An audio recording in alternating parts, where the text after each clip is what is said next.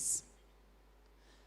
We have a lot of work which has been carried out by economists, including some of the Nobel laureates, who have worked in the area of how asymmetric information can lead to a market failure. And the seminal example which we give here is the market for lemons.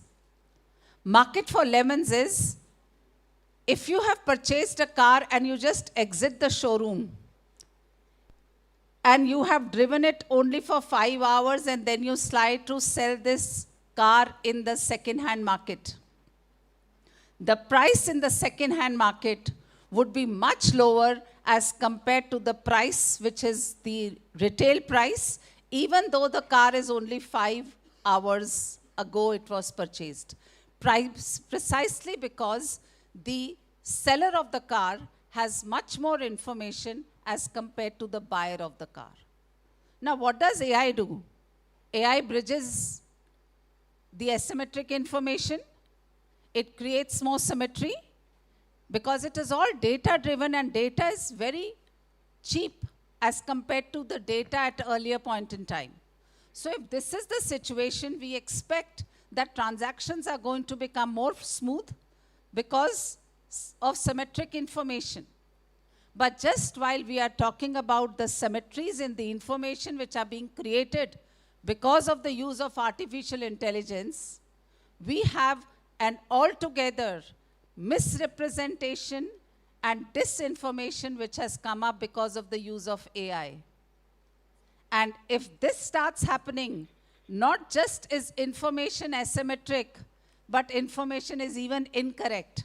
So when you're working with an incorrect information and misinformed, all decision makings are going to be misinformed, suboptimal. And under such circumstances, if you talk about the national security, for which precision of data is paramount, whether we are talking about targeting a particular place or whether we are talking about intelligence, data has to be precise. And data can be created, the stories can be created, the narratives, as Sir had mentioned, they can be created in such a manner that the question comes up for us as students of this institution, what is the ethical use of these AI tools? And how much are we to contribute towards these fake information? Is it for a project that we are creating a film, or is it actually trying to create a social media hype where misinformation can further ignite the conflicts in the economy? It can lead to further polarization of the economies. With this, I come to the fourth point, which I said was the Global Risk Report. World Economic Forum publishes the Global Risk Report. And you'll be surprised to know that in the next 10 years, one of the top 10 risks is the risk which is going to be associated with the misinformation and disinformation associated with AI. We were never talking about all this earlier. For the past few years, we were talking about the sustainable development goals, the sustainability, the climate change. Then we started talking about conflicts, and all of a sudden it is a technology-driven risk that we are discussing. And imagine the circumstances when this risk is coupled with the geo-economic vulnerability. All of a sudden we have Trump giving tariffs, creating a disruption in the world trade order. We have geopolitical risks and vulnerabilities. All of a sudden Venezuela comes into the news. You have Greenland, some country wants to buy. As it is, we are trying to deal with the turbulence which is created in Israel, Iran, Russia. It may be energy security which is being spoken about as the reason. But fundamentally, things are even deeper. And if it is energy security, why should only one country have the monopoly power over the oil?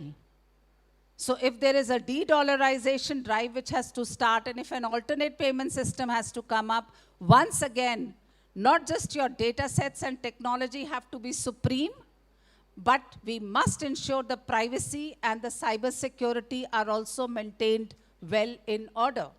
Otherwise, things can go wrong within a second. All the best of your security concerns can be leaked if there is a breach of security in the data that is being maintained.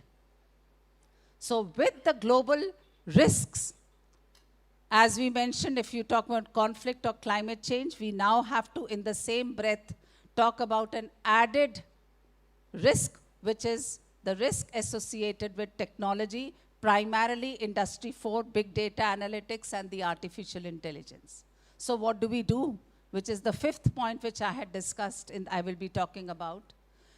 Most importantly, in the present situation, you have to fall back on institutions and governance mechanisms which are strong. As of now, most of the regulatory frameworks, we are not in the right position to come out with the regulatory framework. We are still dealing with it. Even for the corporate sector, for example, if Competition Commission of India is trying to formulate a policy on algorithms and dynamic pricing, or things like Indigo suddenly charging a the alternate airlines charging a very high premium pricing, exploitative pricing, we don't know where the rules are. We are still formulating. And it's not just India, even the Europe and the Western world of the Americas are trying to have the best policies for dealing with exploitations and monopolies that are arising on technology front. A simple example, on paper you don't allow a merger and acquisition to take place when fixed assets, when two companies are getting together. Cartelization explicitly is not allowed. But what if the platforms of the data, the algorithms start colliding? And this will have implications not for the product, but even for the country when we talk about national security. As an institution, which is my concluding part, I would like to say, we have to remain committed to impart knowledge to our students, to understand and harness the huge potential of artificial intelligence, but we must do it in a manner which is right, in a manner which is ethical, in a manner where we remain accountable for the actions that we have taken. And we also remain committed to support the national security. And I remember that film line which says, the song line, "Sar kata sakte hain, lekin sar jhuka sakte nahi." Any action that you need from an educational institution such as ours, we are there. And most importantly, what Sir had mentioned, no matter how much you learn, if your mindsets do not remain positive, we have lost the war even before we have started and entered it. We remain committed to meet the expectations of the armed forces and national security, of the government, of the corporate sector. If there are gaps, please let us know. We remain there fully committed to bridge them. Jai Hind.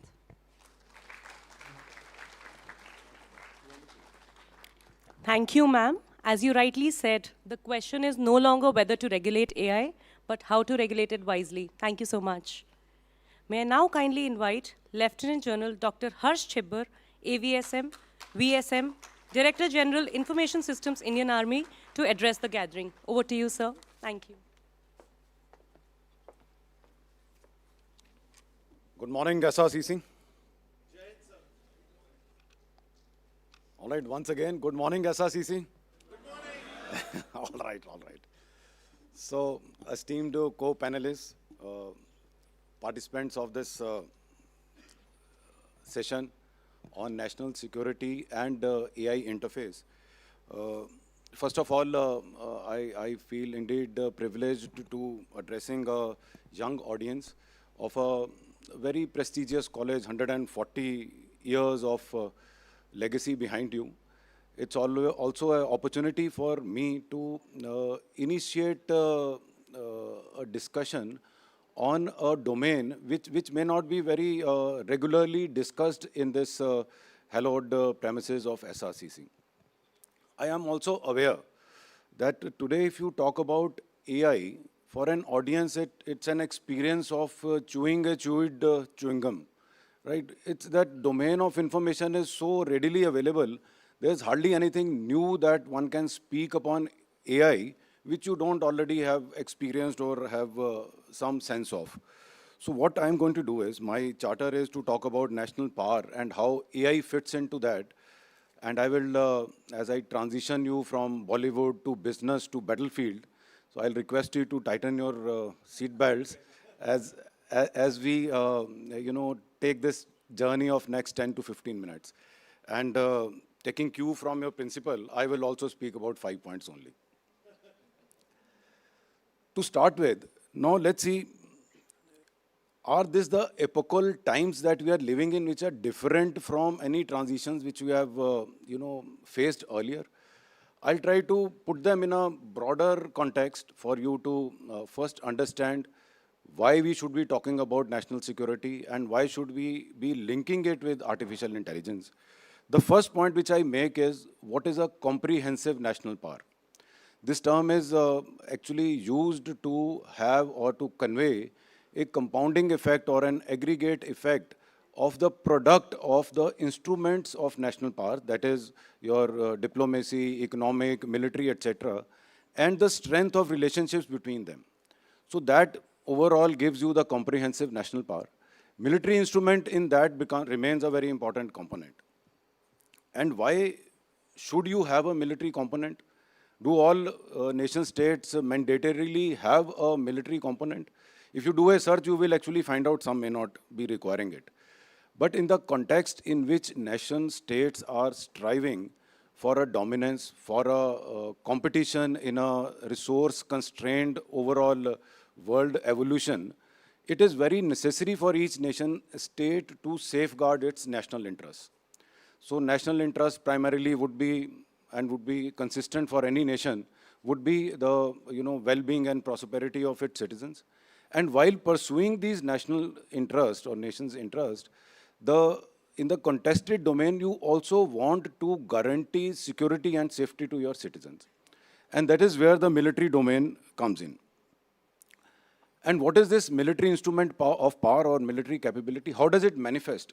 It actually manifests as a strategic deterrence. That is, it is not that military is created to fight wars. Military is created to deter an adversary or a competitor to threaten you or to interfere with your journey in pursuing your national interests. And when this strategic deterrence fails, then be ready to wage a war and see that your political interests are achieved. So strategic deterrence, how is it established? It is established by two components, if we can simplify the context. One is, it is manifested or it is felt or established by demonstrating a political will to use the military instrument if required. And secondly, having a military capability driven by the technology, which is a potent threat for anyone and deters an adversary to take an action which is inamicable to you. And that action is that if required, you will require to wage a war. That brings me to the second point. What is war? Why is war necessary? Two things I want you to register is that one is the nature of war and second is the character of war.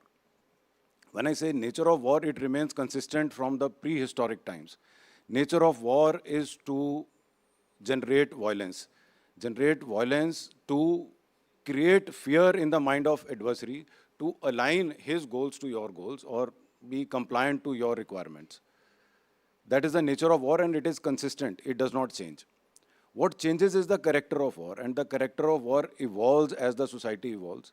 It evolves gradually with the societal principles, but it evolves significantly at a faster pace with the paradigm shift in the technology. And that is the subject I'll be talking about. As the technology changes, as there are disruptions in technology, the warfare character also evolves accordingly. As we moved from, say, massed force kind of a warfare to massed firepower, then we moved to maneuver, shock and awe of armored warfare. And today we are moving to a domain of non-contact kind of, violence you can generate through even non-contact, through cyber, through electronic warfare and such domains which were not possible had the technology been not evolved to the state it is. So how is artificial intelligence impacting the character of war? I will come to that subsequently. Let me flag the third point to put you in a context of the specific to AI relevance to warfare domain. And the third point which I want to talk about is what is the geopolitical environment? And that Professor Simrit also talked about. And it influenced that geopolitical environment is the water in which you need to swim. So this environment understanding, if I have to convey how is it different and what is the transition which is taking place, I will convey in 3 transformations which have taken place. The first transformation which is very evident is the transition of power. As the earth is rotating from west to east, the sunshine of the power is shifting from east to west. And it started, if I talk about this millennium, it started with the Mauryan and Gupta Empire. 33% of the world GDP was originating in India. And as we shifted, as the power shifted towards west, it went to, Ottoman Empire, Mongols, Byzantine. Then it shifted further west to European powers, and then to America. And if you see the transition period, the power transition stayed for a very long time in one domain. It took 1,000 years for Mongol, Byzantine, Ottoman Empire when they ruled the world. European Empire lasted for about 300 years. 20th century belonged to USA. And now the shift is taking place to China. As the earth is going around, the power focus is shifting to China. And will India be next? The difference I can highlight is while the China was growing, it was a unipolar world and it grew in a very uncontested manner. Will India also get the same opportunity? I am not sure. This transition of power is evident. Will it take place in a faster time? That is my estimate. If the transition time is reducing the way I have explained, probably India will be in prominence in next 50 years, so probably in lifetime of the audience here. Second point about the transformation which is taking place is diffusion of power. Today we have a world order where the nation states are existing. And from this world order, the diffusion of power is taking place to the non-state actors. And when I say non-state actor, there are 4 types of non-state actors. And to start with, there are supranational actors, like where you give in your sovereignty for partnerships. For example, say BRICS, for say example UN, Quad, such kind of, wherein willingly you join a group to align your decision making to that group's overall good. They have a formal authority. Then there are subnational groups. They are illegal entities. They are terrorist organizations, but they affect geopolitical in a very significant way. They can cause nations to go to war. So that is their significance. The next 2 non-state actors are very important in the domain we are talking about. One is the individual actors. And those prominence of the individual actor is emerging in a very significant way today. Today, it is not USA wants Greenland, it is Trump wants Greenland. It is not Russia has gone into Ukraine, it is Putin has gone into. So the individual prominence is increasing. The last point is of the transnational actors. They have no formal authority, but they influence the cognitive domain in a very, very profound manner. And these transnational actors are, say, Facebook. Facebook today has 3.5 billion monthly active accounts. The world's population is 8 billion, 3.5 billion monthly active accounts. Second is YouTube with 2.5. So these transnational actors are emerging as a very potent force which is touching the cognitive domain of a very large human population. The third transition I want to talk about is hypernationalism. And that is coming in a very recent times. We are moving away from globalizations to hypernationalism, where each nation is trying to propagate its own importance vis-a-vis others. Make America great again, Chinese dream, our own Atmanirbharta. If these 3 transitions are taking place, how will technology emergence be affected? That is the point I want to convey. There are two results of these three transitions. One is the violence is increasing. You will see increasing number of conflicts. You will witness the rising proportion of the national budget going to militarization on military purpose. The example is that in the recent year, the pace of military expenditures of many large nations has doubled. The pace of increase has doubled. American defense budget has grown to 1 trillion, and this is open domain. What is actual, nobody can ever, be very sure about. China is about 300 billion, and we are close to 100 billion. So when this kind of money is going into one domain, then probably the chances of conflicts are also increasing. The result of those three transitions. And the second result is in the technology domain. Technology domain is moving towards, one is technology denial. For example, nobody would sell carbon fiber to India because it has got dual purpose. But I think technology denial does not do much harm. When carbon fiber was denied to us, we made our own carbon fiber. The second way technology can impact sovereignty or, in the contest between nations is technology dependence. And that is the aspect which should worry us. I started my tryst with computers quite early, 1989-90, when we bought our first computer in the unit with big fanfare. It was inaugurated, and it was some 8088 configuration, very large-scale integration of semiconductor-based. And before that, there were tube-based computers also, where we learned our COBOL and C kind of programming. When this IT revolution took place, one technological dependence which creeped in and which we have not recovered till now is the operating system. For an example, when those, x86 variety of computers came in, Microsoft also offered the disk operating system. The operating system was free. And later on, Windows operating system and so many generations of operating systems, free or a very marginal cost. And that made us dependence on the technology of operating systems. Even today, we don't have a national operating system on which we can fully rely on. This kind of technological dependence in artificial intelligence is also going to hurt us. The fourth point which I make is now linking military domain with the artificial intelligence. How is artificial intelligence impacting military operations? And now I will list various domains which are directly getting affected by artificial intelligence. I will also talk about the domains which are very significant but indirectly impacted by artificial intelligence. Is artificial intelligence a new phenomenon? As most of you would know, this artificial intelligence was envisaged by John McCarthy in 1955. 1955, it was envisaged, it was defined what artificial intelligence is. And then since then to say about 3-4 years back, it was gathering a critical mass. And that critical mass then exploded with the technology which is called generative pre-trained transformer, ChatGPT. And when that explosion took place, the sympathetic explosions are being felt even today.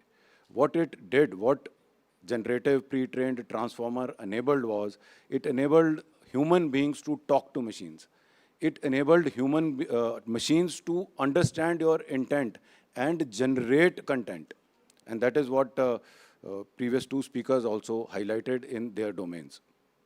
When this revolution took place, or when this disruption took place, now AI is applicable or is impacting each domain more and more every day. So in military domain, what it has done is, first, it has enabled persistent surveillance.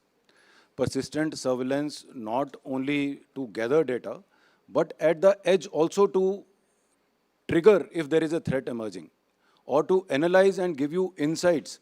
So this multi-sensor, multi-source kind of a ingestion into an AI-enabled system has made a surveillance a very, very transparent kind of environment in which militaries have to operate. The second impact on military operation is that sensor to shooter integration has become very fast. The time between observing and acquiring a target to neutralizing a target, that time has shortened to a very great extent. And in fact, in the next stage, we are talking about brain-computer interface. And that is that the time lost between generation of a thought and it getting converted to speech or to an action is also to be cut down. So there is a technology now being developed that based on your EEGs and EMG, which is captured through your helmets, the thought will get communicated to action without the interface of your nervous system and muscles coming in between. So that is the speed we have to deal with. Another aspect of artificial intelligence infusion into military operation is autonomous systems. So what this has done is, this has made the platforms perform all the dull, dirty, dangerous work. It has become possible to get human out of this, dangerous situations or repetitive, dull work, or the work in which human emotion may get involved and prevent or to degrade his performance. This is a very sensitive domain, and how to deal with autonomous systems, we are still to come to a conclusion how the world will deal with autonomous systems, how as a nation we should formulate our policies to deal with this kind of an autonomy. AI is also impacting in a big way in our systems optimization, whether they are, say, logistic systems, whether there's force application, there is mobility, transportation, to optimize these systems in a very significant, very coherent way. And the last impact is in the cognitive domain, and which is the most prominent, most significant impact of artificial intelligence in warfare. Artificial intelligence today makes it possible to create such compelling narratives that it can change the cognitive sphere of a leader. In a warfare, actually, what is the center of gravity? When does a war start and when does a war end? It starts and ends in a cognitive sphere of a decision maker or a leader. That cognitive sphere can be impacted very significantly with AI tools, with the narratives which it can generate, and the speed at which it can generate. So that is one domain we have to deal with, not only how to have an offensive element in it, but also how we can protect, how we can have a defensive cognitive warfare capability. The decision support systems, again, have been impacted very profoundly by artificial intelligence. When I speak of decision support, what kind of decisions do we make? And in any domain, specifically in military domain, there are three kinds of decisions we need to make. One are deterministic. They are time, distance, speed kind of that you have some inputs, you have some process, and it results into some output. This domain of deterministic decision making can be entirely delegated to artificial intelligence because it is very specific, very deterministic. The second kind of decisions which we make are stochastic decisions, wherein there is a probability involved. That outcome may not be very specific, very deterministic. It will also be depending upon number of factors and their probability of occurrence. In such cases, we can use AI, but have human on the loop. That is, human will be checking the outcomes and then probably, letting it either be autonomous or intervene. And the last are the decisions taken in the situations of uncertainty, and that is where warfare lies. In such situations, AI can assist you. AI can assist you in situational awareness. AI can assist you in generating options. But here, human in the loop is very critical, very important. And that kind of governance structure we need to ensure. Taking cue from Professor Simrit, if there is a, say, production possibility frontier, if you keep the same graph in mind, and you have a decision possibility frontier, and on one axis is the information required, on the other axis is the time available. So if more time is available, you will have more information. If less time is available, less information. And there is a possibility, and that frontier is defined with these two factors, artificial intelligence can shift this decision possibility frontier further to the right. And that is the importance of artificial intelligence in this domain. My fifth and last point is, what is the prognosis? If this is the geopolitical environment, if this is how warfare is going to manifest, if this is the domain of strategic deterrence and military instrument of power, so what should we be doing? My first recommendation or prognosis is, we have to look very seriously on the policy domain, whether it is governance, regulation, standards to be followed, benchmarking. Today we are using, and when I talked about technological dependence, today most of us are using open AI LLMs, open model LLMs, whether it is Llama, Gemma, or Mistral, and things like that. Should we use these LLM in the military system? Fine-tune and use them? Are we sure that they don't have a bias, that they were not poisoned? Will they deliver correct decision when the time is very critical? I'm not certain. If you want to test them, is there a facility available where you can test them, where you can benchmark them? I'm not certain. So these are the domains our policy needs to address. Second requirement to implement AI in a big way to impact military operation is high power compute that we require.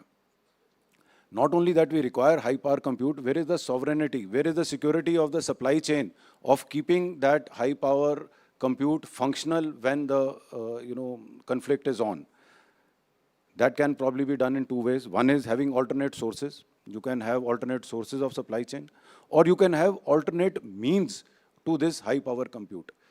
Can we today work towards what is called neuromorphic computing? Move away from GPUs and move to a lesser compute heavy kind of algorithms? Can we have CPU based language models? So that is the domain we have to look at. The third recommendation is on data and algorithm. Access to data and creating or investment in algorithm is very critical, very important for us. The early and in the larger number we do, the better we will stand. Today is the time we need to create agent for everything. Let's create lakh and lakhs of agents. One agent, say, specializing in terrain, one agent specializing in weather, one agent specializing in biological field, in medical field, and create these algorithms with Indian patents. And if we can do that, it will be a great boost to our national, comprehensive national power. And the last is the skill, and that is why I am addressing you. Today, it is not AI is a skill to be honed or a skill to be inculcated. Today, AI is infused in every skill which you are acquiring. There is no domain, there is no subject, there is no sphere where you can say that I can complete my learning process without using AI. So therefore, AI application in science, in military, in economics, in medical, in management, and so on, has become quite necessary and needs to be inculcated in all of you. With these 5 points, I come to conclusion of my address. So finally, overall, what you can synthesize is that artificial intelligence has given you the wheel. That how that wheel is to be used, that wheel can be used in a car, in a automobile, in a watch, or in a pulley. That specific application of this technology you will have to imagine. And I finish with a quote from a very prominent scientist, Einstein, and he said the test of human ingenuity is not in knowledge but imagination. So I encourage you all to imagine more and more. This animal is going to stay with us. It has taken birth. How this animal is brought up and evolved into a full-fledged form is the responsibility all of us have to bear. So with that, I finish. Jai Hind.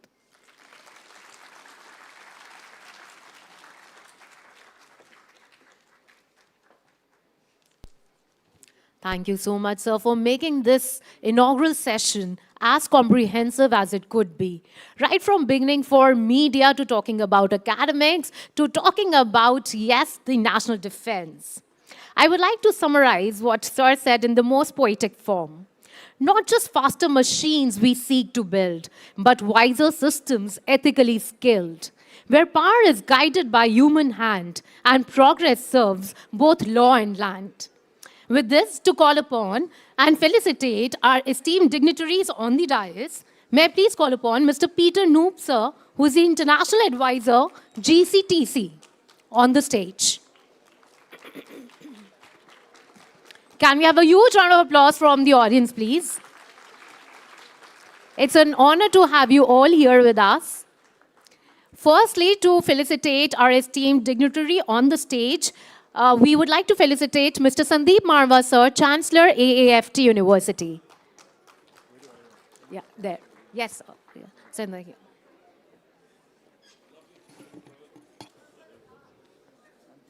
Yeah, okay.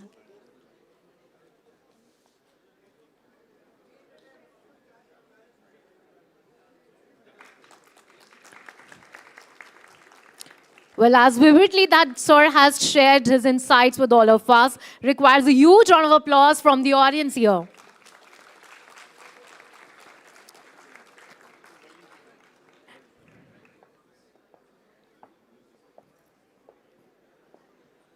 Thank you so much, experts, for sharing your insights and setting the tone for the summit here today, day one.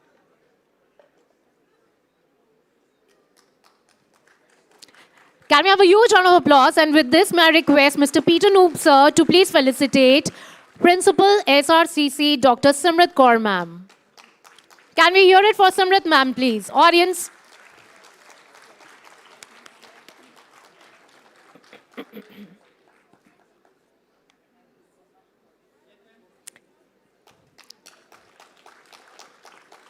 Well, let the energy from your hands come up here again now for the national defense. That's from the Indian Army. That's Lieutenant General Dr. Harsh Chibber, sir. May we have a standing ovation for the Indian Army here, please, in respect of the Indian Army.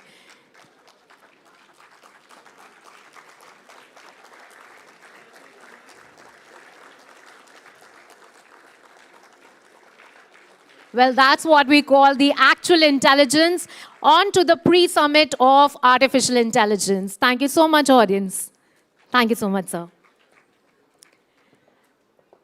We may now proceed towards the session one, the technical session one now. Thank you so much, esteemed dignitaries, for setting the tone from the inaugural session today, the Roadmap 2026, AI, the way lies ahead.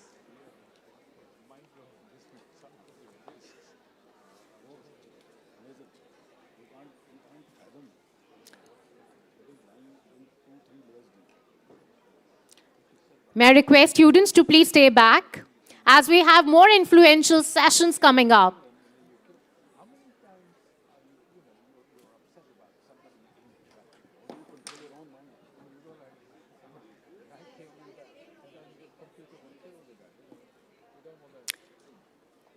I thank the esteemed dignitaries once again for sharing their most valuable insights with all of us here today.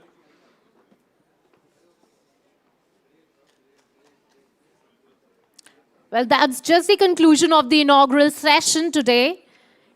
Here on day one, Roadmap 2026, artificial intelligence becoming the real actual intelligence.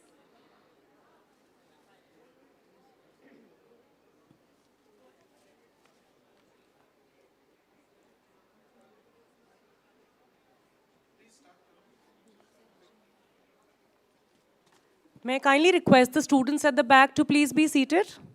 Thank you. As we celebrate data sovereignty and secure AI architecture, may I request the following dignitaries to kindly grace the dais.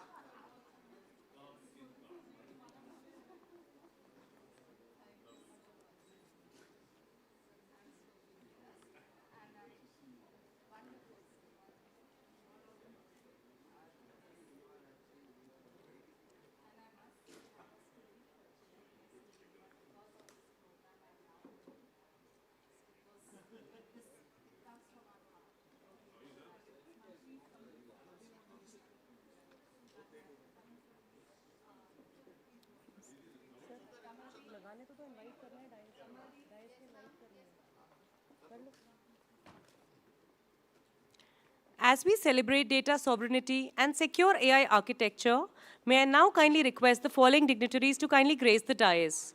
Professor Anjuvali Tikku, may we please have you on the dais? Mr. Robin Babushkin, Mr. Rakesh Asthana, and Mr. Pavan Duggal. We request the following dignitaries to kindly grace the dais.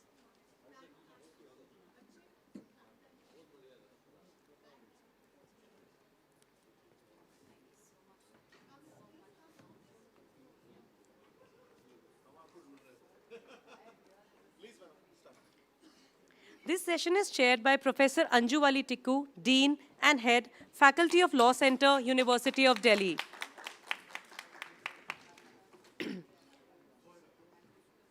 We also request Mr. Roman Babushkin, sir, to kindly grace the stage.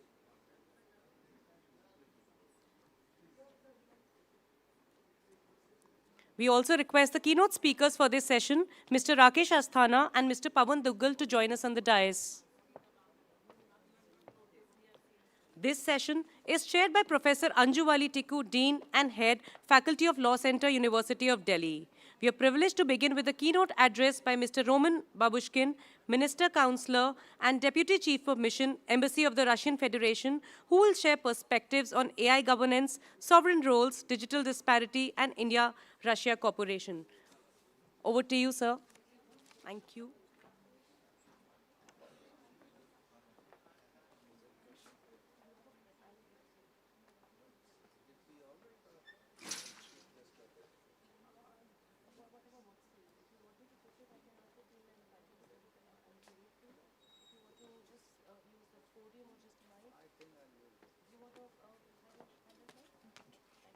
बताइए sir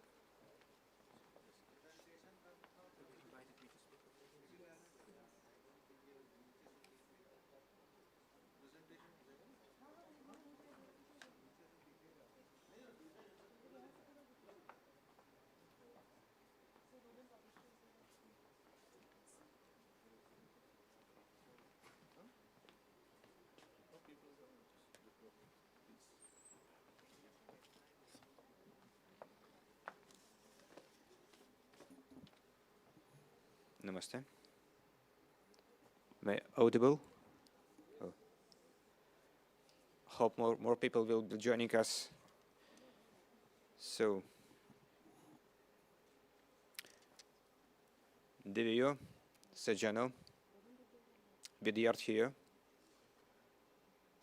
उम्मीद है कि आप वापस कुछ वापस आ जाएंगे हमको सुनने के लिए अच्छा Namaskar.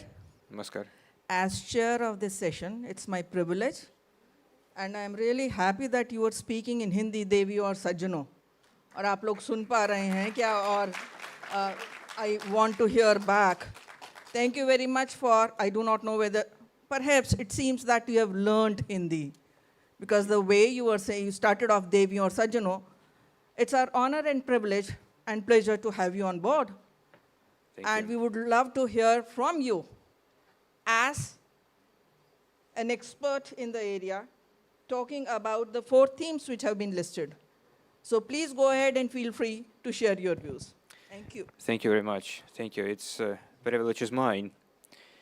So my association. he writes better Hindi. Great. He writes also. Do you write poems also? No, Just literature? just speeches for myself or for my ambassador. Thank you very much. Thank you. The privilege is mine, indeed. So I would like to convey high appreciation of the endeavors of the organizers of this exceptionally timely event. The Global Counterterrorism Council, the Ministry of Electronics and Information Technology, Shri Ram College of Commerce, and other leading institutions. I don't see, oh, Mr. Aditya Tikku. So, आपको विशेष तौर पर बहुत धन्यवाद आमंत्रण के लिए. Thank you. So, So this event, in fact, provides a very desired platform to share and exchange ideas and prospects of the development of artificial intelligence, which may be one of the largest technological projects in the human history. This phenomenon has already become part of life.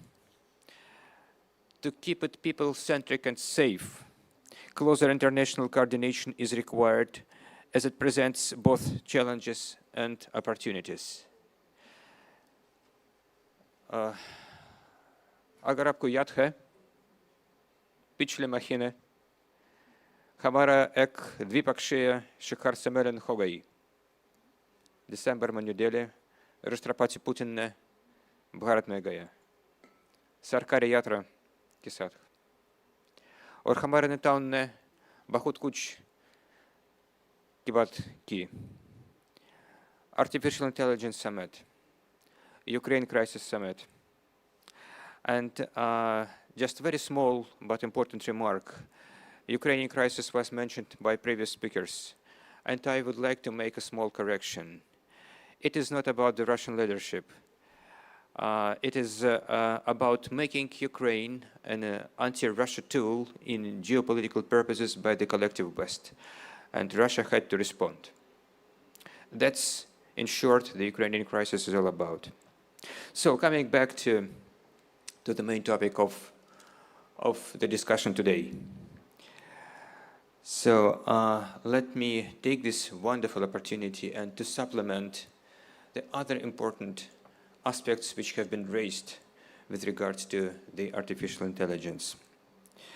Today, such technologies are not just following predefined algorithms, but are capable of making increasingly autonomous decisions without human input. Those who possess and apply such products gain significant advantages in efficiency and productivity. Those models generate enormous volumes of new data and are becoming a key instrument for information dissemination. As such, they have the capacity to influence worldviews, shaping the semantic environment of entire nations and ultimately humankind as a whole. For Russia, this is a question of sovereignty of state, technology, and values.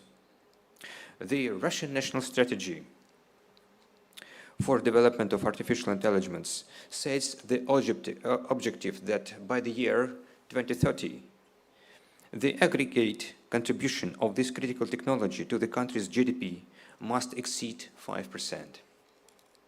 What is crucial is ensuring their widespread but responsible practical application in industry, transport, healthcare, public administration, and other areas.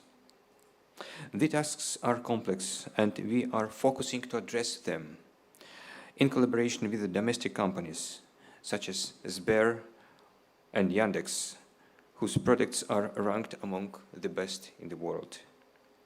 Specialized IT companies are deeply involved in the development of IT solutions, artificial intelligence solutions, in the areas of defense and law enforcement. Clearly, generative artificial intelligence technology is becoming core and strategic. Major companies are leading, and leading countries are competing to develop proprietary fundamental language models, and India is making huge steps in this and other directions. India will naturally achieve a significant progress due to a large domestic market, developed IT ecosystem, growing number of engineers, as well as active role of the government in the promotion of the national artificial intelligence strategy. However, the primary focus of investment should also include areas of expanding computing power and generating additional gigawatts of energy. Resources are essential for the reliable functioning of the rapidly growing digital infrastructure. Energy is required to train the next generations of even more efficient generative artificial intelligence systems.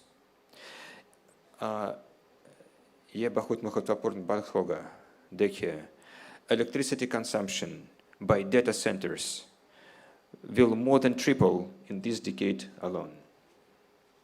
Powerful, constant energy resources are required to address specific tasks, while for the rapid utilization of processed and refined data, energy resources must be located close to consumers. This is a serious challenge, but it is one Russia is equipped to overcome, as we are perhaps the only country in the world currently capable of, ready for, and already producing and using small nuclear power plants. We possess unique solutions for powering data processing centers. We plan to transition to the serial production of small floating and land-based nuclear stations, as well as to continue the construction of data processing centers at the largest nuclear power plants. We are ready to offer such comprehensive products and technologies to our international partners as well. And importantly, with India, our dialogue in this area has got an advanced stage. Ladies and gentlemen, in the international cooperation, Russia is interested to establish a joint collaborative framework in the field of artificial intelligence by coordinating efforts within the United Nations, G20, BRICS, and other fora. We propose to actively pursue the harmonization of relevant legislation and share the best practices. Among tangible results in this domain is the initiative of the establishment of the International Alliance of Artificial Intelligence last year, which has enabled the launch of a profound scientific discussion of how artificial intelligence technologies will evolve in the coming decade, and what impact they will have on industry, transport, other sectors, but most importantly, on people, families, and societies as a whole. We commend the efforts of India in preparing the Artificial Intelligence Impact Summit next month. Highly appreciated is India's commitment to ensuring open and constructive dialogue focused on the needs of Global South, as well as its decision to invite all United Nations member states to participate. Russia has been actively involved in the preparatory process, including through in-person and hybrid participation in meetings of relevant working groups. In the course of these discussions, we have repeatedly emphasized the need to preserve the leading role of states in the regulations of artificial intelligence. We have stressed the priority of the principles of the international law, the unacceptability of unilateral approaches, and the risks stemming from the excessive concentration of AI technologies in the hands of just a few countries. In this regard, overcoming the digital gap is of a particular importance, as it constrains the technological potential of the global majority and limits the ability to participate fully in shaping AI standards and regulations. This challenge can only be addressed through cooperation in science and technology, economy, and trade and education, with the UN playing a central role in coordination of this process. Equally important is ensuring fair and non-discriminatory access to software, hardware, data, models, and open source code. We also believe that the summit's final outcomes should reflect the human-centric nature of artificial intelligence, the principle which India is focusing on, and guarantee the protection of personal data and information security. We also support the development of ethical norms, as well as efforts to enhance artificial intelligence literacy and capacity building, especially for the countries of the Global South. We hope that these approaches will also find their reflection in the final declaration. Russia stands ready to work closely with our Indian partners and other states to shape a substantive document that serves the interests of all countries. To this end, We plan to send a very representative delegation to New Delhi, comprising of leading experts from relevant government agencies, key domestic software developers, and research institutions. At the same time, we have to acknowledge that AI is used not only for the development purposes. Records show that increasing trend of misusing this technology in criminal purposes. This makes it all the more important that today's event focuses on addressing this problem and our joint counterterrorism efforts. In this context, we see the United Nations Convention Against Cybercrime, signed in Hanoi in October 2025, initiated by Russia, as an effective tool for international cooperation in combating the use of ICTs for terrorist and extremist purposes. However, despite Russia's efforts to ensure the broadest possible scope of the convention, crimes of terrorist nature were unfortunately not reflected in this text. In this regard, we place high hopes on the development of a protocol on additional categories of crimes to address them in a most comprehensive manner. Ladies and gentlemen, it's evident that digital progress will gain strength and momentum in the foreseeable future. Technologies that surpass the capabilities of existing systems will undoubtedly emerge, and this will happen very quickly. We are convinced that the younger generation of our scientists and engineers will make a significant contribution to addressing these highly complex research and development challenges. I would like to wish the participants of this conference meaningful and fruitful discussions to set the stage for the future progress in accommodating artificial intelligence for the best interest of humankind, as well as better mutual understanding between nations of how we together deal with the issue. Thank you very much for your attention. Aapko bahut dhanyavad. Jai Hind, Jai Rus.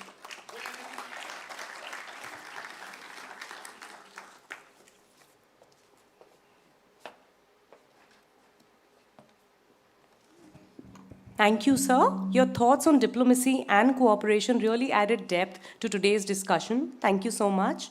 May I now kindly invite Mr. Rakesh Asthana, IPS, former Commissioner of Police, Delhi, Director General, Narcotics Control Bureau and Border Security Force, to kindly address the audience. Over to you, sir. Thank you. Yes, I'll give it to you. Good morning, everyone. I think I should run faster because we are already running late. I'll finish it in. Can you give me that?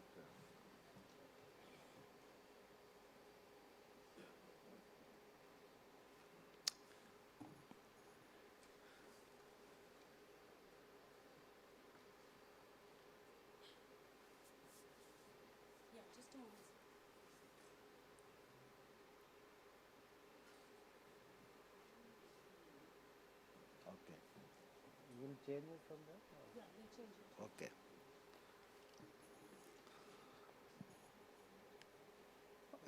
The topic is safe, trusted, and frontier AI for next generation national security in our country. Artificial intelligence is fast becoming a defining technology.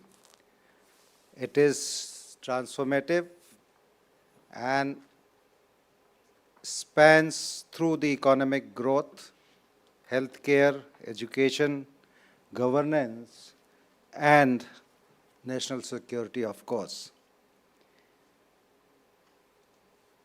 AI presents both vast opportunities and critical risks. As nations race to operationalize AI, India must prioritize safe, trusted, and frontier AI to fortify its national security. Kindly change it. Next.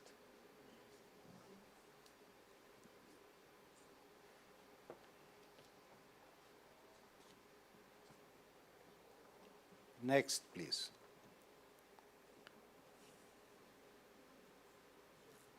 National security in modern era is beyond the traditional military defense, and it includes cyber security, information integrity, economic stability, and social harmony.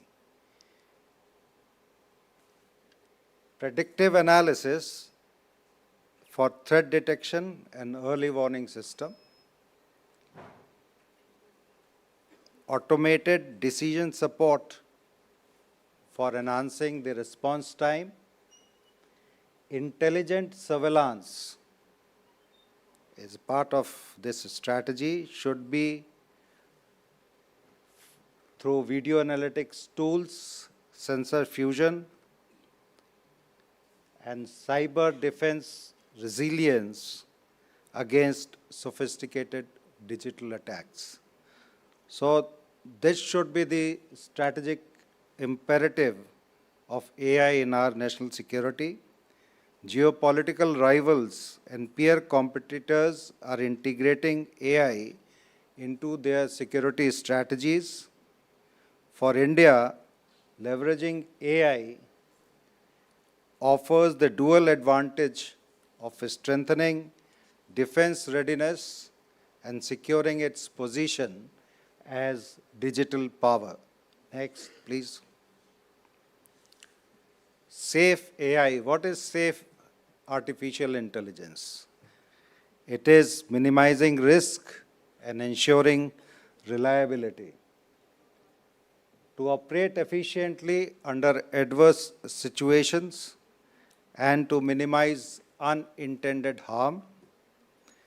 In the national security domain, AI must be engineered with robustness against failure and misuse. It should have a fail-safe design, should have a reliable fallback mechanism, especially in deployment scenarios like autonomous drones, missile defense, and critical infrastructure control. It should be the investment in resilient models which can detect and withstand adversarial attacks, human-in-loop controls. Human-in-the-loop control means that the man behind the machine is very important. The person who is handling the technology should have the control over the technology. Technology should not control the man behind the machine. It is very important to have this system in place. Ensuring safety also means rigorous testing in realistic environments, continuous monitoring, and dynamic updating of AI systems to address emergent vulnerabilities. This aspect has to be taken care of to make the AI safe and reliable. Next, please. Trusted AI. It should be ethical, it should be transparent, and it should be accountable. Trust is the foundation for AI to be accepted by the policymakers, security forces, and the public system. It should be ethical. That means it should respect the civil rights, human rights, and AI in surveillance, for instance, must balance security needs with the citizens' constitutional rights. It should be transparent. Algorithms should be explainable, especially in accountability structures. It should be auditable, independent verification and validation frameworks must be instituted so AI behavior can be inspected, assessed, and governed. It is very important because to maintain the fairness, it has to be audited always, in building trusted AI, India can draw from global best practices while crafting standards rooted in Indian values of democratic accountability. It cannot become a draconian thing. It has to be a balanced approach, and we should follow the best global practices in the world. Next, please. Frontier AI, it is innovation at the cutting edge level. Like, frontier AI refers to the advanced systems that push the boundaries of capability, such as generative models, autonomous systems, and cognitive assistants.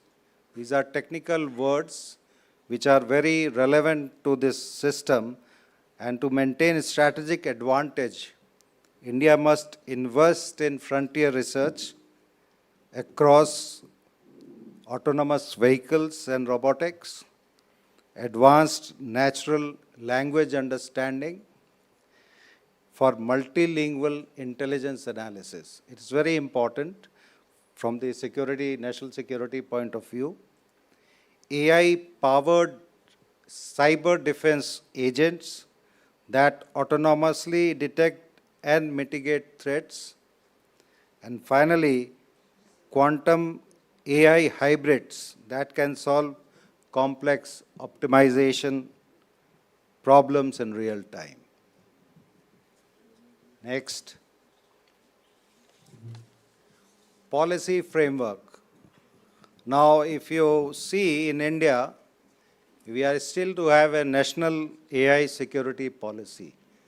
We are still guided by the laws which are in place, like DPDP Act, IT Act, and a policy framework with regard to AI formulated, I think, in December 25. In my opinion, if we are going to have this, we're going to use the AI in the security, national security, we should have a national AI security policy in place. Regulatory sandboxes, like controlled environments where AI applications can be safely tested with oversight. Ethic boards and oversight mechanisms. Cross-disciplinary bodies, including technologists, ethicists, military experts, and civil society members should be part of this board to have an oversight. Workforce development, it is very important because the security personnel are required to be constantly trained, their skills to be upgraded to have an efficient use of AI in their area of work. Next. I'll discuss about the challenges and risks also. Deployment of AI in national security is not without challenges. Data governance, ensuring data quality, security, and privacy. Because entire AI system is based on data, use of data. So we have to have quality, data quality should be ensured, security of data should be ensured, and privacy also has to be enforced. So it's a very tough ask, but it has to be there. Resource constraints, so far as India is concerned, we have to prioritize our spendings, public spending and on the spending on such capital intensive technology. It has to be prioritized. Another challenge is geopolitical tensions. Presently, whatever is happening in the world and whatever will happen in the world, the strategy of national security will be guided by these geopolitical tensions. And one has to compete with the AI arms races and destabilizing innovations. Algorithmic bias, risk of unfair outcomes in intelligence, border security, and social monitoring. It is once again a very important aspect.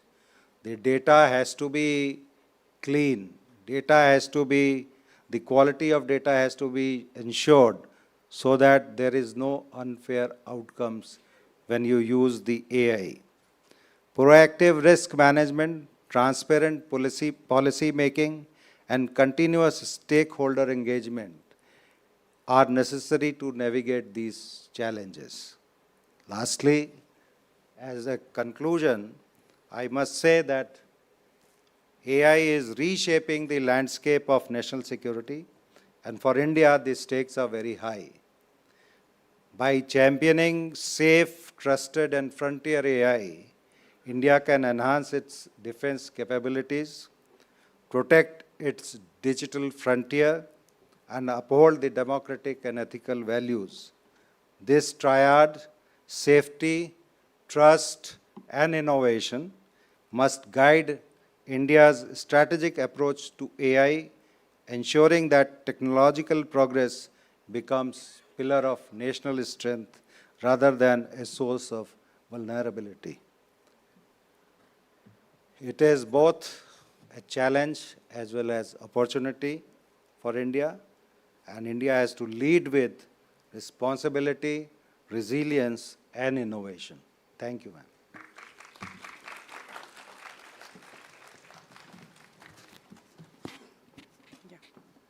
Thank you, sir, for sharing your rich experience and practical insights. We really value your insights and opinion. Thank you so much.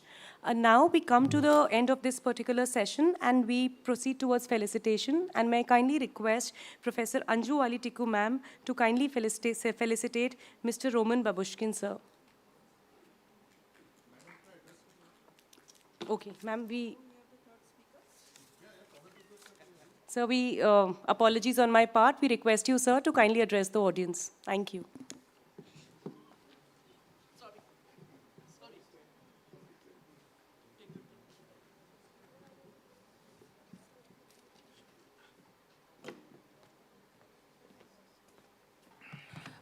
Pawanji, extremely sorry for that goof up.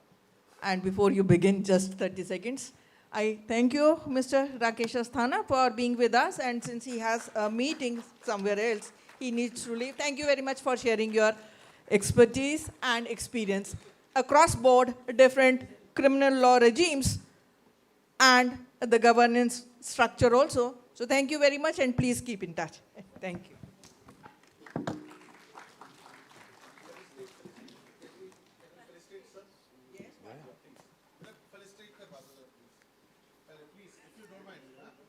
No, absolutely, please.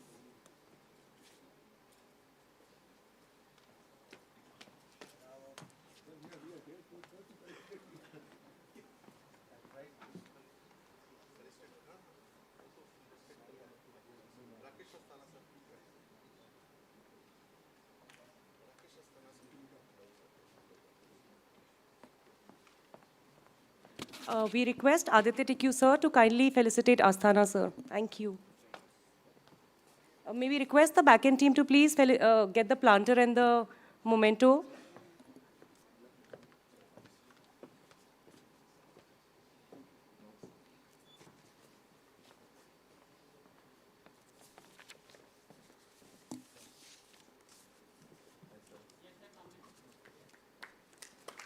Thank you, sir.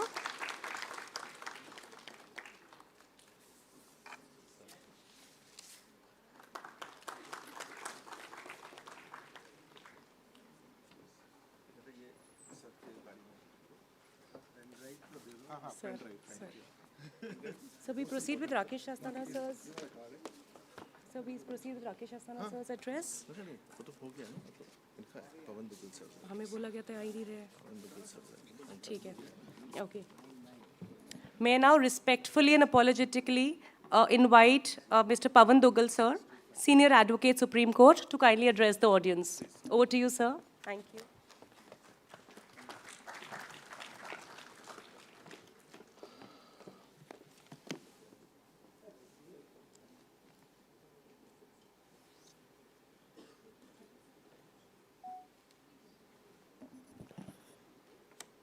Madam Chairperson, distinguished panelists, ladies and gentlemen.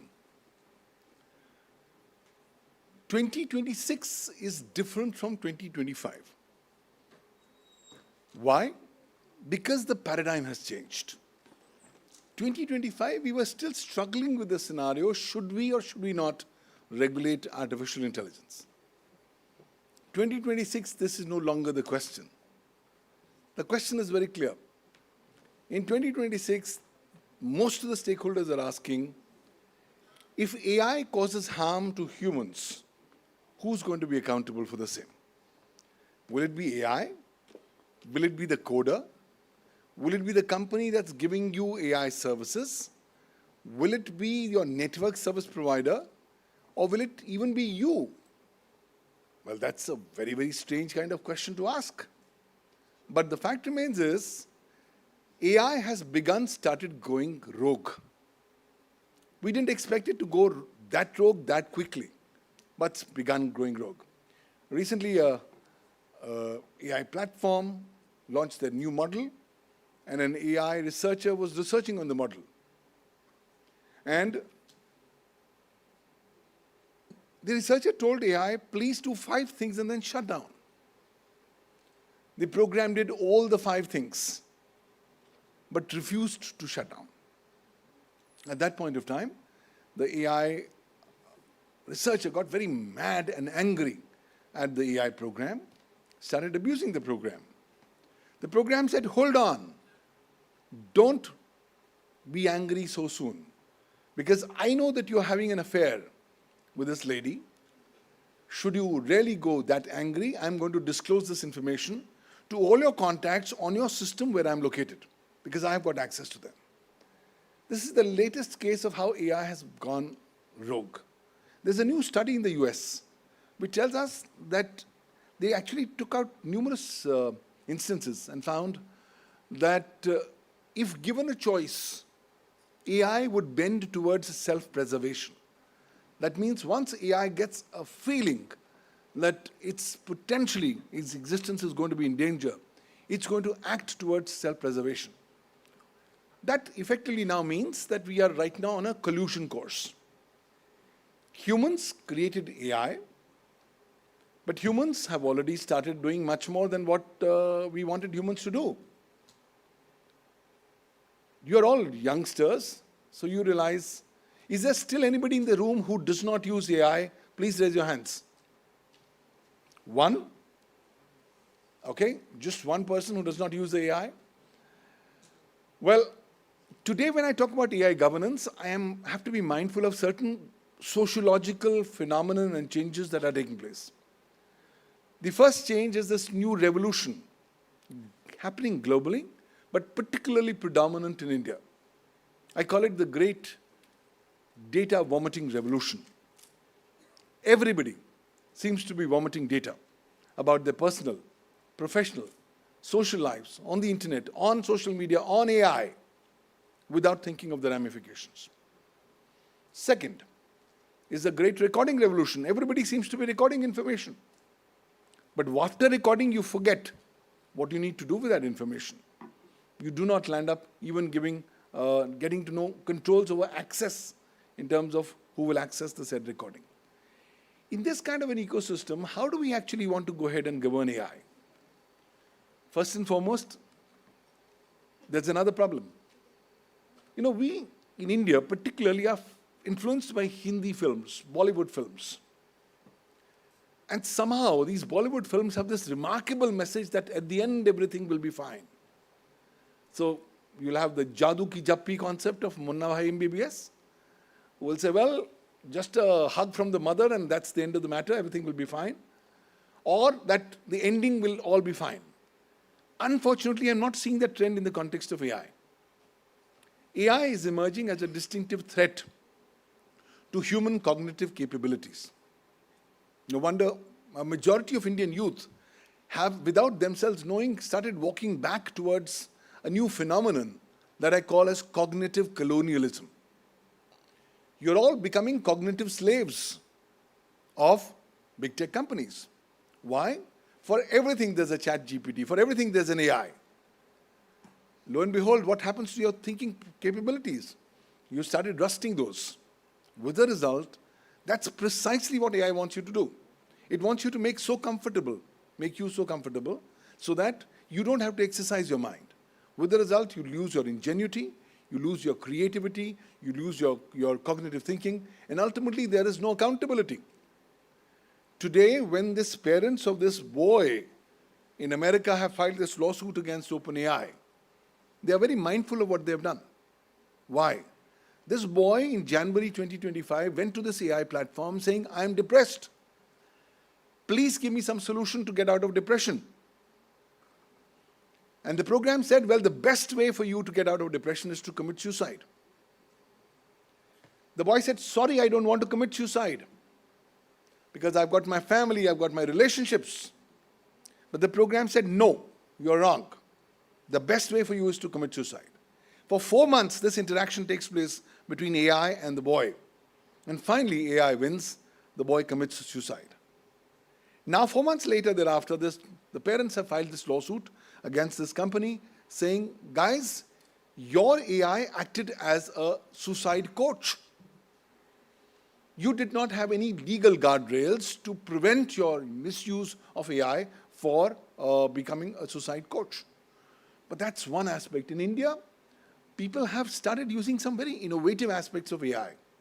I have a friend who's a great believer in astrology. So he goes to the latest astrologers and gets his analysis of his so-called Patri done. And then somebody told him of this new AI program. He went there, gave his complete name, his complete date of birth, time, and got a detailed analysis of his astrological calculations.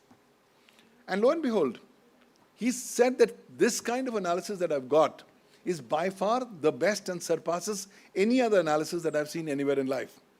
So consequently, every morning, he begins with a new habit. His new habit every morning is not to wake up and thank God. His new habit every morning is to go and ask this AI program, tell me what's my forecast for me tonight or for today. And on that basis, he plans his particular programs, his particular approaches. I think that's yet another way of a cognitive dependence that's begun to start happening. But where do we ultimately stand in terms of accountability? Currently, we stand nowhere. Today, ask all major AI companies and they say, sir, we are only giving you a black box.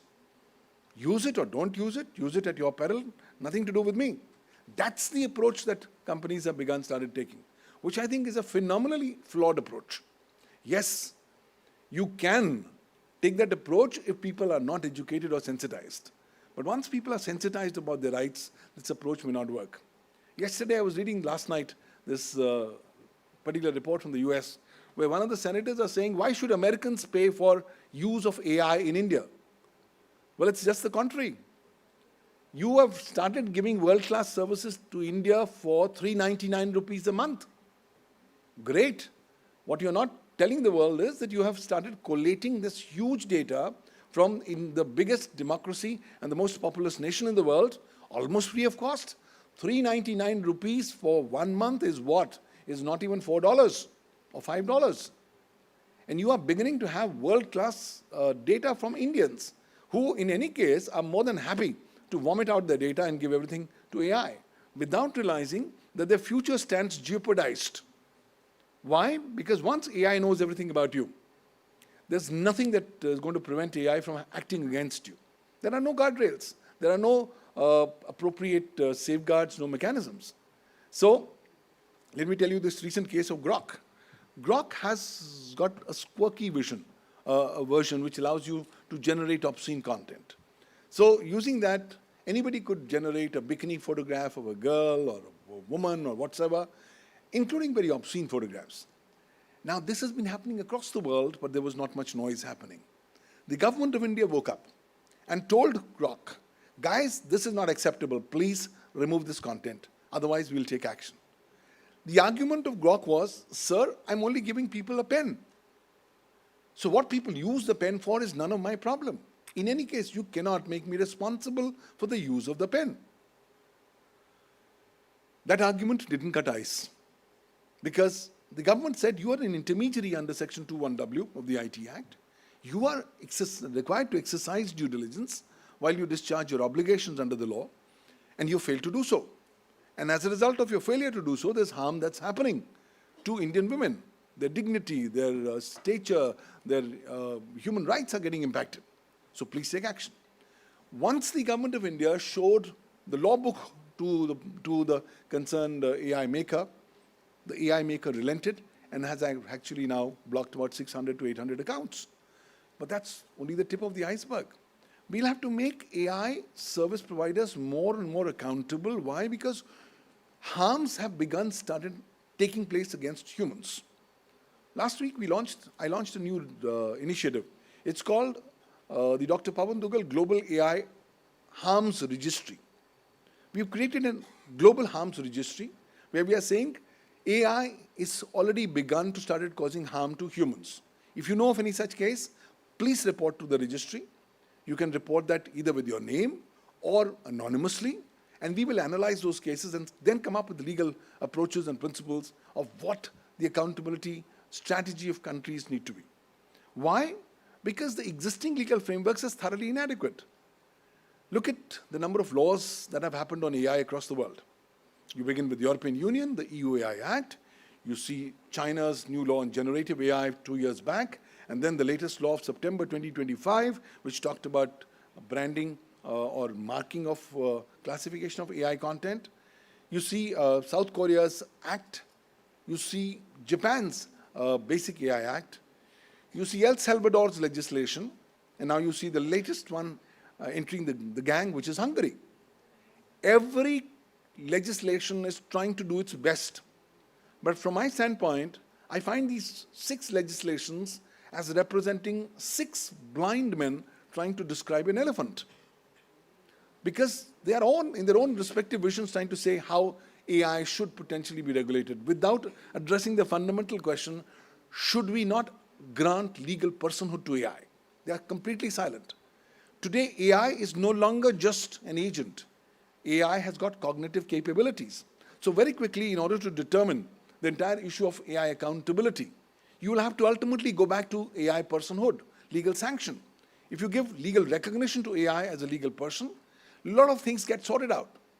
Should you not want to be that adventurous, you can go for a conditional recognition of the legal personhood of AI. Should you also not want to be that adventurous, you have a much bigger problem. How do you deal with this entire new conundrum of AI accountability? Who are you going to make accountable for? Why? Because the coder says, sir, I don't know. I just coded the program and gave it to you. I did not ask you to use it. The company says, well, I never asked you to use it. I just made it available. So who is using it as per their own peril. Now, those arguments will have to fade away to give some very concrete way forward. I've recently proposed a new initiative. It's called the AI Accountability Framework 2026 that I have created, where I've collated all the legal principles across the world, either existing or non-existing, which could be made applicable in the context of AI accountability. And I've said this kind of an accountability framework needs to be taken into consideration by governments as they come up with their own approaches on making AI accountable. But you will have to start making accountable one way or the other.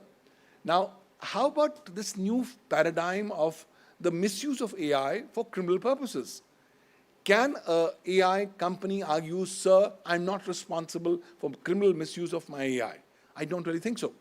And that's the reason I've now postulated a new theory. I call it a multi-layered liability model for AI, where I said, look, not only one player can only be made responsible for or accountable for AI action. You'll have to have multi-tiered liability across different layers, and everybody will have to be accountable. Yes, your percentage of accountability may be different, maybe small or more, depending on your active role. But nonetheless, without that, it's not going to be possible. And ultimately, even the user will have to be given some kind of accountability. User can't say that I am here to create mayhem and I misuse AI, and then let my misuse be made accountable for by AI companies. That I think may not be particularly very, very helpful. So going forward, 2026 is going to be a dramatic watershed year. Why? This is the year we are going to see maximum new legislations across the world on artificial intelligence. Countries are still not clear what to do. They are often, they're either in the approach of countries like India, where saying, well, hold on, we want to focus more on innovation. We don't want regulation right now. To those countries who say, no, we don't want to look at AI at all. To those like China, which said, no, we want to have a top-down heavy approach on AI. So these various approaches are existing around the table. We'll have to find out which one is better or which one is conducive, depending on the sociological ground realities of today's times. So, just to give an example, Australia 2 months back passed a new law saying banning use of AI or use of social media for children below 16 years. Parents are happy, policymakers are happy, but the children say no problem. We have found out new ways, indirect ways of bypassing the ban. Now, keeping that thing in mind, there's already now calls in India happening. Should we not have a legislation banning children from social media below the age of 16? Well, I say, well, the cat is already out of the box. There's no way you can reverse that. So such kind of legislation may not actually work. Which brings me to the fundamental question. Can we do a cut, copy, paste of existing legal frameworks and put them applicable in my country? I don't think so. I think countries will have to realize they can learn from the experiences of other countries, but they cannot just have a mere cut, copy, paste approach. Why? Because that cut, copy, paste approach may not necessarily be working in the Indian context. Well, last year, 2025 was remarkable because India hosted the Global Summit on Artificial Intelligence, Emerging Tech, Law and Governance, which came up with a New Delhi Accord on Artificial Intelligence, which is a coalition of legal principles for regulating AI, which has become a benchmarking kind of a document globally as far as AI legal jurisprudence is concerned. India is also the natural leader of the Global South. So, India hosted the Global South Artificial Intelligence Law and Governance Dialogue in September 2025, where we collated various concerns for Global South countries as they come up with regulating AI. But the bigger problem is, whatever your mindset is, how do you deal with the misuse of AI? Today, go to the darknet, you find AI is being offered as a service. So cybercrime as a service powered by artificial intelligence is the new model. So in a scenario like this, can countries be mute spectators? I don't think so. But then how do we end up doing it? How do we invoke ethical, moral principles in AI? There is an intrinsic contradiction herein. Why? Because AI is not human intelligence. AI is cognitive intelligence. We have a problem. We as humans have begun to start giving human traits to AI without knowing it that it does not have human traits. So consequently, the cognitive intelligence of machines is not that well established as compared to individuals. But then agentic AI has arrived. Agentic AI is now allowing you to have AI agents which are 500 times more efficient in doing particular small tasks as compared to humans. And now with AGI expected to come in by early next year, and superintelligence to come in the next couple of years, we have our hands full. Because superintelligence will be the intelligence that will supersede the cumulative intelligence of humanity as a whole. So what are we doing? We are actually creating a demon, a hungry demon of data who's hungry all the time. And you are not even putting appropriate guardrails for the purposes of controlling the demon as we go forward. So very quickly, work will have to go on the accountability measures. Work will have to go in terms of even trying to understand how can we give effect to the vision of Prime Minister Narendra Modi. Prime Minister Narendra Modi went to the AI Impact Action Summit in Paris in February 2025. And at the time when the world was talking about accountable AI, ethical AI, responsible AI, transparent AI, Prime Minister Modi gave a new slogan to the world. He came up with a unique concept of sustainable AI, where he married artificial intelligence to sustainability. And this, by far, has been one of the broadest concepts concerning AI. But then for even sustainable AI to be sustainable in the long run, it will be imperative that we must have adequate guardrails, legal principles, legal provisions, and legal frameworks to effectively regulate. I think there is no denying the basic fact that let's look at the common minimum denominator. The common minimum denominator is that we cannot allow to get the abuse or misuse of AI go scot-free. You want to promote innovation, by all means promote it. But somewhere down the line, the abuse element of AI will have to be reduced. And I think our experiences even in India is telling us that we'll have to work very, very quickly. I've been telling the government for the last many years, we'll require a dedicated law on artificial intelligence in the country. Why? Because the Information Technology Act 2000, being Indian cyber law, is a 25-year-old legislation. You can't blame the legislation or parliamentarians for not including AI at a time when it was not in common currency. Similarly, we only amended it once in 2008, and even then we did not put anything to do with AI. The problem is that even subsequent legislations have not even addressed the issue of artificial intelligence. On 11th of August 2023, the Parliament passed and the government notified in the official gazette the Digital Personal Data Protection Act, India's first foray in data protection. The Act and the DPDP rules have come into effect from 13th of November 2025. But even when I look at the DPDP Act today, I find a big chunk of it is irrelevant and already redundant. Why? Because it does not deal with AI. Today, a big chunk of operations are seeing artificial intelligence being the data fiduciary. AI is determining how your and my personal data as data principal is going to be processed, dealt with, or collated. But then the law is silent on how to deal with AI as a data fiduciary or even AI as a data processor. So law will have to be amended. So going forward, we'll have to realize that we have to go in a journey where we are riding a running tiger. We do not have the ability to get off the tiger. The tiger is AI. We will have to calibrate our approaches as we continue to keep on running the riding tiger and riding the running tiger. But be that as it may, how do we end up doing that? In the context of countries like India, we have to be mindful of the fact that a law once passed is going to get very difficult to get it replaced, modified, amended by another act of parliament because of a long legislative process. So we should look at more as a principle-based approach, which is trying to say, have broad principles to govern use of AI so that those principles don't change. Time may change, technology may change, new evolutions may come in, but the principles will remain the same. So have broad principle-based legislation which can guide stakeholders on how AI needs to be regulated in terms of ethics, in terms of morals, in terms of governance, and in terms of accountability. But apart from that, please give flexibility to sectoral regulators. That you as sectoral regulator, please come up with specific regulations for your specific sector. Because the sectoral regulator will be able to have the ability to come up with secondary legislation without the need for going to parliament. So that way you'll be able to be far more amenable to how things are. But then what should these principles be?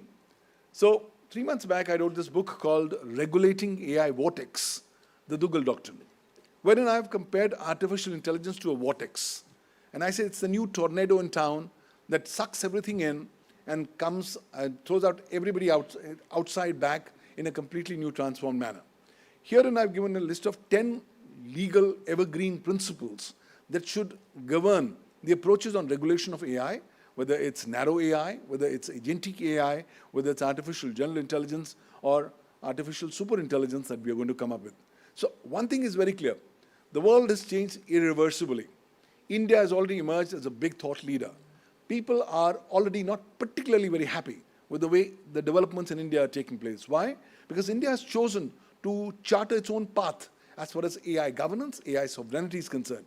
India is one of the few countries who have decided to say, I'm going to come up with my own large language model. Why? Because I want to protect my sovereign interests. And therefore, India is one of the leading players globally who's doing a lot of work in the area of AI sovereignty, a new concept where we are saying the sovereignty of a country includes not just within the applicability within the territorial boundaries, but should also include the sovereign power over all kinds of AI, whether the AI is physically located in your country or not, including the power to come up with your own sovereign AI. So I think artificial intelligence sovereignty is going to play a very important role for countries. National security is now prejudicially being impacted by AI one way or the other.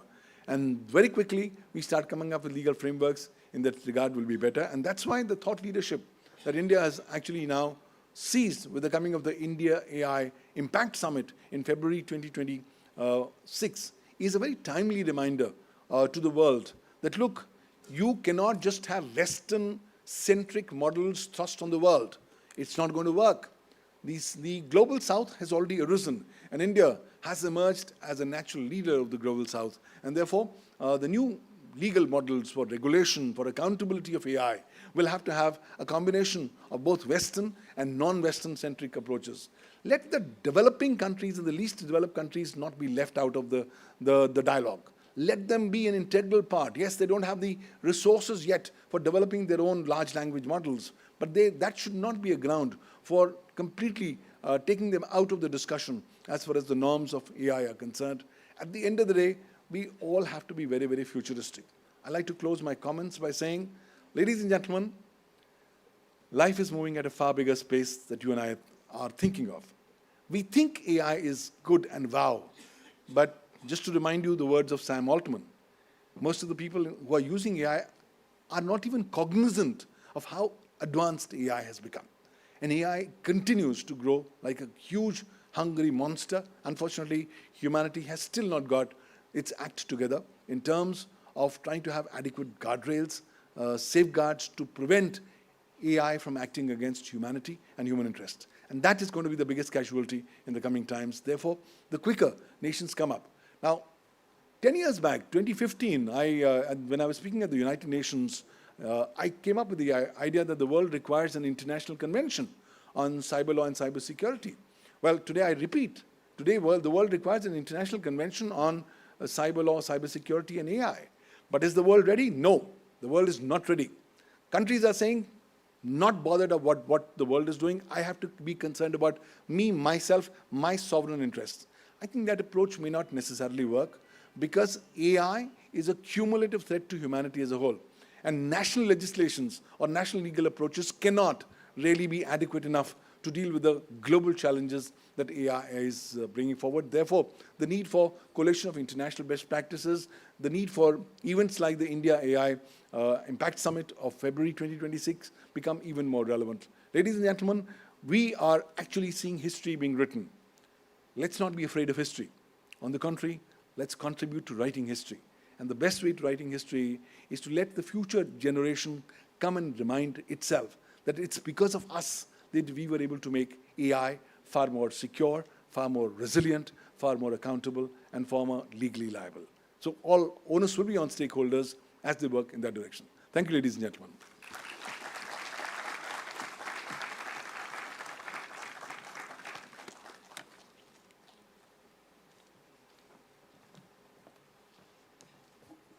Thank you, sir, for equipping us with the perspectives on new age legal frameworks.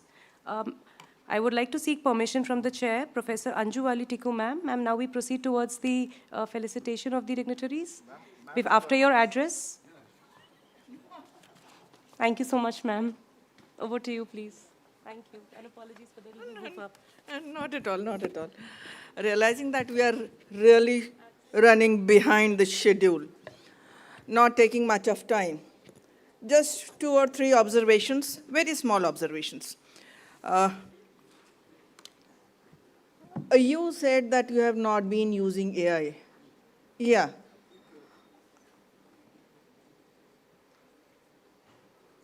I believe we need to introspect and think again the moment you happen to have a mobile in your hand, whether you are on some social media platform or not, whether you get a message or not. So somewhere or the other, artificial intelligence is playing. We may not be aware of artificial intelligence being used by us in the sense that the moment there was a question as to whether you are using artificial intelligence or not, I also thought that, no, I have never ever used ChatGPT, Gemini, and all that stuff. But yes, using social media here and there, using all kinds of, using email platforms, somewhere or the other we are into AI, and we cannot deny the fact. So our understanding has to be that even if we think that we are not into that domain and realm, perhaps by default we have entered into that regime. in that network, in that area wherein AI is operating. And with that backdrop, I think I only need to thank those three speakers, illustrious speakers, wonderful narration and input. Devi or Sajjano, bahut acha laga, and let me share with you that he not only said that and rightly informed that he knows how to speak and how to write, but also the fact that India happens to be his karma bhumi, that very often he comes back to India and he has been working in the field. As far as the three speakers are concerned, he did the point that you made, that with reference to US-Ukraine conflict, the point is noted that yes, it was the Western power which wanted to create that imbalance in the global geopolitics. So we have noted that and we would correct that statement.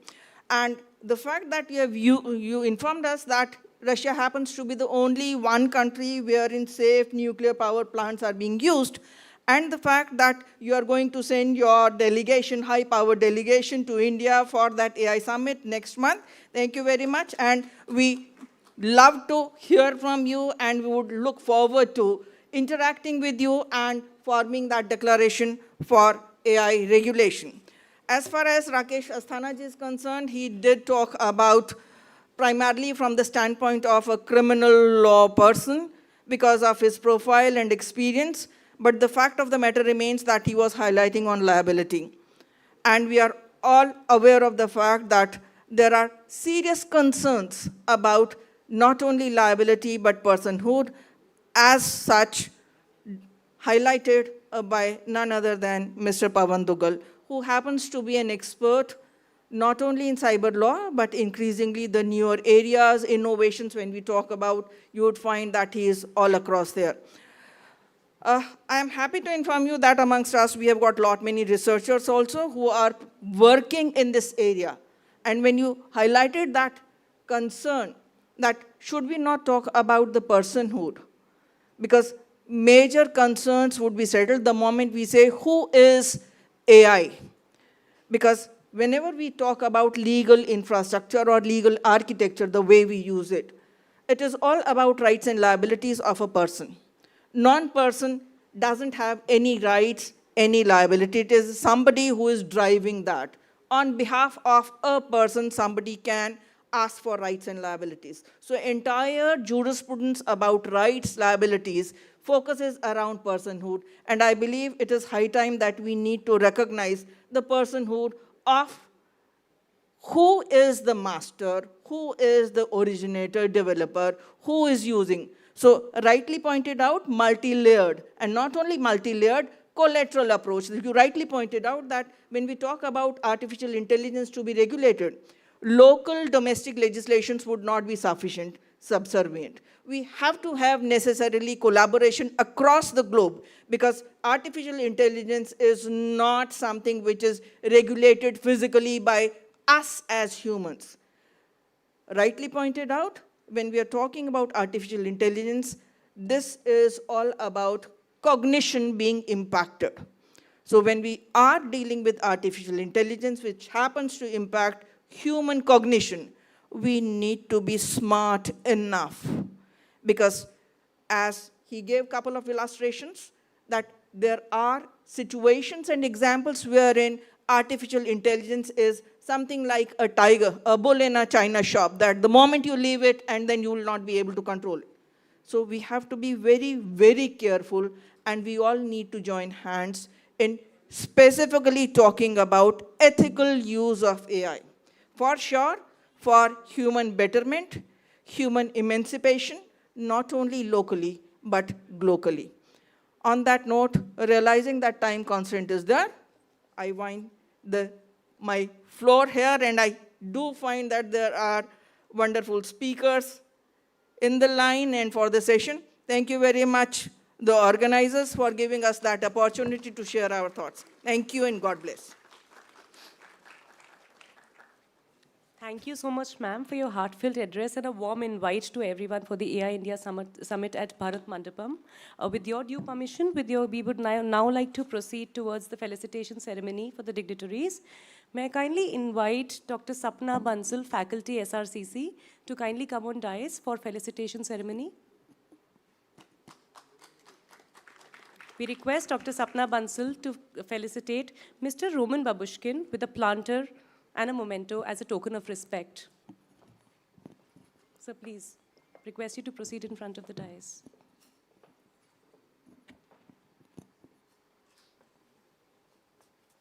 Can we please request the back-end team to... Thank you so much.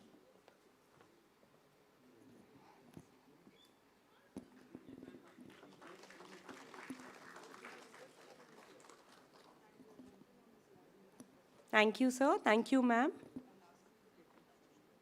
We now request Dr. Sapna Bansal to felicitate Mr. Pavan Duggal. We also request Professor Anju Tikku to kindly come in front of the stage. Thank you, ma'am. We request Sapna ma'am and Professor Anju Tikku ma'am to kindly felicitate Mr. Pavan Duggal.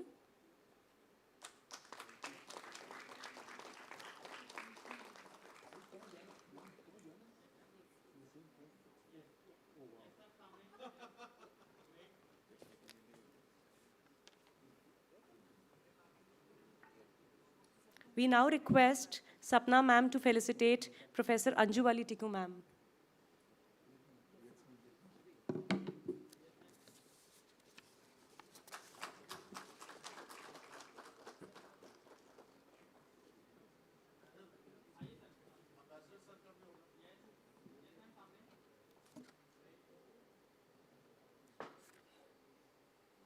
Thank you, sir. Thank you, ma'am. We thank the dignitaries for a wonderful session on AI governance, ethics, and safety assurance. We thank you for your valuable time. Thank you. We'll now proceed towards session 2, and I request the next MC to kindly take over.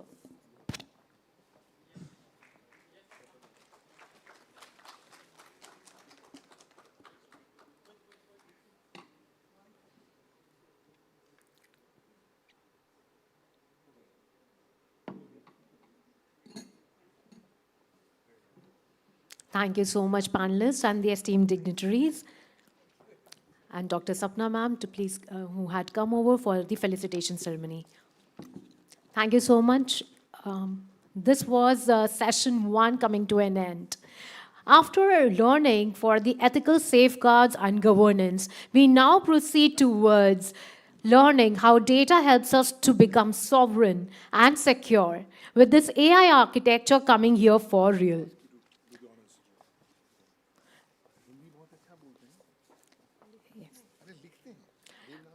Well, data is the new strategic asset, and AI architecture is the new sovereignty frontier.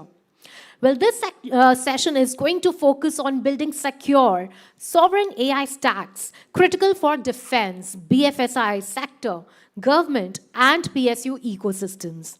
Ladies and gentlemen, please put your hands together as we are going to come across with global AI into the local AI systems, and we are fortunate to have amongst us Dr. Madan Oberoi, sir, IPS retired, Chief Security Advisor, Lead and Intelligence and Public Safety, APEC, Google Cloud, and former Executive Director with Interpol. Can we have a huge round of applause, please?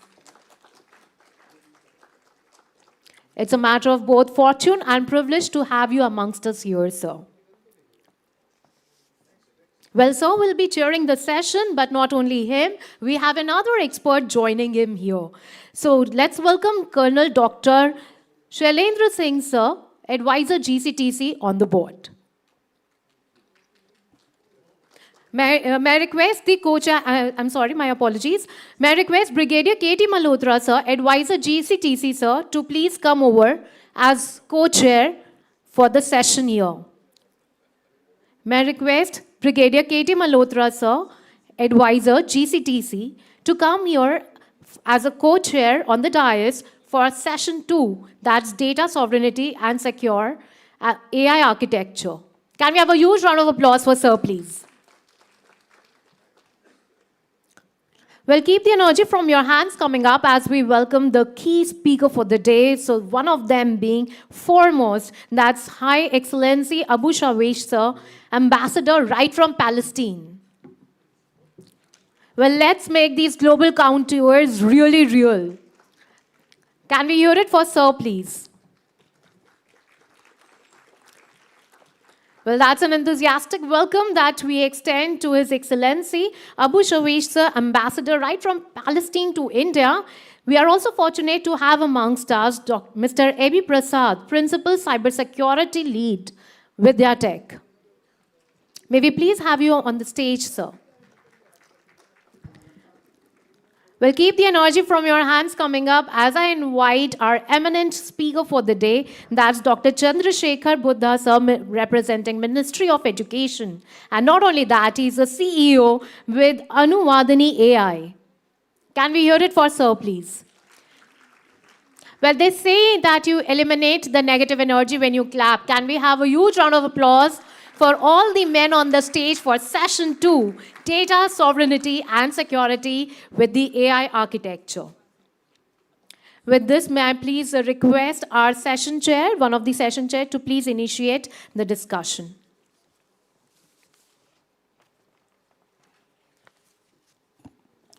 Thank you, ma'am. First of all, I'd like to welcome our all the panelists and my co-chair, Brigadier K.D. Malhotra on the dais. And before starting, I'll seek apologies from you because I'll have to rush for another meeting, a pre-scheduled meeting. But I think Pawan has left, but I'll pick up some thoughts which he shared. And knowing him from 1984, I know the dangers of engaging in a debate with him. So I won't dare to do that. But yes, sovereignty, which is the topic of this session, is a very important aspect. But at the same time, as Pawan was also mentioning about another aspect, this is like six blind men trying to decipher what does sovereignty mean. This is the state of sovereignty today, the understanding of sovereignty today, especially in the context of AI. And this is because we are limiting our understanding of sovereignty many times to one dimension, and that is data residency, which is sometimes called as data sovereignty. Whereas digital sovereignty, I would say, I'll like to use the word digital sovereignty instead of data sovereignty because the dimensions are many more. And also, it is not on or off switch. It is actually a spectrum of controls which we have to be cognizant of. And therefore, we have to probably deconstruct this buzzword sovereignty to understand it fully. And what I will try to do is I'll try to lay the framework and I'll leave some questions before I leave this dais and before I hand over to our co-chair. Maybe our panelists would be able to address some of those questions. So first of all, I would say that 4 dimensions which I think are most important to understand the concept of sovereignty in the digital space are, firstly, as is most commonly known as data sovereignty, which is normally treating with the data residency and access to data. And this is where the concept of metadata also needs to be brought in, especially in context of the telemetry leakage which happens, because many times we can make a lot of sense from the metadata, and which is sometimes neglected. But the second aspect of the sovereignty would include the jurisdictional sovereignty, and this comes from the fact of extraterritorial applications of many laws, which many countries have imposed. And this comes in context of things like US Cloud Act and the similar acts. Now, when we talk about this, if we have implemented a system in India, by the way, I come from Google, so I am not ruling out myself on this, but probably at a different occasion, I can talk more about what safeguards can be built into.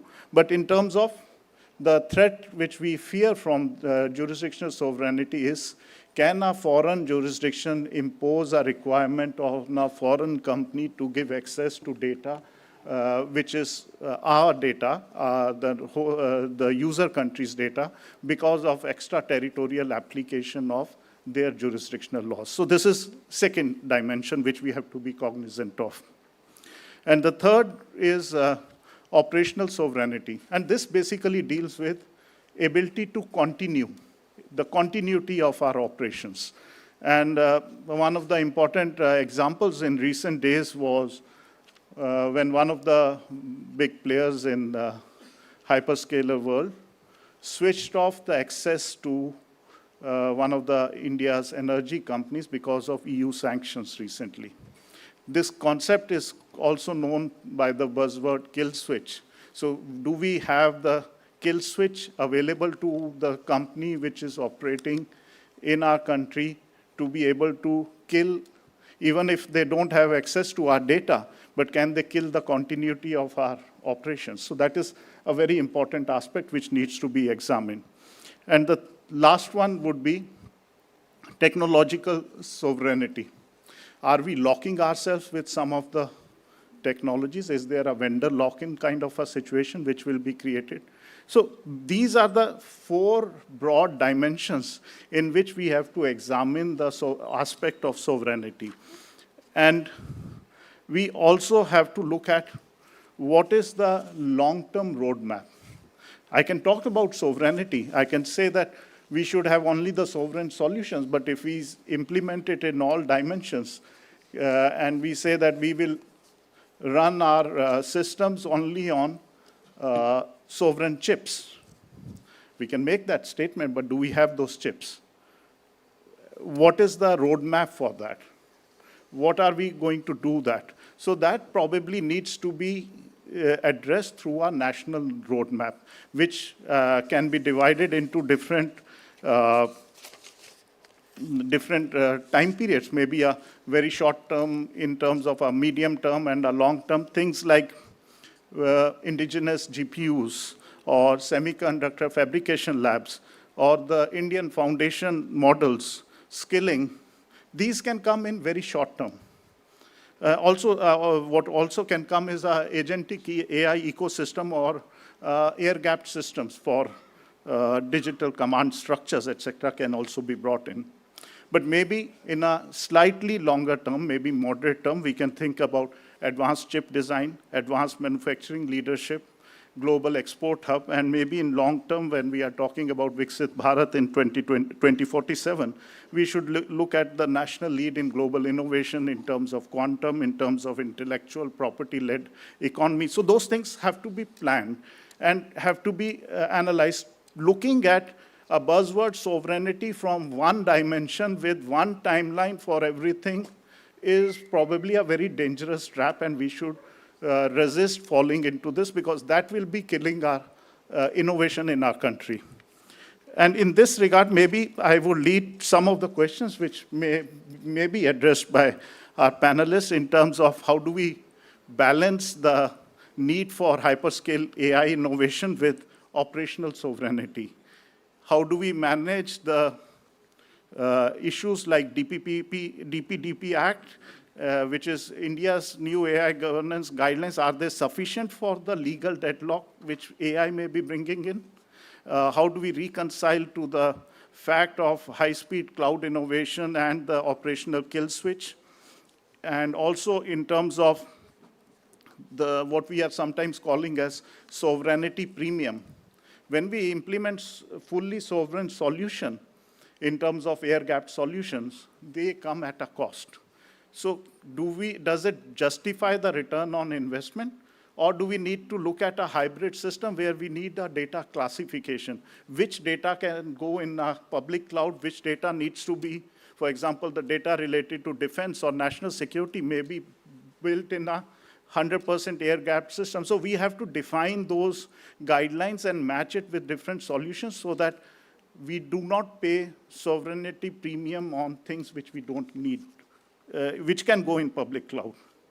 Similarly, There are many other questions which I think the panel would be very adequately addressing given the profile of all our panelists. With this, I'll take your leave and thank you very much for giving me this opportunity. Thank you.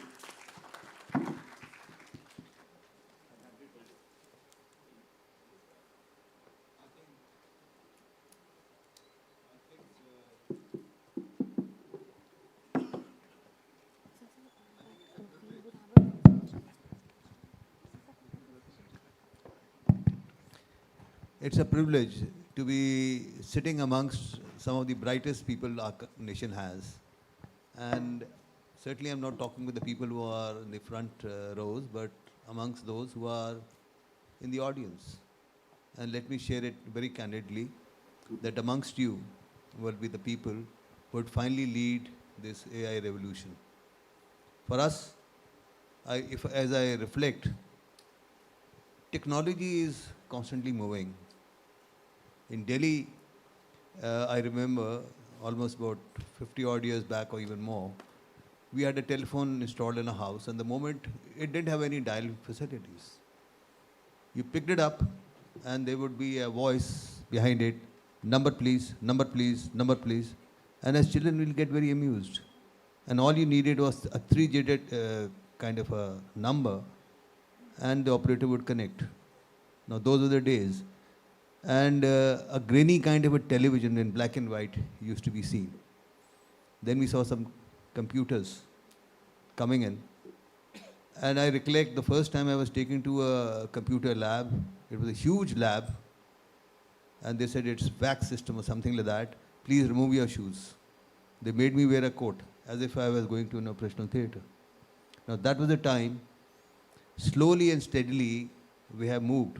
And then came the call centers, where if you had a problem, you could ring up and there would be a voice. And then slowly the waiting period became much longer. And now if you have a problem, you go to a solution, a AI, it tells some artificial kind of a thing comes up, you name a problem and the solutions start coming in. Now this is the scenario in which we are progressing, and this is happening at a lightning speed. As some experts like you say, knowledge, data, technology changes every 3 to 4 years. You buy a brand new laptop or a mobile, and by the time you bring home, it's obsolete. So this is the speed with which we are confronting. Do we have the laws designed for it? Do we have a support system? Certainly, fossilized people like us certainly don't have. But we are prepared to enjoy because it has made life easier and better for us. And who are the ones who are leading this revolution? It is the children and the people and the academicians who are sitting at the back. They are the innovators, and they are the ones who are dreaming how things can be made much easier for them. So, Dr. Oberoi, Madan Oberoi, who stays in Singapore, he has left some questions for us. I was in Singapore almost about 15, 20 years back, and children who are passing out from one of the finest institutes, and some of them were Indians, they were getting fantastic salaries. And I would ask them, where do you work? They would say, we work for Google, we work for Facebook, we work for this and that. So I found out that Facebook, they would introduce me to Facebook, and the service was free. I was surprised. This fantastic facility of connectivity you are giving me free. How are you guys being paid such fantastic salary? I had no answers then, and nor did they have any answers, what they were doing. So someone is investing, somebody has thought of the architecture, somebody has planned it, and young impressionable minds who are fresh and wonderful are being utilized to create and further that particular system. So I can look at AI in isolation, I can look at the dynamics of the entire world, or I can use it. The choice is mine. Certain questions are put across, like data. Where is it located? Certainly the cloud data is not with us. We don't even know. And we are very happily giving all our information about our families, about our children, about everything and whom we met and where we went to some source, putting photographs. And suddenly when that somebody on a mobile says, you needed an Apple phone, well, these shops, you will get it from there. Of course, AI also has its utility. I remember a gentleman, he had a huge expense in the hospital. The hospital authorities gave him a large bill. There was a system I didn't know. He went to the net, downloaded an app in which the standard hospitalization charges and the way treatment had to be done was downloaded. And from a bill which was so huge, it came to a fraction. So that is the utility of AI. So somewhere we have to utilize it, keeping the safeguards in mind. We are very fortunate that we have got very eminent people as panelists. Dr. Saab, Dr. Buddha, who is also running a show, plus also is part of an education ministry, and His Excellency, who is also with us. They will tell us a lot of answers to the various questions have been put, and plus add more. So firstly, I'll request Dr. Buddha to tell us, lay down the roadmap and the questions which he needs to answer, and then I'll request Excellency Abu Shabavesh to tell us. Thank you. Over to him.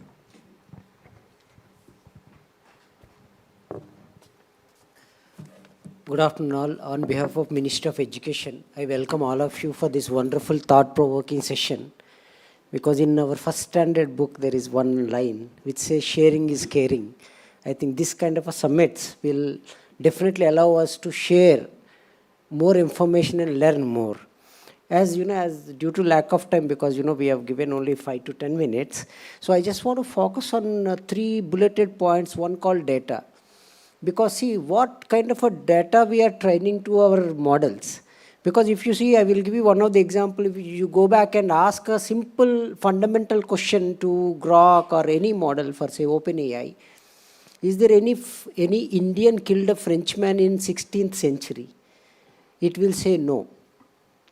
Okay, so if you give the same question in a different way, if you say, is there any Frenchman killed by Indian in 16th or 15th century, it will say yes. The reason being is in one of the newspaper in England, they have, instead of writing Red Indians, they wrote Indians. So basically the model thinks that one of the Indian killed a Frenchman in 15th century. But at the same time, if you recompose the same question in a little different way, is there any Indian visited out of India before 15th century? It says no.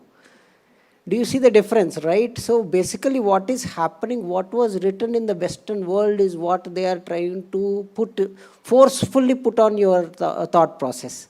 So I strongly see that, we as in India has thousands of history, and data is already there in various format, needs to be trained to their models. So now what is happening, you are just getting the data what is already available with the existing models.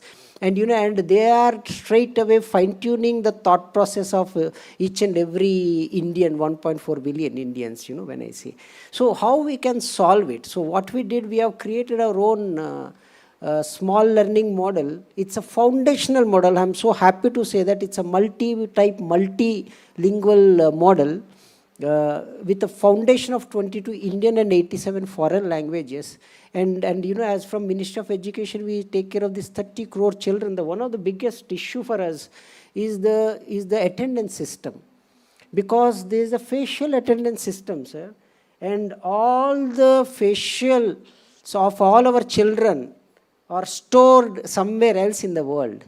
Do you see the danger, right? So that's the biggest threat what I see. So then what we started doing is we created our own facial, authentication models. So Government of India is working on all that and, trying to create little models for every department. Like, we have created a foundational model for law ministry, one for skill ministry, and we started dice and slice that data and, putting all that data in our own servers so that, we have our own data centers.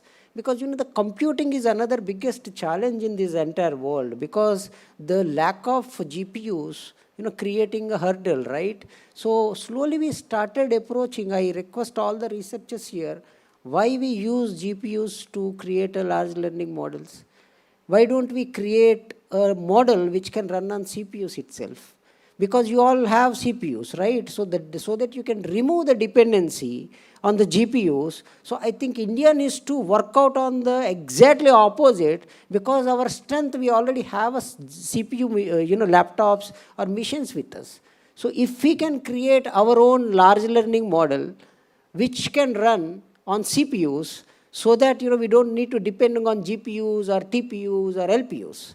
I think this is where government of India is really working. And the next one is the cloud computing, because as you all know that that's creating another problem. What all you do, everything is going, because I see the biggest danger is on the mobile. If you, I'm sure you all have own mobile, right? And you all are using mobile. Who owns the keyboard of the mobile? Who owns the keyboard of your mobile? That's it, period, finished. So what all you type, it is there with them. I'm not criticizing Google, but the matter of the fact is, the minute you say, I'm feeling hungry, immediately bagal mein ad aa jata hai. So someone is reading, right? Very dangerous. Do you see that, the government of India is now working to create our own keyboard, which don't store all this information? Because what happened recently, I've been to Goa. So before I even landed in Goa, the Google knows that which seat, what airlines I traveled, which hotel I'm visiting, at what time I'm going to be at the event, because everything is shared on WhatsApp. So this danger, and the matter of the fact is, if some crime gets committed, because if you see most of the cyber crimes, right, happening through WhatsApp. And WhatsApp is not giving that information, sufficient information back to the government. So see the danger, right? So can we create our own WhatsApp? I mean, it's nothing rocket science. It's a combination of a telecom technology with a software piece.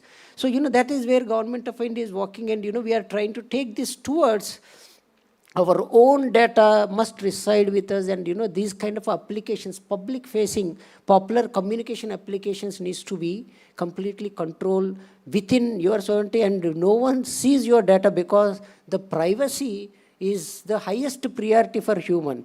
Because I just want to put this in a different prospect, as as I have very less time given. So I just thought of putting it in this way. See, when you interact with your mother, you will interact in a different way, right? When you interact with your childhood friend, you will interact in a different way. When you interact with your colleague in a professional way, you will interact in a different way. So only the one entity knows your Dasavataras is WhatsApp. Only one, only even your wife don't know about you better than WhatsApp. WhatsApp knows about you better than anyone else in this world. And they are churning the entire data. They have enabled the AI on top of it. They are reading everything what you are doing. So what it means is they are controlling 3.8 billion users. And, and when I worked for US government, we used to just churn the data and, and used to track the criminals. So now I see the danger that, they are tracking every one of us, every one of us. They know how many people are here in this room. I think, this is the biggest danger. But, with respect to our children, I see that, this is a bigger danger, because they born with technology. They even don't understand the boundary of the limitations of the technology. They just simply using it, on a good way as well as on the other side. So we need to make sure at least we will secure all this information, and we will have all that information within our own servers, so that, we can take things forward. But at the same time, I'm so happy to say that first time in India, we are going to create a chips, because I see that we are still creating or manufacturing 23 mm chip. It's of no use, right? So you need a chip of 2 nm so that, you can utilize it for the frontier technologies. Because these cutting edge technologies, chips, are basically not manufactured in our country. I see that is one of the biggest threat for our country. So I'm so happy to say that our government of India come up with so many initiatives in next 2 years' time. We are going to create our chip, because जब भी मैं देखता हूँ कि make in India, so I feel very sad, because I'm an electronics engineer. I understand that, the chip is not manufactured here. So the chip is the heart of your entire mobile or any device per se. So what is happening, whether you like it or not, the chip has a capability of transforming that information to anyone else, without your permission. So this is the biggest threat I think, we need to immediately control. And at the same time, we need our Make in India devices, Make in India products, because for the defense sake, for the economy sake, for the governance sake. And at the same time, one last but not is the language barrier. In India, we have 22 wonderful vernacular languages. 85% people don't communicate with through English. So what about these 83% people? Because of that reason, our GDP is less than 4 trillion. Imagine this, we are including these 85% people into our GDP by removing the language barrier. That's where Ministry of Education is working, and we have translated all NCERT books into 22 languages. We have translated engineering as well as diploma books into 22 Indian languages. And recently we started doing this in foreign languages also. And one last but not least, I want to give you one more very interesting statistics. In the entire globe, we have 180 million books written. Do you know how many books written in Indian languages? Less than 1%. Within that 1%, if you take that 1% as 100%, 75% books written in Hindi. So what about the other languages? Do you see there is a gap between skilling and education? I think we must fulfill this gap by providing and creating our own large learning model, which can basically empower all this, because the Indian languages are contextual based. So recently, yesterday night, I was just taking, my mother tongue is Telugu. So, I have taken a small paragraph and, and put it in all kind of models. I was laughing for the entire night, so because those are not contextual based, those are word by word based processing engines. So this is the fundamental difference. I think for our country, we need a contextual based large learning models, which can handle this 22 Indian languages officially and 6 to 7 tribal languages. And I thank everyone for giving this opportunity. Let's all work together and let us create our own large learning model, I think, which is much more important than anything else, and our own chip. I always dream that, Bharat AI chip. I think, this is the chip of 2 nanometers. Not even 9. I think if we create 9, after 5 years, it will go out of the boundary. I think we need to create a 2 nanometers chip and build a large language model within that 2 nanometers chip. Thank you very much, Bharat Mata ki jai. Namaste to all. Dr. Chandrasekhar, thank you very much. Wonderful things. I just like to add 1 or 2 things.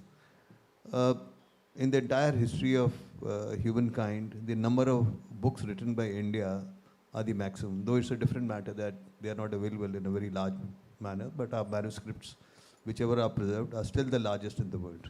That is point 1. Though maybe the kind of libraries which we now have, which are digital, and if we say the number of books, maybe we are 9th or 10th in the world. But that's a different context. Second thing is about GDP. Well, NVIDIA today, which today was a small company, today has more GDP than our GDP, which he mentioned. And now I will request His Excellency Abu Sawash to give his views on the entire. Thank you very much.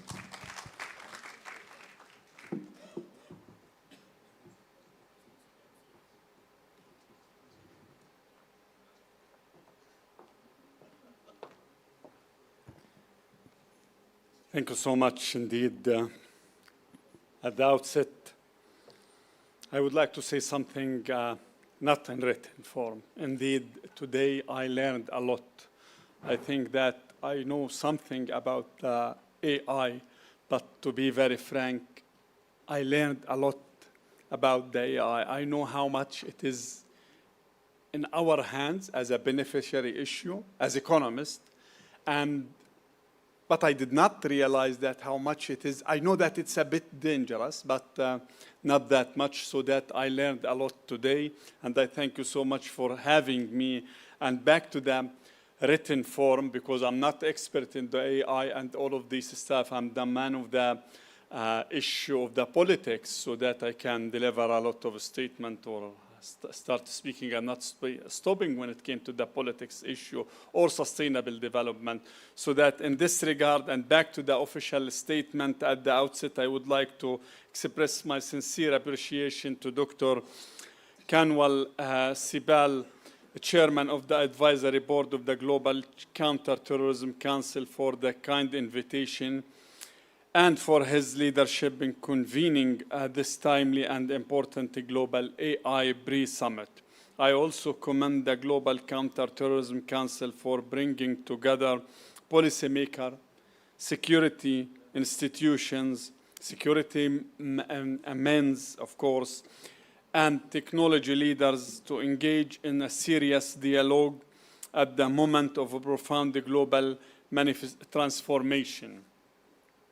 We stand at the threshold of the technological transformation comparable, if not greater in impact than the Industrial Revolution. The revolution reshaped society and political system, often without safeguard and at a tremendous human cost. Today, artificial intelligence presents similar historical moment.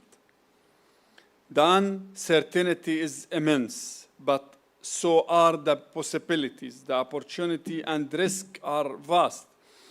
One of the most pressing challenges is security. Further, warfare is increasingly driven by AI-enabled systems, remote decision-making, and algorithm targeting. These technologies magnify destruction while distancing human responsibility from human consequence. When algorithms decided who live and who die, warfare became more lethal, less accountable, and deeply dehumanized. This is not a theoretical. It has already happened. During Israeli ongoing war in Gaza, advanced technological and AI-supported systems have played a central role in accelerating the scale and the speed of killing. Major technology companies have been implicit, not merely through neutral infrastructure, but by providing data processing and analytical tools feeding into targeting system. Gaza's civilian population were reduced to data points. Entire neighborhood filtered through pre-programmed logarithms. Once labeled as target, men, women, and children were subject to elimination. The United Nations Secretary General, His Excellency Antonio Guterres, had expressed deep concern over reports that the Israeli military has used AI-supported systems to identify targets in densely populated civilian area, resulting in an extraordinary high civilian casualty. This raises fundamental questions about accountability, proportionality, and compliance with international humanitarian law in the age of logarithm warfare.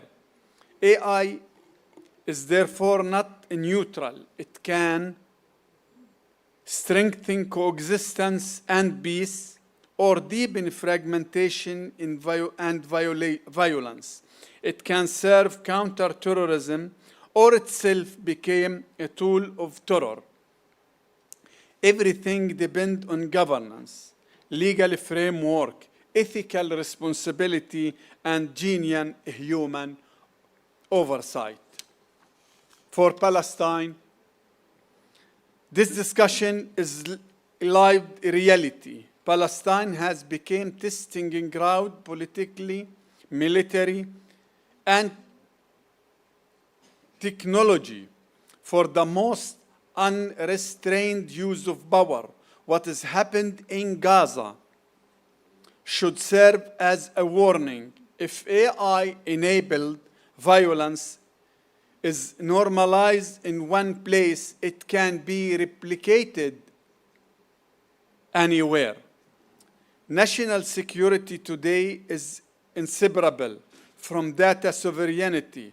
Most digital platforms continuously collected and monetize vast amount of data, often beyond national control.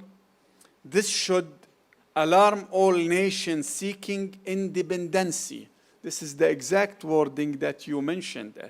This should alert every nation seeking independency. And security, of course. When data is extremely controlled, surveillance is no longer abstract. It resides in our pockets and daily life. The tension between digital dependence and digital autonomy has become a defending strategic question. Moreover, cross-border data flow and asymmetries pose a profound security, economic, and social challenges. Massive volume of data cross-border every second, analyzed beyond public oversight, benefiting political actors and the transitional cooperation alike. The impact extends beyond security. It shapes market, social welfare, and the quality of life, commodifying even health, dignity, and hope. The same exact issue that you mentioned. We are talking about the same issue. This is why forums such as this pre-summit are vital. Our task is not only technological innovations, but moral and political responsibility. I must be governed by international norms, transparency, accountability, and the human control. The future shaped by AI must protect human dignity, safeguard civilians, and reinforce, not replace, the rule of law. Anything less places all of the humanity at risk. I thank you so much.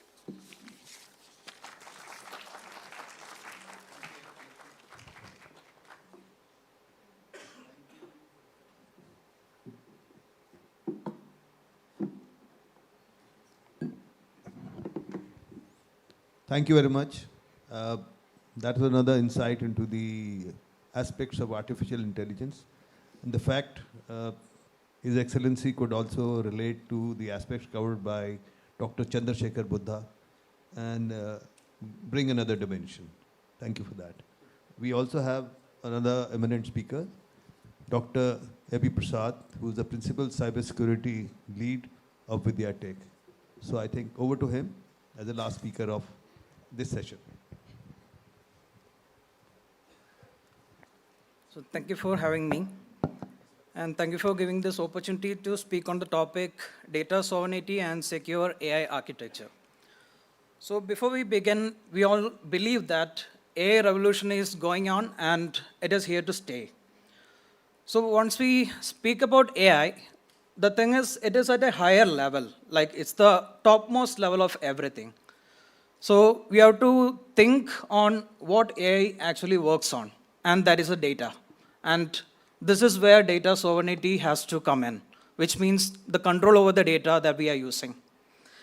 So in, let's say, a few years back, we would say a data sovereignty can be achieved if we have control over the server where the data is lying and the server is within our geographical area. But now the concept has entirely changed. So right now, what data sovereignty encompasses is data, compute, and AI should be in control. So it is not only the data that is lying in your server, but who is going to work on that, or what is working on that particular data. and also the AI module that is taking the data and utilizing it. This should also be taken into account. So once again, we have to look at who controls it, who computes on it, and this will govern the outcome. And why does data sovereignty matter? So with the coming of cloud, AI, and other global platforms, the data boundary has been blurred. So right now, data flow can happen over geographical boundaries, and it could go from one person to another. So it is kind of unrestricted. And with the AI systems coming into play on full force right now, it will amplify the data risk that is at scale. So what is data localization and flow? So if you think about these two terms, we will think about two different things. We might think that data localization means it is available locally, and flow means it is going out. And we have to have control over both of these entities or these two topics. But the thing is, it is not two. It is a false binary, which means not all data require the same set of treatment. Some of the data can lie in our environment and some can flow. And the real issue here is the classification and risk triaging of the data. So let's say you have a sensitive and regulated data, and this must remain sovereign. And other data that are not sensitive can flow out, but there is a cache that should flow out only with different policies, encryptions, and with accountability measures in place. Now, what makes a cloud sovereign? So usually, if we say something is sovereign, if it is in our control. And earlier, it used to be, like I said earlier, it's a server that is lying in your environment or in a protected environment and within your boundaries. But right now, the concept has changed. So right now, in order to establish a server is sovereign, we have to look at something like judicial, legal, and operational controls. And there should be a transparency in the operation on what the server is doing. So it brings us to a concept where there is a sovereign AI. But in order to achieve this sovereign AI, it should have a sovereign infrastructure. So if there is a non-sovereign infrastructure, you cannot have a sovereign AI. Now, where will we start the trust? Where will we start to trust the data at? So there is something called compute layer, where it is the root of trust is established. And this usually starts from the hardware layer. So your hardware gives the root of trust. And your data that is at rest and in transit are usually looked upon for security measures and how it is being processed. But right now, we have to look at compute itself. That means the time at which this particular data is being processed. So this brings the focus on to encryption in use. Usually we have encryption at rest and in transit, but now we have encryption in use, which is during the compute of the data. And for doing this, we have something called secure enclaves. And secure enclaves are like co-processors that sits with the main processor and then takes the data, separates it, isolates it, and then do the compute and gives it back to the main processor. So using secure enclave makes it such that it will protect against the insider threat. Not even the admin, not even the hypervisor of an OS, or the OS itself cannot see the data that is being processed. And then we also have to have a supply chain trust, where, like everybody has mentioned before, so the hardware that we get, it should be genuine. There should not be any hardware with some malware installed or something hard-coded into it beforehand. Then we come to zero trust. Everybody might have heard about zero trust because of our current networking. And during the COVID days, everyone was into zero trust. It was a booming topic. And here as well, we need to have a zero trust on the data that we are having and the AI that is working on the data. So it's like never trust the data, the users, or the AI model and the APIs that we use to connect to the LLMs. And zero trust has to be established there. So this means we have to also verify the data access, who is accessing the data, and the model on which the data is trained on. You have to look at the data which the model used for training, so that this will prevent the bias. Then you have to also have inference usage, where the model's output and the predictions, you have to also look at that, and you have to verify that, whether it's true or not. Then for establishing zero trust, like always, we have to have a least privileged access. We have to give the access to some person on a least privileged basis. Someone should not be given full access. He should give the least access to the data that he requests. Now we speak about governance in AI. So how do we establish governance in AI? So AI requires three things mainly. One is data lineage, model explainability, and audit-ready logs. So what is data lineage? Data lineage is like tracking the data from its creation to the end. So you will know who created the data, when did he create it, like the metadata stuff that is there. And then you have something like where the data went, and during this travel, who accessed it, and who tried to change something in it. And did the data change from one form to another, like let's say PDF to a Word document.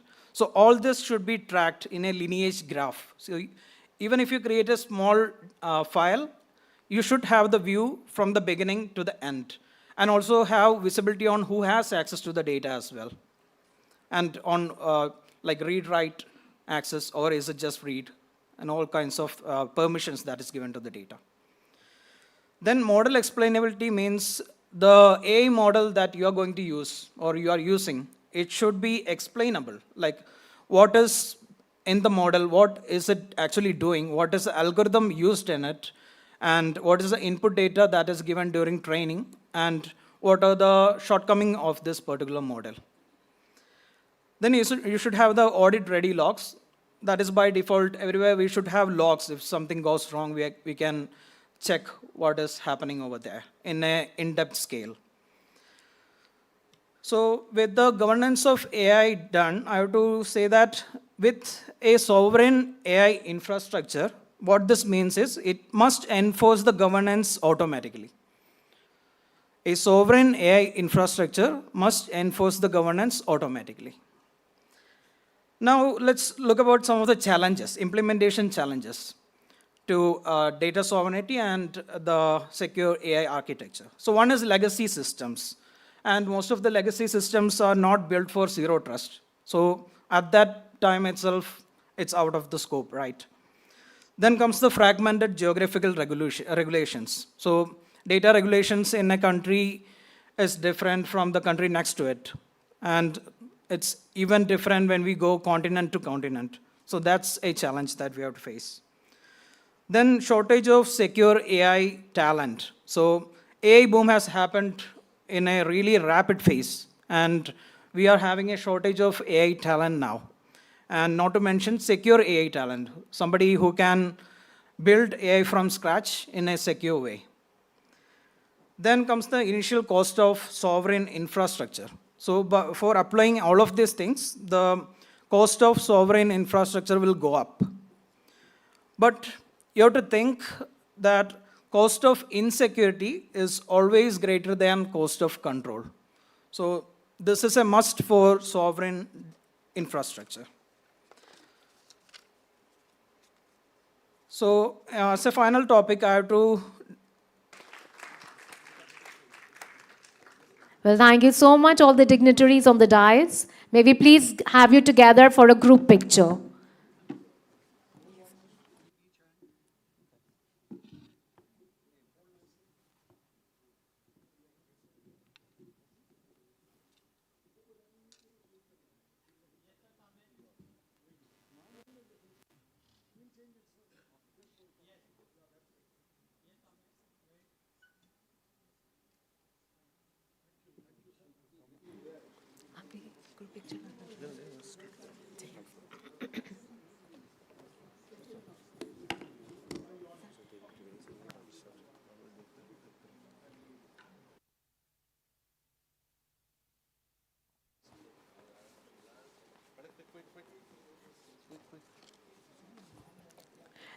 We have the next session which is lined up, which is going to talk about how you can talk about money now.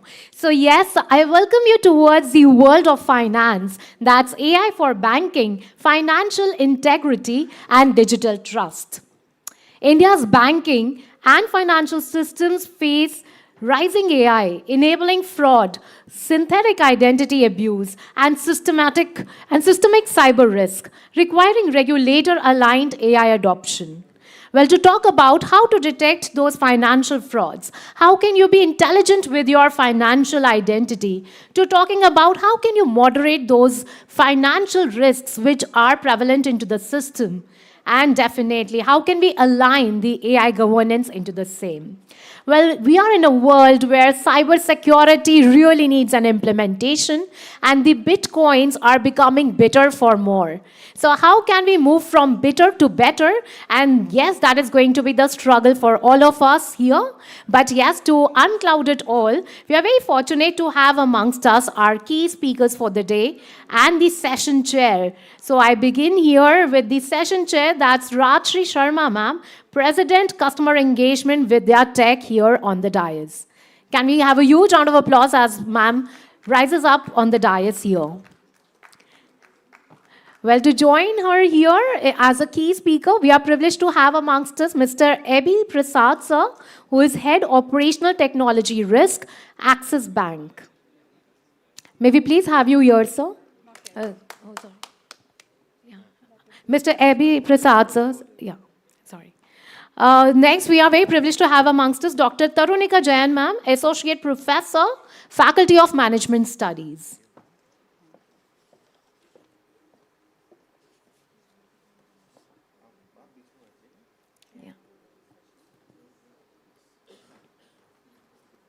So when we talk about cybersecurity, we all face AI as a threat. So in a world where we are looking forward to publicity, how should we maintain the privacy? In a world of artificial intelligence, how can we have that authentic intelligence? This and much more will be unclouded by our esteemed panelists for the day. And here we talk about AI for banking, financial integrity, and digital trust.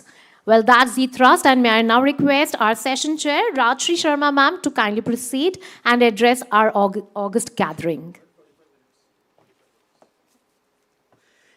Good afternoon, everyone. I know all of you are waiting for lunch, so we are going to keep this session small. We won't take 45 minutes. We'll just stick to maybe 20, 25 minutes. So, as she mentioned, we are going to be talking about AI in banking, the financial integrity, and the trust.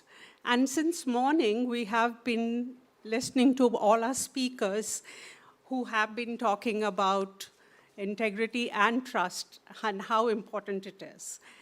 You know, financial integrity will mean many different things to different people sitting here. For example, the government will hear stability, and the regulators will hear accountability, enforceability, and the bankers will hear risk and resilience. So, but I would like to say that financial integrity is not just the economic thing anymore. It is actually a security risk to the country, because financial integrity and trust can be violated by people who want to attack the country itself. And for them, when they hear all this, what do they hear? They hear opportunity. So, what I want to say is that AI actually has accelerated the way people have been attacking our systems, because they operate with speed, they operate with more adaptability, they are hidden, we can't see them. And in most cases, the attackers for the systems have upgraded much before we have. Let's go back to how the institutions used to work. So if you remember, there used to be rules, and they were pretty solid rules, but the attacks were also very static. But now, with AI coming in, what do we have? We have very strong models, but they're very opaque. So, if you remember the 2008 financial crash, which happened in the US, it spread like wildfire because the trust was gone. So when we are moving forward, we have to keep these two things in mind. One is financial integrity, and the other is the trust in the systems that we are building. The system that we had, we just followed it blindly. It was not lack of data that had put us in that situation.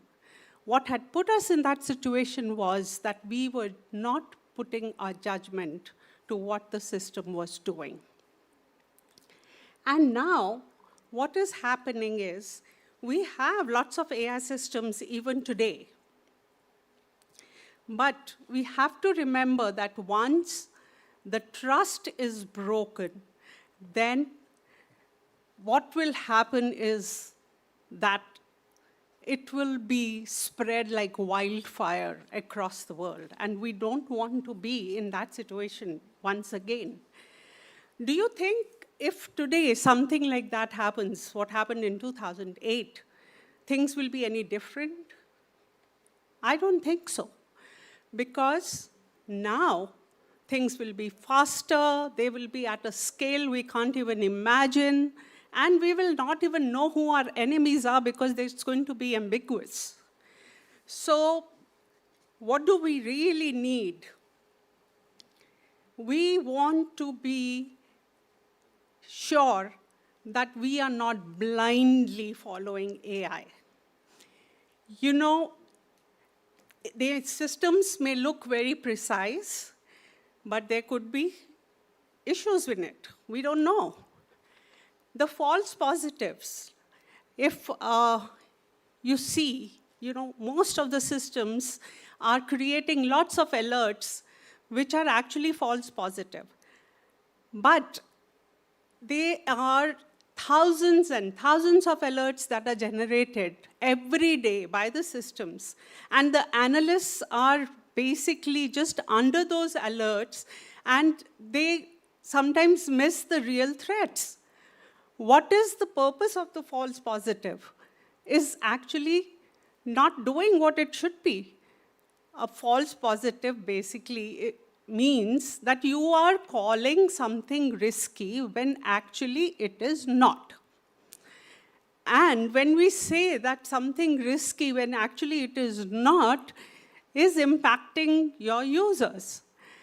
And at that point of time, you are losing trust. We've all seen, in the banking environment, that we cannot access our account. Why? Because the system couldn't figure out what to be done. So I can't transfer money to maybe my friend's account, again, because the system flagged it. Now, these are all legitimate, transactions, but we are blocking the legitimate users. And what does that do? That does the trust is gone. It's just eroded the user trust. So what I would like to say here is that the systems that we need to build, they have to have human intervention. And human intervention is required because we can see the AI models, they can tell us what could happen or what is happening. But they really don't have the judgment in whether it has some nuances attached to it, because that is not what an AI model can do. So There's a new thing that is now coming up, and I think the RBI also has talked about it, which is explainable AI. And what we mean by that is that the AI models should be able to also explain why they have taken certain decisions. The human sitting on this side can take better decisions when they know what all was considered when the AI actually talked about it. So right now what happens, there are so many alerts, the manager is going to override something because there is something else pressing. Auditors come to audit. These guys have no answers why they took those decisions. And when you look at it, different cases were handled differently. And that is where we talk about the financial integrity. What is financial integrity? As a user, I want my system to treat me fairly.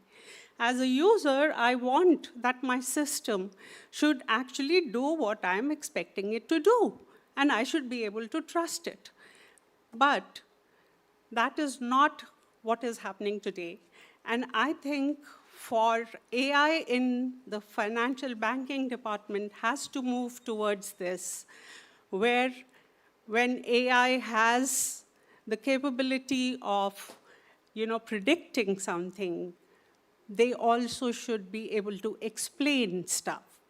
And from just the model itself, there has to be accountability. When anybody comes in and asks you a question, they don't ask which code or which module in this code actually decided this. They say, who is the one who said okay to this decision? And that accountability has to be with a human. We need to have the humans, and AI should be supporting the humans and not taking up their jobs, but the human has to be there taking decisions that are well-informed. And I will basically invite Tarunika. She's going to talk about threats that we face today. And Tarunika, stage is yours. Thank you.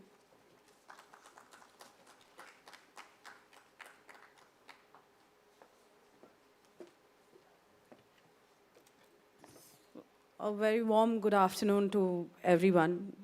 It is a difficult point in time where I am standing between you and your lunch, so I'll keep it brief.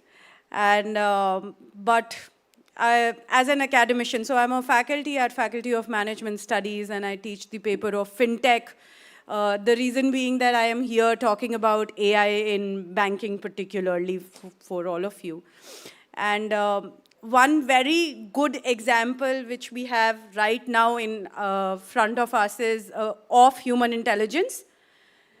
So just because we are running a little delayed, there can be a swap in the session in terms of the agenda, or there can be a reduced amount of time that one has per speaker to devote to a particular session to enhance the impact or to manage the situation.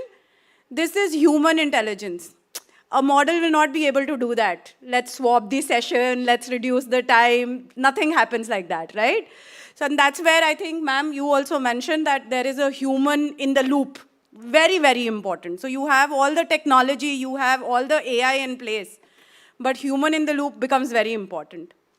So, but thank you so much, everyone, for being so patient. I'll quickly clock myself to 10 minutes or so, and then try to give the essence of my two bits of knowledge. So we are talking about AI in banking, we are talking about trust. And let me just have everybody's attention. We all watch OTT, right, in today's time. So the recent season of Special Ops, one of my favorite OTT platform thrillers. If you've seen that, you know what I'm talking about now. Special Ops Season 2 was all about stealing the digital identity of all the Indians and using that against to create a financial crisis. So the warfare in today's time is no longer about just the borders, but also about collapsing the economy from within. We all have our digital identities up here on these phones that we carry, pretty much. And the reason that we do that is purely as a consumer for convenience. For the other part of the stakeholder in the banking system, which are the banks or the financial institutions, they do it primarily for efficiency. They see that to be more efficient. It would reduce in cost cutting. It would reduce in, better services providing to the customers. Consumers and customers, they use it for convenience. If we were to look at that, what is the issue in AI, we need to look at how everything impacts these two aspects, the convenience for the consumers and the efficiency for the bankers. So now let's talk about one very important thing, which I had mentioned that I think is very close to my heart, which is what is our identity in today's time? So let's talk about a brief in terms about the digital identity that we all have. So when we are born, we have an identity. Pretty much in the first 1 month, we are given a name, and that becomes our identity, the first name and the surname, right? And then eventually, when we turn 18, we get other sorts of identity, which becomes national identities for us, like maybe an election card or a driving license. These days, Aadhaar card becomes a part of the identity pretty much as soon as we are born. Even for a school admission, you'll need an Aadhaar card. Why do you think all of these pieces of identity are important? And they're becoming increasingly important in today's time. And Aadhaar-based e-KYC that we all are so used to, and we see those advertisements. KYC in like 8 seconds. You just have to open a camera, do a video KYC, and then you can open a bank account. Where earlier it would take probably a week to open a bank account, and multiple signatures and forms and documentation to be done. This gives us convenience, and we are very happy about it. But what is the flip side of this convenience? That we are exposing ourselves and our identity to all the risks that we don't even know about. What are those risks? Our digital identity is at stake. And when we lose our digital identity, here I often say that ignorance is bliss because we don't know what are the consequences of what we are losing. But digital identity is very, very important because everything that we do online today, in terms of the digital footprint that we leave, is identified towards us through this digital identity. So anybody, if I'm doing my online banking, the bank doesn't know that who I am. They would just know my digital identity, which can be a username, a login ID, or a password, and then they would have something like an OTP coming to verify that, okay, fine, this is the same person. But increasingly now, identity is becoming more and more complex with the rise of AI. Nowadays, when AI is used to identify or verify whether you are the same person who you claim to be sitting in front of the computer accessing my data, let's say an employee of a bank, what will an AI do? AI will not just check the username and the password, but AI will also check at what speed are you typing, and what is the rhythm, how often do you do the same mistake, which is that digital identity or an identity verification is not a static process which is done just once when you're accessing the system, but it is a continuous process which is what we call as a behavioral verification. And through this, they are able to monitor all of those red flags in terms of this is not access is not good and you need to block that entry. False positives are an outcome of something like this that we are talking about. But so digital identity is very, very, very important. We all should protect our digital identities very carefully. And not only that, another aspect of this, I don't know, I'm sure you all are aware, it's there in the newspaper every week, the digital arrest that has happened. The quantum so much that the Honorable Prime Minister, the Finance Minister, and everybody is talking about it. And they are trying to make the citizens aware about that what is the processes that are happened and how do you escape from this digital arrest that is going to happen. typically a profile of a person who's more susceptible to a digital arrest is a high net worth individual, a senior citizen, and so they become a very easy target for anybody to do a digital arrest. And the first step that they do is they use AI to exploit the vulnerability. How do they do that? So we all have heard this, but we need to put it together. So deepfakes, in terms of the pictures, in terms of the voice impersonation, you can use that. You can create a psychological fear in the mind, and that is what you exploit later on. So AI, it offers convenience, it offers efficiency very well, but we should not ignore the risks that it is posing us to and the challenges that it is bringing us. Which is that we need to make sure that our systems, regulations, and processes are in place, not just reactive but preventive when it comes to these situations. So these two things that I thought I would talk about in terms of the digital identity and digital arrest, that why it is so important. But just to kind of put it and close it all together in the context of banking, banking is the pioneer sector for any sort of technology adoption. Computers were hardly there to see in the Indian economy, but banks were using it. So banking as a sector has been always a pioneer of technology adoption. The regulator has been doing a fantastic job. This year, last year in 2025, they came up with the RBI Free AI report, if you go through it. So RBI Free AI report basically talks about the use of AI for the banks and the financial institutions, all across the value chain of the process, which is in terms of the lending or payment processes, identity verification, fraud verification, all of those things. And one of the AI principles that they're talking about is of digital identity, and that is what I wanted to touch upon. So I think that is where I would close my monologue here with all of you. Thank you so much for being such a patient audience. My pleasure.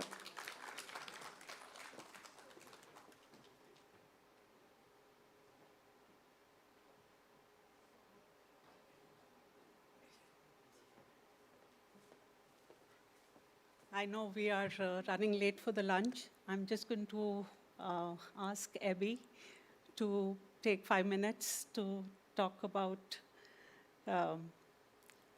identity again, Yuba. So, Abby.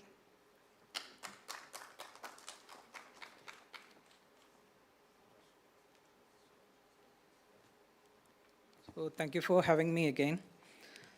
So I'll make it quick. So I will give you some insights on how we can utilize AI in banking sector.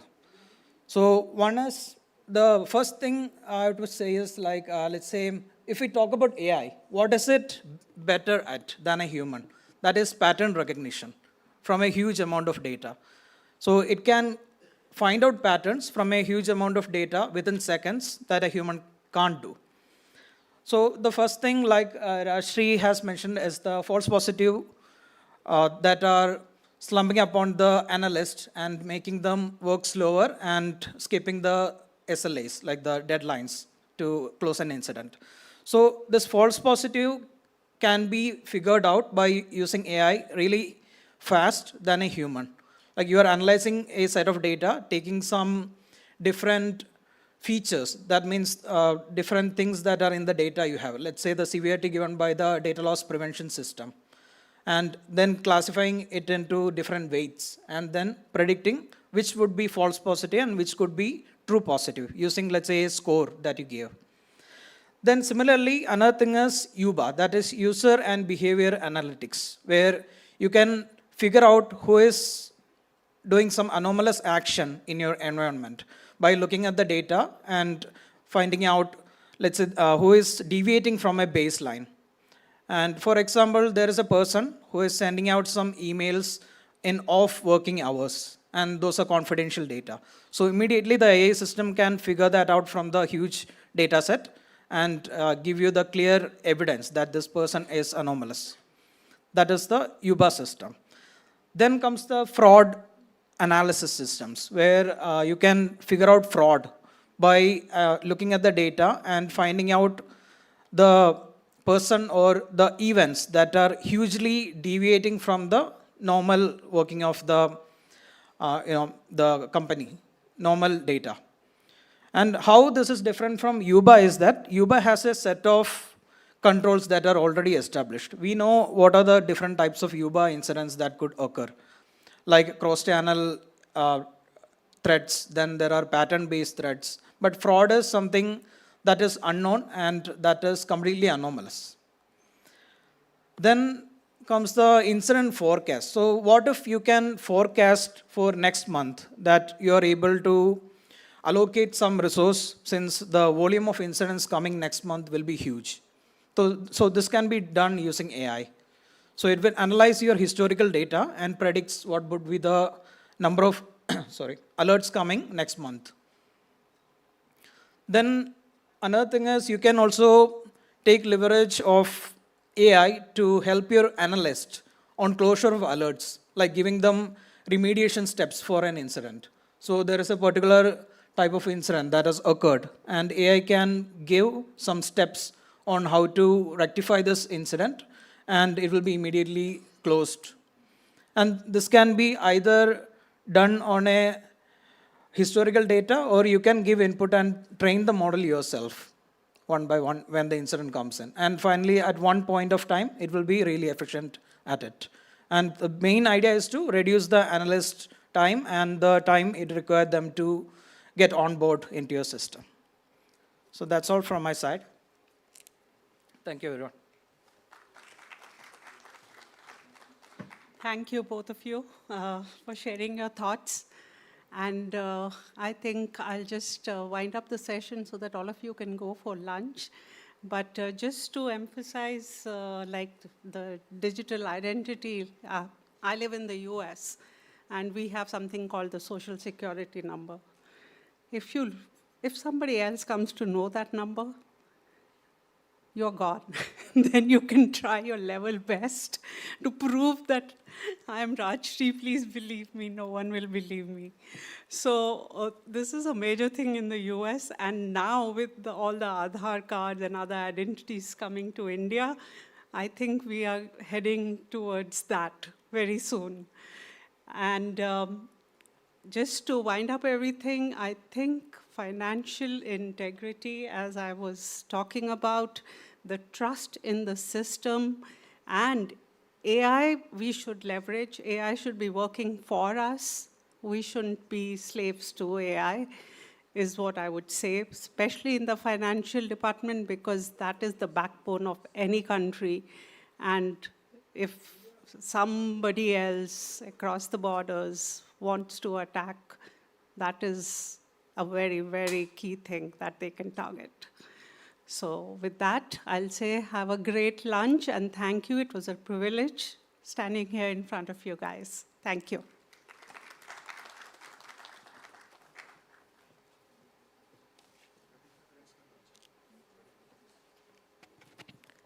Thank you so much, esteemed panelists, Rajshri ma'am, for bringing forth the point that digital identity is extremely significant when we talk about you to safeguard your pockets, your wealth, and definitely the money that you are counting in. Not only this, we are thankful to our next panelist who had been here and had been sharing, Tarunika Jain ma'am, that yes, behavioral finance holds the key not only as a password but also as a passport when we talk about those international financial systems. Thank you so much, Abhi Prasad sir, for once again highlighting that data exploration, data mining, and data marts are all up for sale, but it is about you, how you can keep them safe and secure. Well, so much here that is still going to go ahead, but before that, we take this moment to thank our esteemed panelists for the day, for the session here after learning about data sovereignty to data security, and definitely about AI for banking. With this, may I please call upon Vijay sir, advisor GCTC, to please kindly felicitate our session panelists. Ladies and gentlemen, can we please put our hands together as we welcome Vijay sir, the co-convener for the event. May I request the backstage team to please gather here the memento and the sapling for our esteemed speakers. May I request Vijay sir to please felicitate first our session chair, Rajshri ma'am. Can we have a huge round of applause, please?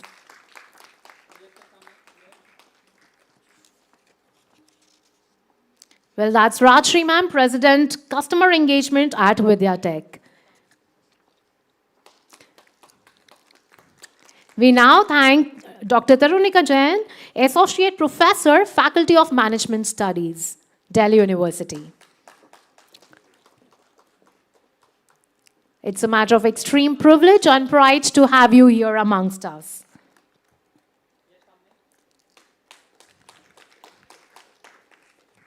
It had been really insightful to hear from you, Mr. Ebi Prasad, sir, Principal Cybersecurity Lead, Vidyatech.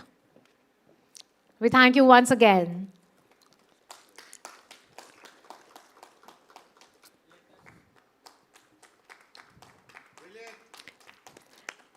May I request you all to please gather here for a group picture.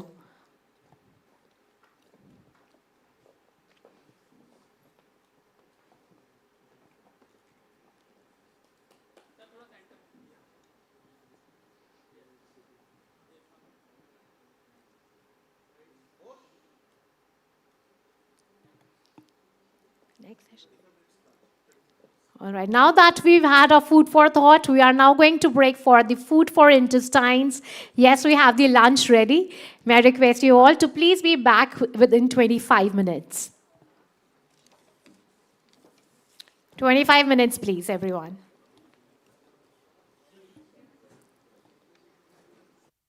Been really lucky enough to get through the various insights about how the data is explorative, how do we need to maintain the security, what are those challenges that comes across when we talk about AI governance to those data, not only those data warehouses, but data marts as they are being sold across the border. We have been privileged to have amongst us right from the experts, right from the domains of Russia and Palestine.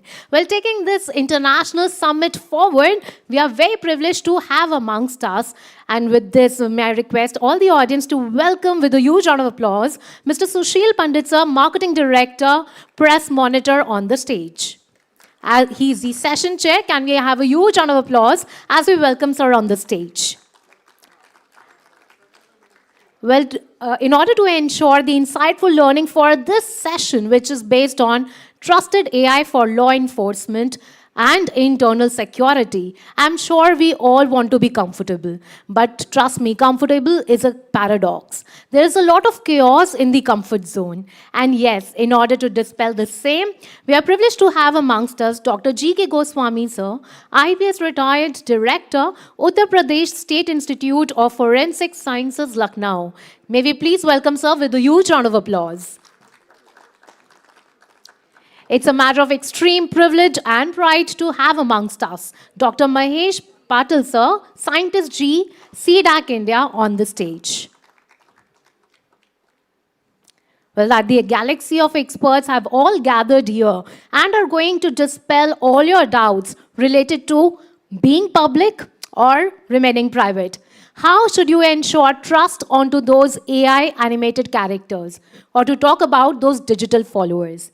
This and much more will now be unclouded right from the domains of open source intelligence, human intelligence. Right after that, we've talked about the unbiased approach of artificial intelligence. With this, may I please call upon the session chair, Mr. Sushil Pandit, sir, Marketing Director, Press Monitor, to please address the audience.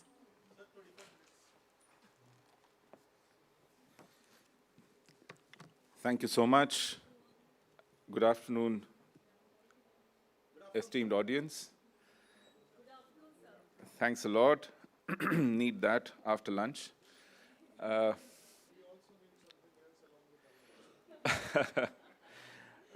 Yeah, I hope you've had your coffees because it's very easy to doze off. Internal security and law enforcement. And how do we do all this with AI? I come from a citizen's perspective, more who are at the receiving end of AI and security-related bandobast. And we have some glaring examples in front of us. One of the most technology-savvy nations, one of the most security-conscious nations, 2 years back, on 7th of October, faced their worst nightmare till date after Holocaust. Where the world learns from them on AI, on security, they had an unimaginable catastrophe. Their prime minister called it 9/11 into 20, going by the proportion of population in US and the people lost there. So you can imagine the scale of that security breach. And this is when you have a given technological preparedness, superiority, AI, hardware, and a heightened level of security concern, sensitivity. If you look at that, and you look at ourselves in India, I have long held this belief that we are probably the most cyber vulnerable large economy in the world. And not just economy, society per se, because now it doesn't have only an economic dimension. With security in peril, we have a huge problem. I was lucky to be in several security-related seminars, some think tanks, and events where you discuss through the day, over days, security-related challenges to India. And most often than not, these are either border-related, neighborhood-related, geopolitical, or internal crime-related, and where police reforms, more technology, better hardware, better training, better surveillance, and so on and so forth, have always been talked about. And today we are talking about how AI can help us. But what I haven't heard in terms of challenges, in terms of not just the growing sophistication of crime, but one dimension which probably is a big challenge to us, and from where security-related issues emanate. And this is demography. Our defense forces can look after the borders. We can keep talking about how to recruit, how many to recruit, how to equip them, what kind of technology to invest in, what kind of platforms to buy or develop, how to assess threat in our neighborhood. But are we preparing them for the enemy behind the lines? Are we preparing our society for eruptions from within? We recently had a Supreme Court case where 2 guys have been held for the last 5 years for inciting a riot. And in one of their speeches, they said, we are so many in number at the chicken's net, we can cut off Northeast at will. Now, these are publicly issued statements, speeches. And this is not without any basis. You know, there is preparedness. There is mobilization. There is indoctrination, venomous indoctrination, which goes in before you make such boastful claims. How are we handling them? We just heard about digital arrests. What happened in those digital arrests were crores were transferred from one bank account to the other, and as if all the money evaporated. Whereas this is a banking transaction. There are conversations happening, messages being, and all through digital media, and yet we cry and we scream after the event has happened. So there are 2 aspects of it. A, in security management, how do we build firewalls? How do we create a defensive infrastructure which prevents such thing to happen? What is our preparedness in terms of using technology, using AI to almost disable such kind of idea or a thought for getting implemented? And two is anticipation, which is not so much defensive, but offensive, proactive, where even before this kind of an idea leaves the mind and gets into the realm of execution, planning, mobilization, logistics, you catch it. You anticipate it, you catch it, and you nip it in the bud. What we most often see is screaming blue murder after the event. One recent example was the Red Fort bombing, where 15 people lost their lives. An entire network of doctors putting together 3 tons of explosives at different locations, communicating with each other across different cities. And all this remained under the radar. You only think about it and wonder how vulnerable we are. Are we safe because nobody has yet decided to put a target on our back? Not because we are prepared with our security, with our planning, with our anticipation? Just because we are not yet found worth a couple of bullets? Is the question that haunts normal citizens. And we have a very wonderful panel, a very senior and experienced IPS officer with us. Couldn't have asked for better. Dr. G.K. Goswami. He's Director, Uttar Pradesh State Institute of Forensic Sciences in Lucknow, which is primarily more post-crime issues, but we are also addressing anticipation. And we have Dr. Mahesh Patil. He's Director, C-DAC India, giving us the much-needed software and hardware-related preparedness for these matters. Thank you very much for being here, and I hand over to Mr. Dr. Goswami.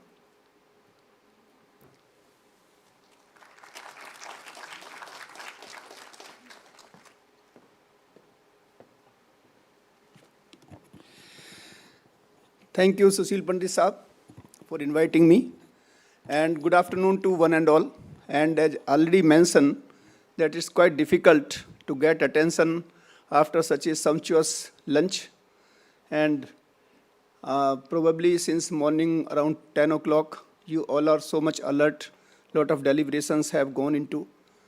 And frankly speaking, that I am a police officer and have interest in technology, legal interventions and all. But it was a very, very fascinating learning, and so many speakers have shared their experience right from advocate, then technocrats and all.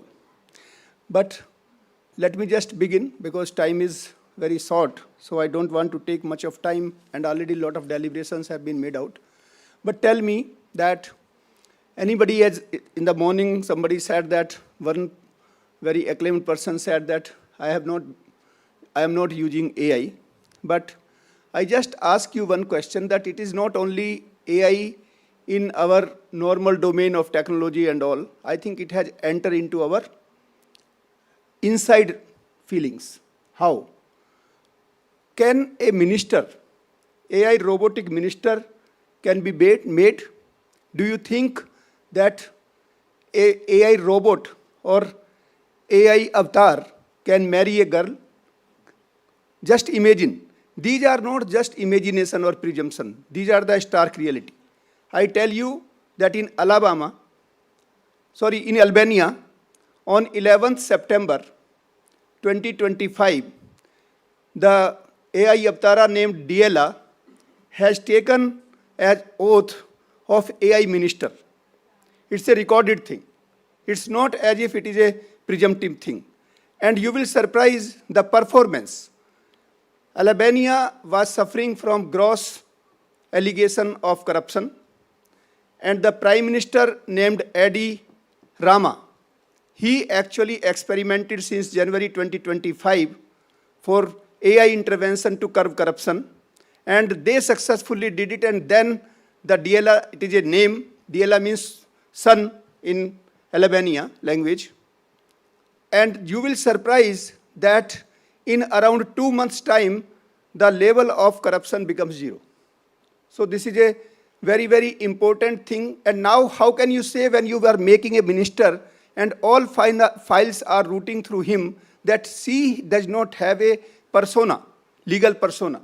So what we were discussing in the earlier phase when Mr.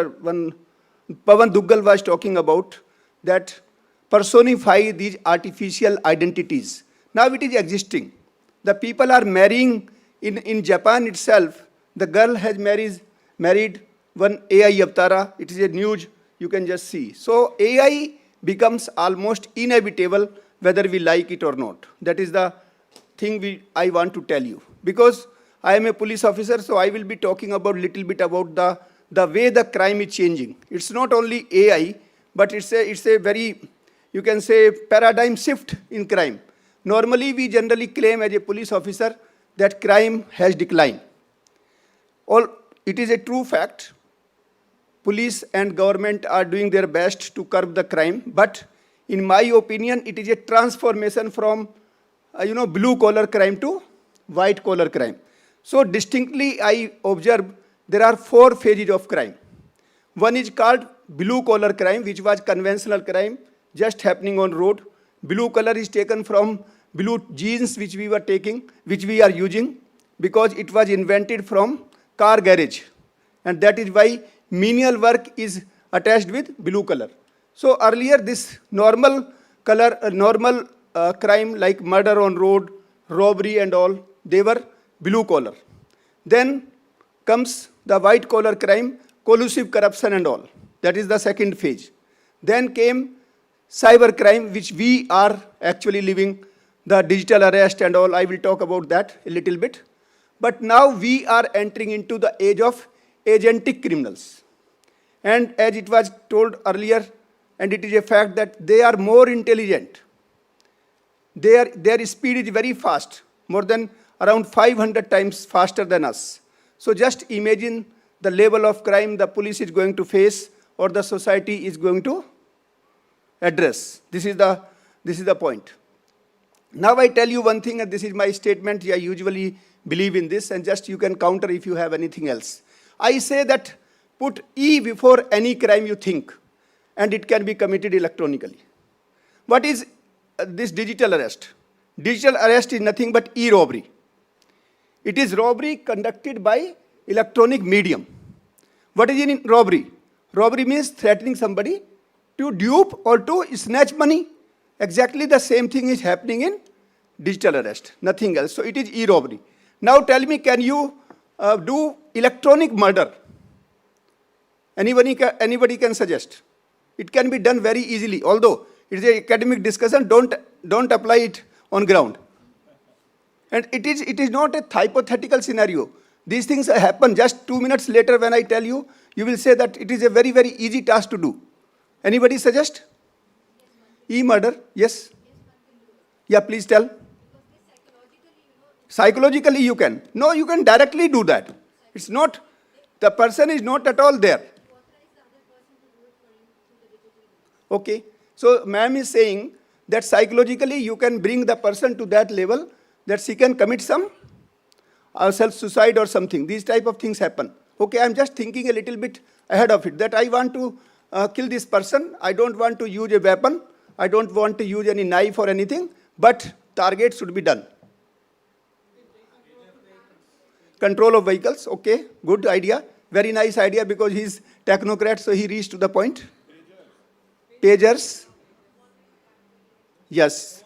So I give you another idea, although there may be 1,000 ideas because all are technocrat and very intelligent guy. So you can improvise further. There are no restriction. Just think that a person may be a professor, maybe a doctor, maybe a police officer, maybe politician, XYZ is a target. And he just get admitted in a hospital. And an operation is scheduled for tomorrow at 5. Everybody knows because the person is very prominent. People talk, oh, I am going to see the boss and all. So you are his enemy. You want to wipe him out. So what you have to just do, and tomorrow, suppose at 5 o'clock, operation is scheduled, just enter into the cyber security of the hospital, change blood group A to A plus to A minus, the blood will be administered, and in 2 minutes time, the target is complete, and doctor will say it is a heart failure. It is a reported case. The another scenario, just see how many of people around 50 plus or 60 plus use pacemakers. Where is the control? In your mobile phone. You use insulin, so many things. So it is a very, very easy target. Another technocrat has already suggested you that e-vehicles are on the way. So the life is in danger. That's what I want to convey. So how much we are prepared? It is an academic institution. I am also the founding director of the institution, which has an innovative idea of, integrating law and technology. I believe as a police officer, as technocrat, as academic student, that it is the era of integrating law and technology. Because until and unless your technology is legally compliant, socially trusted, and it is secured, that technology is going to create havoc, not any developmental issues. So these three things, it should be legally compliant, socially accepted, and it should be cyber secured. So that is a very, very important part. Before I forget, I just want to say something here, that we generally talk about corporate social liability. Here it is an educational institution. I suggest that we should have educational institutional social liability. How many people we are actually educating in this area? Cyber security or cyber crime, why educated people are getting into these type of digital arrest? And digital arrest is very, very small thing. The major problem is sextortion. Sextortion is a very, very larger scope. And people are not, because of shame, they are not even coming up to the police. And they are the targeted people. AI is helping, especially those who are very multimillionaire people. They are being identified. They are being allured by AI-built, allurement. And then they get so much money to transfer from their bank account and all. Now I just talk about, because there may be many things have been talked about cyber security, the national security and all. I just want that how much preparedness to our upcoming or budding technocrat, how they are prepared. Just I am coming up with one example from this own city where we are here, from DPS MMS scenario. Remember in 2004 November, this case Baji.com, if you remember, I don't go in detail, in that MMS was placed, it was circulated, hardly I think around 14 hours it was on the platform, later it was withdrawn, but ultimately the case went to High Court, Delhi, and the person, the CEO of the company, Baji.com, where that MMS was uploaded, where the CEO or any company person has no role to play. It was just a platform, but criminally, it is not civil. Criminally, the CEO was held liable, and his name was Avnish Bajaj. Later, of course, the matter went to Supreme Court. In 2012, the criminal liability was wiped out. But this case is important because it brought Amendment 2008. This was the case by which the Amendment 2008 and especially Safe Harbor clause was introduced. Safe Harbor means that if you have adopted proper safety measures in your platform, then your liability will be wiped out, will not be there. What I want to conclude rather, because if I go longer, then time will be shorter, that we have to think that how best our young lot, those who are doing BTech, those who are doing research, whether they are industry fit, whether they know how to build the cyber secured, legally compliant platforms, Are you aware one case, and especially those who are researcher and others, I suggest you that this was the case why this DPDP or data protection framework came into being. That case name is Facebook Columbia Analytica case. In 2016, more than 86 million users' data was harvested, and psychological profiles were built up, and they were sold. And ultimately, the Trump, he got benefit in 2016 election. Not only that, in Brexit referendum, this data again was sold and it helped to get the desired result. So it actually ignites that how data should be saved. And that is why European Union in 2018, GDPR was brought in. GDPR is the baseline. Those who want to understand DPDP Act in detail, they should read thoroughly GDPR, because GDPR is a global template for data protection legal framework. And before that, I proudly say that India has contributed a lot, although it's a very, very, you can say, challenging for us, because it is the only country, standalone country, where right to privacy have been declared as fundamental right in Justice Puttaswamy case. No other country has this point.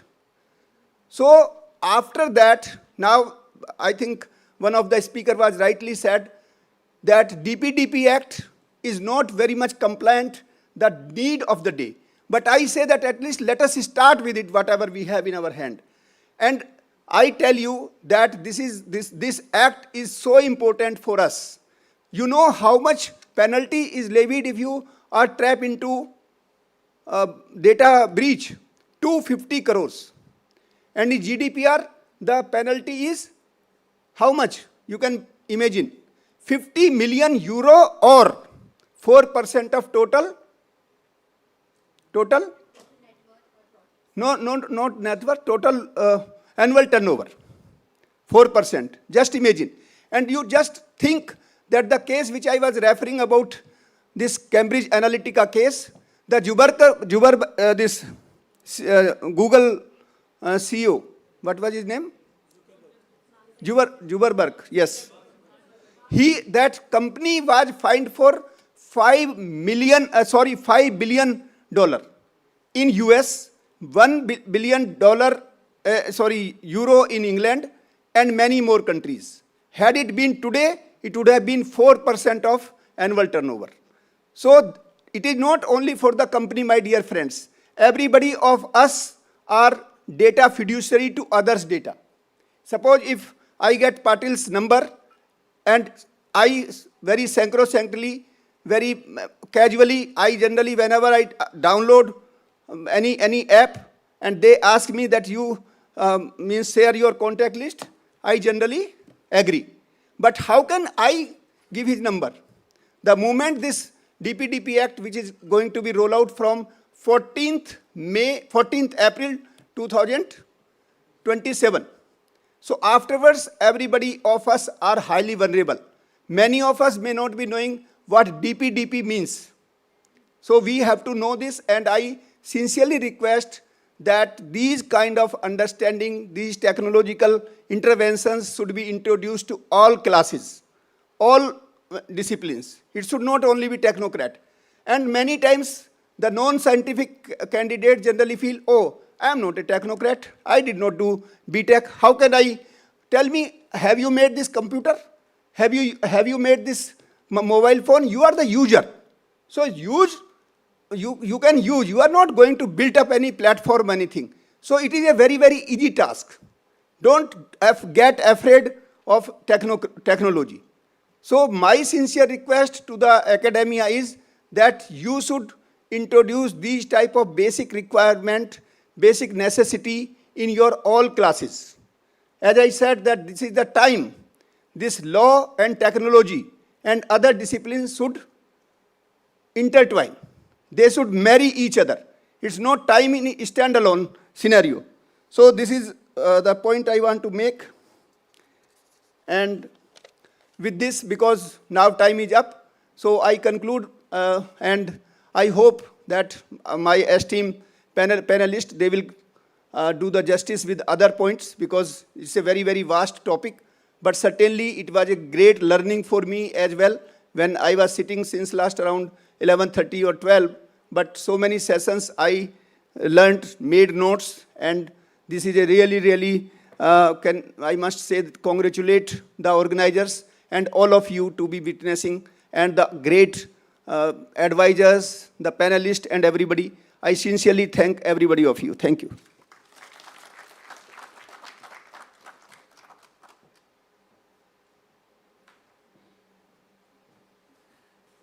Thank you, Dr. Goswami. Your phone.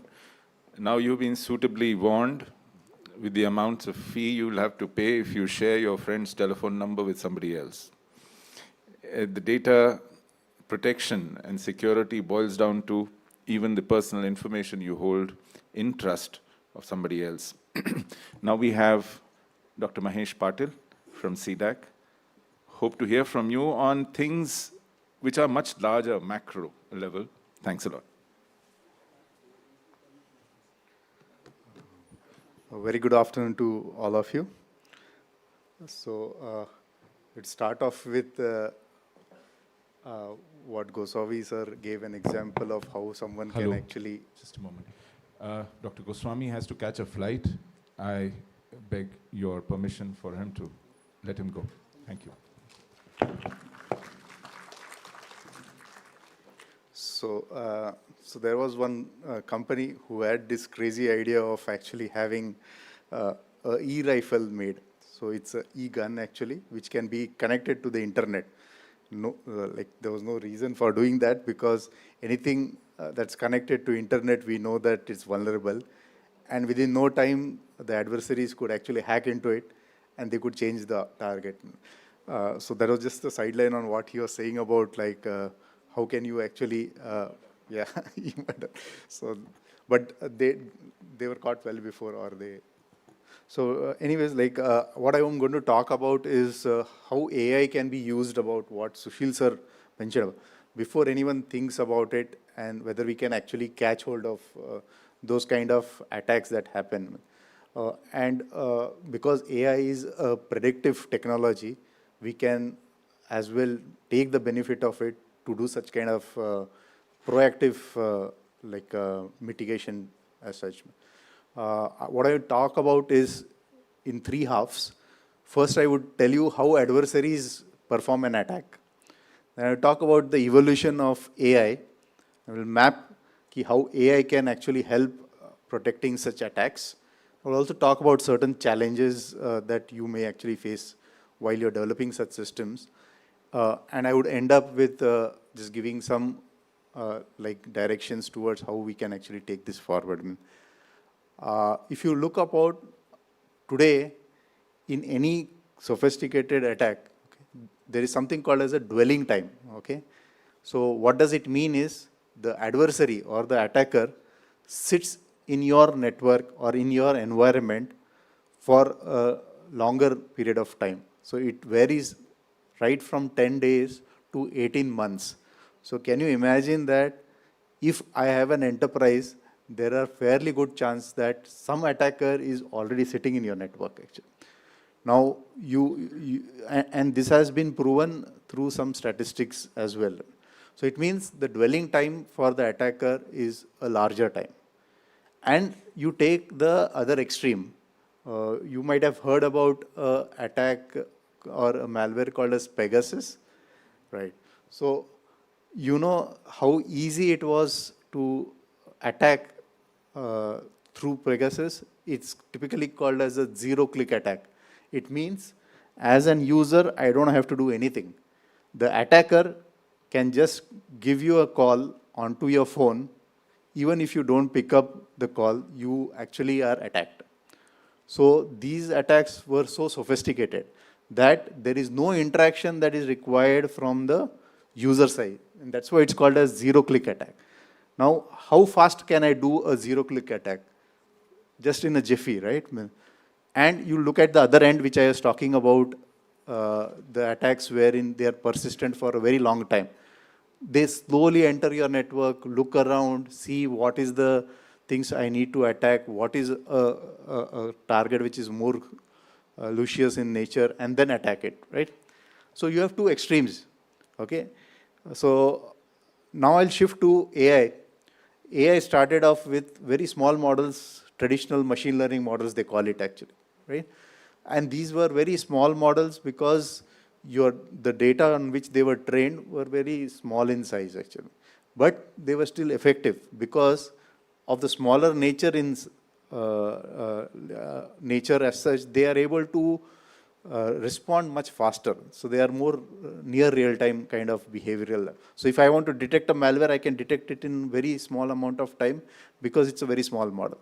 Slowly it moved towards deep learning environment where a lot of large data was actually given to it, and they trained, and they were also very good in classifying and observations as such, or learning patterns as such.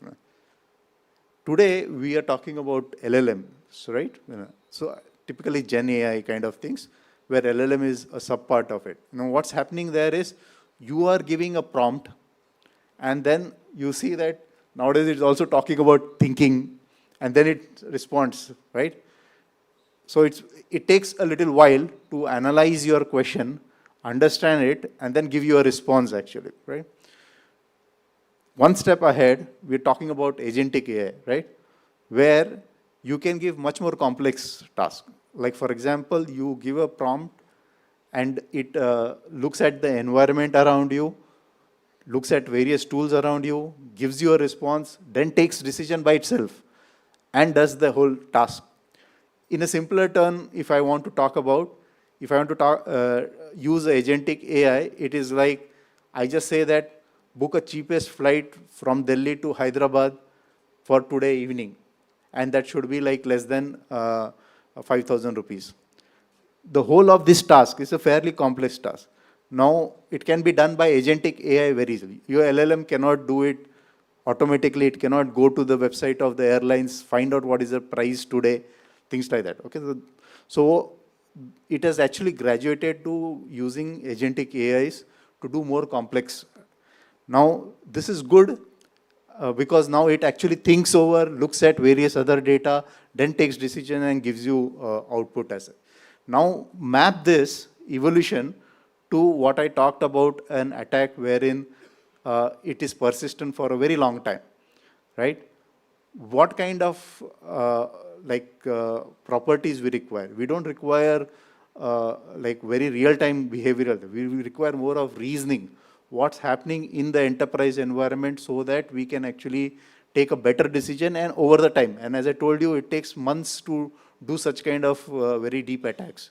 So in that cases, agentic AI would be a more suitable solution to have, where it actually looks about the security posture of your enterprise and then does the whole functionality actually.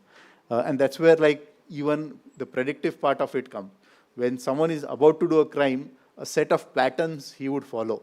If you are able to recognize those patterns early, agentic AI kind of like systems can actually predict it well faster before the crime happens actually. And then look at the other side of it, where I was talking about Pegasus. You don't even have time to actually respond and say that stop the attack, because it just happens in a jiffy.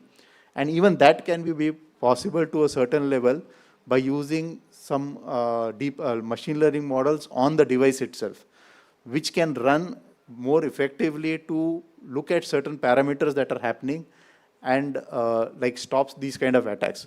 Now, it may not be 100%, but there is still a possibility of doing something like that, because most of these are zero-day attacks. It means that no one knows about these vulnerabilities actually. But still, with the behavioral pattern, you can predict it and then stop such kind of attacks. So that is where I just wanted to give you an idea about that.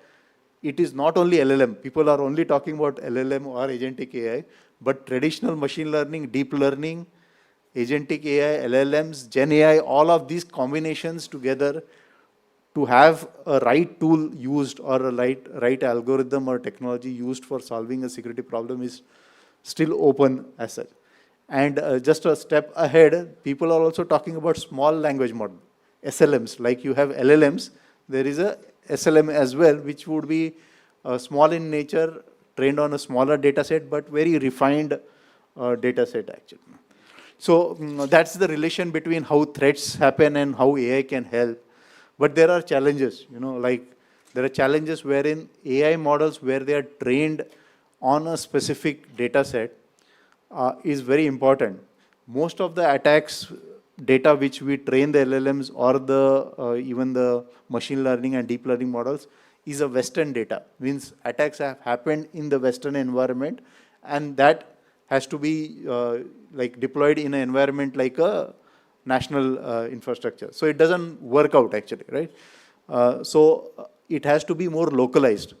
But it's again chicken game, because if you want more samples to train your machine learning models, how do you get those samples? So there are only two ways you can get the samples. Actually, you get attacked first, and then collect that sample and then do it, right?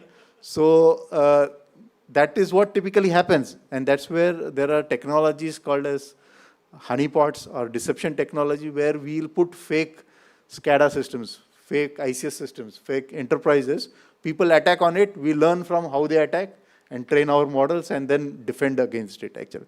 And the second way of doing is to generate synthetic data attacks. So that's possible through technologies like GANs actually.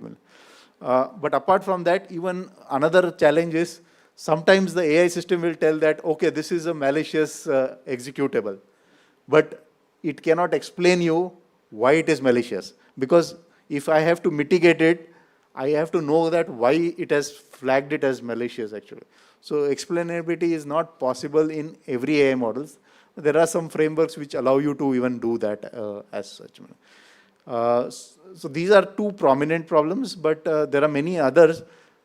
But like in scope of this forum, I think these are something which...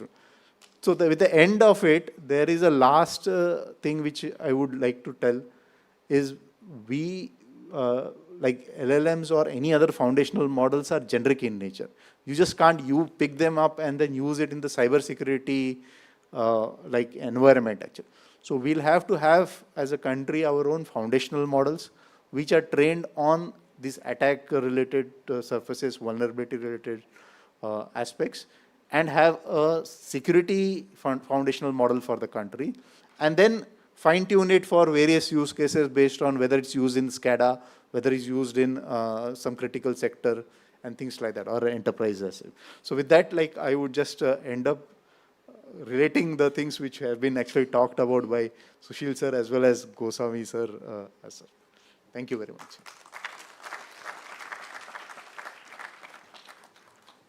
Thank you so much. Session 4, it had been really about bringing up to the floor the scientific and strategic forensic analysis that data is now supposed to integrate. The real scientists have to look into the real statistics and how we are going to take this forward in the world, where we are looking forward to enhancing our global reach, but yes, definitely not to compromise onto the data breach. Well, this and much more is all going to come your way further. But before that, this is the prime time to thank our esteemed panelists here for their deep insights. With this, may I please call upon the stage Brigadier K.T. Malhotra, sir, Senior Advisor, GCTC, to kindly felicitate our esteemed speakers for the day for session 4. That had been based upon trusted AI for law enforcement and internal security. Well worded. May we have a huge round of applause, please. May I request the backstage team to please get over here the sapling and the memento as a mark of our gratitude and thank you. Well, first we thank our session chair for the same. That's Mr. Sushil Pandit, sir, Marketing Director, Press Monitor.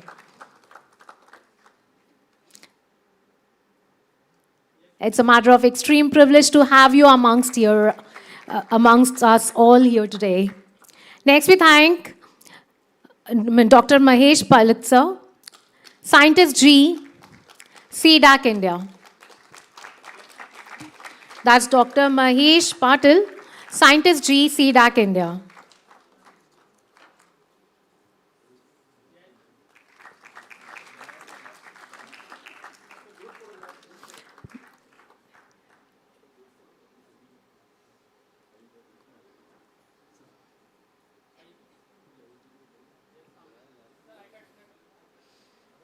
Yes. Now that we are coming towards the closure of session 4, we have session 5 awaiting for you, which is based on AI cybersecurity, critical infrastructure, and hybrid threats. Well, yes, into this world of real estates, we are still looking forward to intellectual properties, aren't we?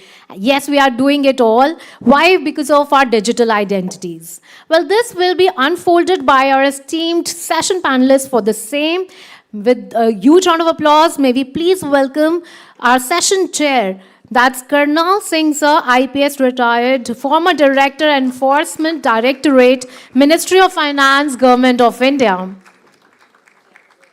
We are very privileged to have you amongst us here today. To call upon the key speakers, may I request Padma Jaiswal, ma'am, IAS Secretary to Government of National Capital Territory of India. Can we hear it for ma'am, please? Well, yes, we are fortunate to have amongst us Lakshmi Eswari ma'am, Center Director, C-DAC, Hyderabad. Well, after the galaxy of all the 5 stars of the gentlemen we had on the stage, yes, now the stage goes to the women out here. Yes, and now the team Hyderabad takes over, wherein we now request Mr. Rohit Negi sir, Chief Executive, Cyber Manthan Center, IIT, Hyderabad, on the stage, please.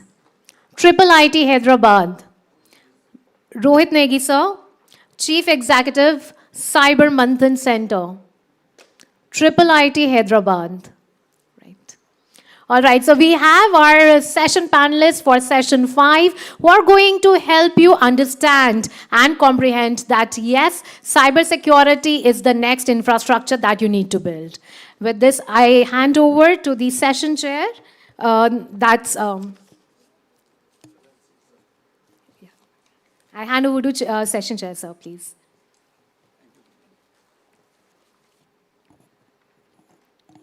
See, topic for today's this session is about hybrid threats and combining cyber warfare, financial disruption, and information. There are some themes also, sub-themes also. AI-enabled cyber warfare and ransomware, protection of power, telecom, and transport system, deepfakes, and election security, public-private cyber coordinations. And speakers for today are Ms. Padma Jaiswal. She is IAS Secretary to Government of National Capital of Delhi. Ms. Lakshmi Eswari, C-DAC, Hyderabad. She hooked 3 computer experts of an intelligence agency of the country. Data was taken away.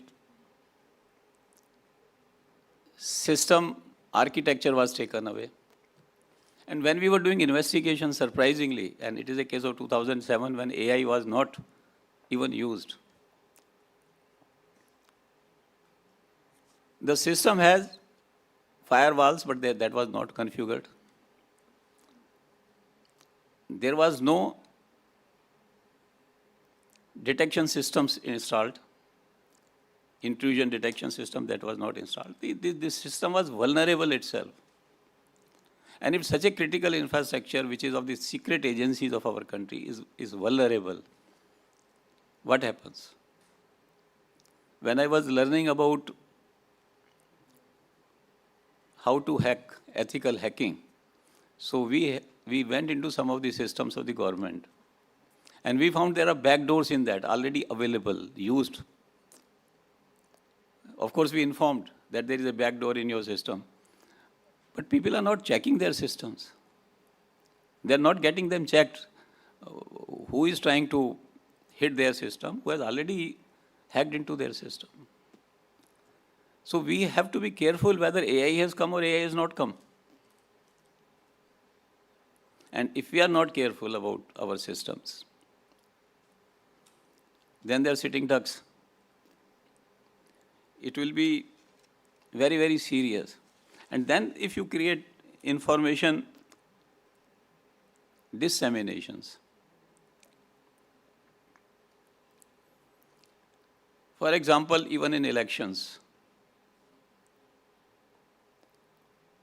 can create deepfakes of the person as if the person is speaking himself. It becomes very difficult to explain that it was not the genuine video. And artificial intelligence makes it easier to make such videos. And during election process or during any, not even election process, for example, some small riots take place at some place. Now the information can be disseminated about that there is an attack on the particular community. It happened in Bangalore. When about the northeastern people, the rumors were made that there were attacks on the northeastern people of the country. It may be totally unreal, or it may be a small incident which has nothing to do with the large scale episodes, but it can create problems. And with artificial intelligence, it looks more genuine. The rumors becomes more genuine. Then comes the financial issues. We are seeing it daily. They are also not coming with, even with artificial intelligence. Digital arrest, for example. And interestingly, recently I was looking into one case, not investigating, but seeing the investigation. Person sitting in Pune was doing digital arrest of the person of USA in America. And how much educated this person was who was handling the system? Not even 10th pass. So social engineering, which is there, how to manipulate your psyche, how to believe that you are in trouble or your some kith and kin in trouble, how to make you believe that some consignment was caught, sent by you, which you have never sent, and a drug is found in that. Lot of calls come for that. Recently, one of the person who had been mayor of Delhi, well educated, he was my junior in his school, so he rang me up. कि भाई साहब police मुझे तंग कर रही है, तो मैंने पूछा क्या केस है, what is the case? So he said I got a call about parcel. So I said this is a fake call, this is a fraud. He said no, it is not a fraud. There were police people. They were sitting in the police station. I got the video call from them. And they gave me receipt also of the money which they have taken from me. 25 lakhs. I asked him to send me the receipt. Then I told him receipt is also fake. Then he says, मेरे साथ तो बहुत बड़ी cheating होगी. We got a case registered. He recovered some money. But the question is, it is not the one person. Large number of people get affected by this. And think of when artificial intelligence comes, when the voice appears to be your own kith and kin, that he has been picked up. And if you don't pay so much, we are going to register a case against him. So these are the cases which takes place.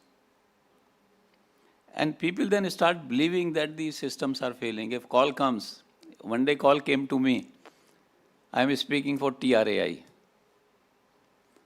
You are using 2 phones. I said, I have never used 2 phones. I use only 1 phone. He says, no, but on your name there is another phone. So then what can I do if there is another phone? Your people have not verified it. It is your fault. He says, no, but it is your phone. Then I said, you please send me the summons. I'll take you to the court. Then no call came. But the question is, many people get targeted by such type of calls. And such crimes which are taking place day in and day out, this is one of the type I am talking. There are many types of. And this is being done by the people who are not well educated. Through social engineering, they are able to win over us. So even we have to take care of that. Then what happens is, many of the critical infrastructure, hardware and software is a third party. It is not government made. It is not public sector made. Sometimes it is procured from a country which may be adversarial to us. Some countries, they have inbuilt systems incorporated in that which can be actuated to get feedback of the systems. There are such hardwares and softwares coming today, imported. We have to be careful about those things. So there has to be close coordination between government and industry, between technology and how do we communicate.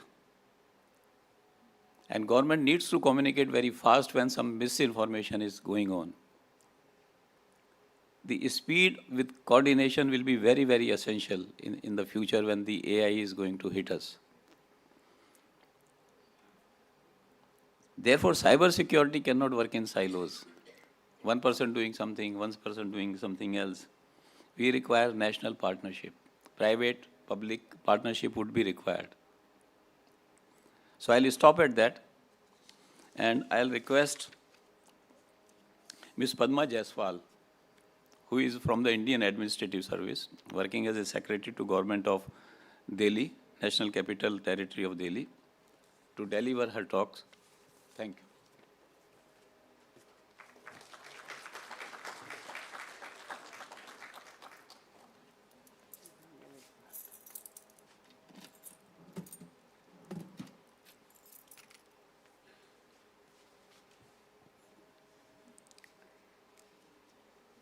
Thank you, Mr. Rohit Negi, for the introduction. And this is the session on the AI, cybersecurity, and critical infrastructure, which we are going to deliberate and discuss in the seminar, which is organized by Global Counter-Terrorism Council. So I thank the organizers for inviting me to share my experiences and perspectives on the critical digital infrastructure which we are having in the country and how we can go about improving them and what are the advantages and disadvantages and the critical threats that we face and the vulnerabilities that we face on account of our national security when we are talking about the digital security and the cyber security.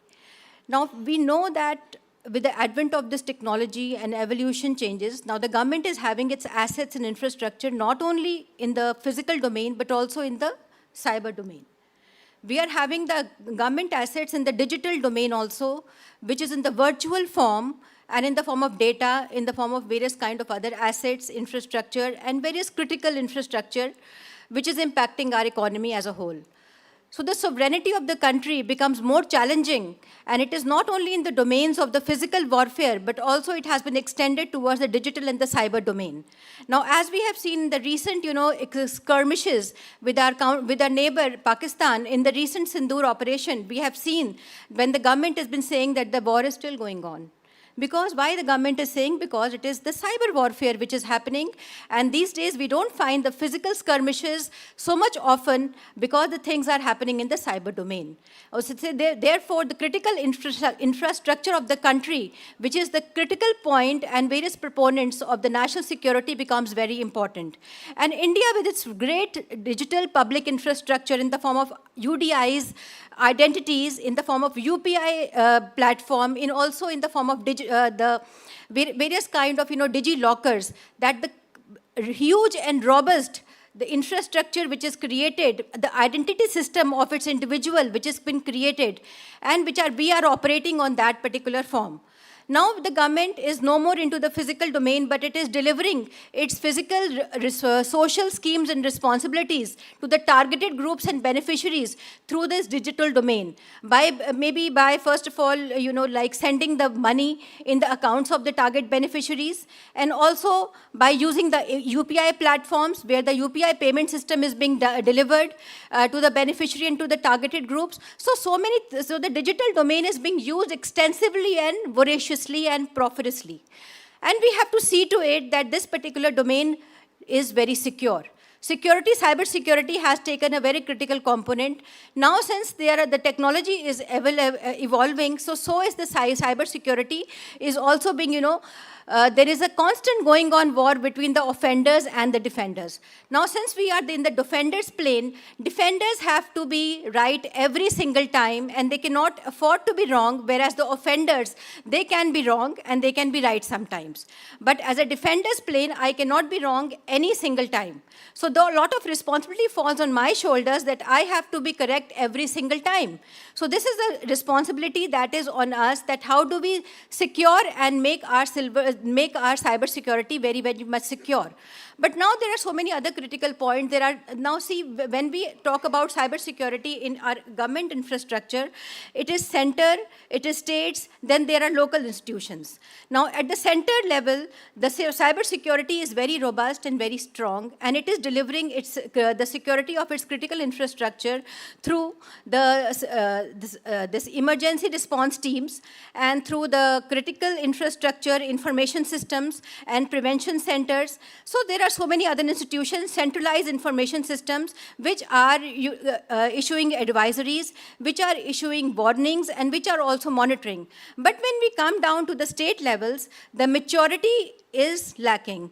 Because India constitutes of 36 states and union territories, so we can see that all the states and all the union territories have different level of maturity when it comes to the security of their cyber security infrastructure. So this uneven maturity poses a great challenge before us, that how do we really make ourselves secure? Because as we can say, that our security is as strong as our weakest point. So there are so many instruments, devices, and software which are attached to each other.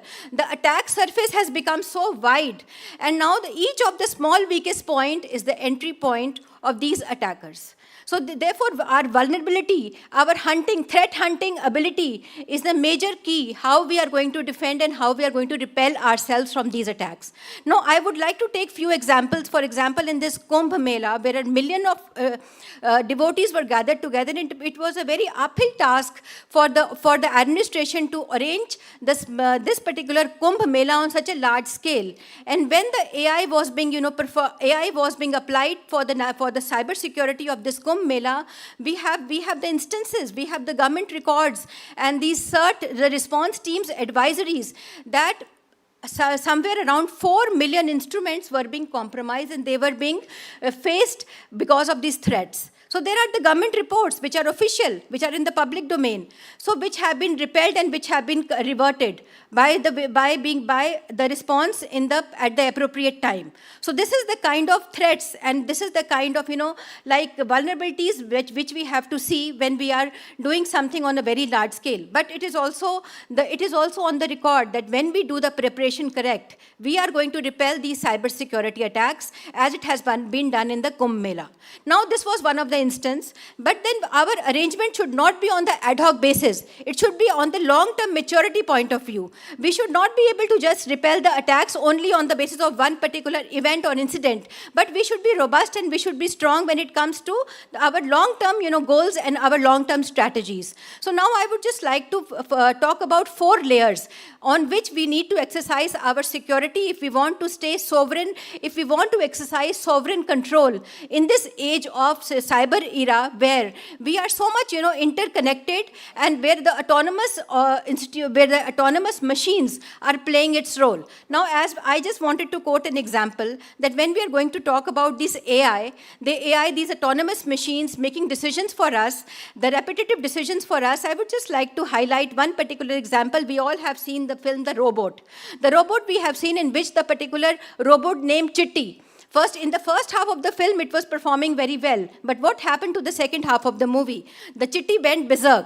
So therefore, it is just a black box. The AI is only the black box, and we have to keep the human in the loop if we want to exercise control. And if we have kept everything to its, if we have given ourselves our control to these particular kind of autonomous institution, the things will go out of our hand, and it is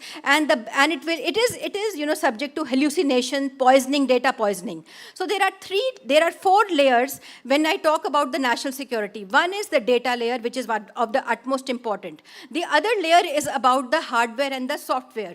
The other layer is about the LLM models, and the next layer we want to exercise is our semiconductors and chips.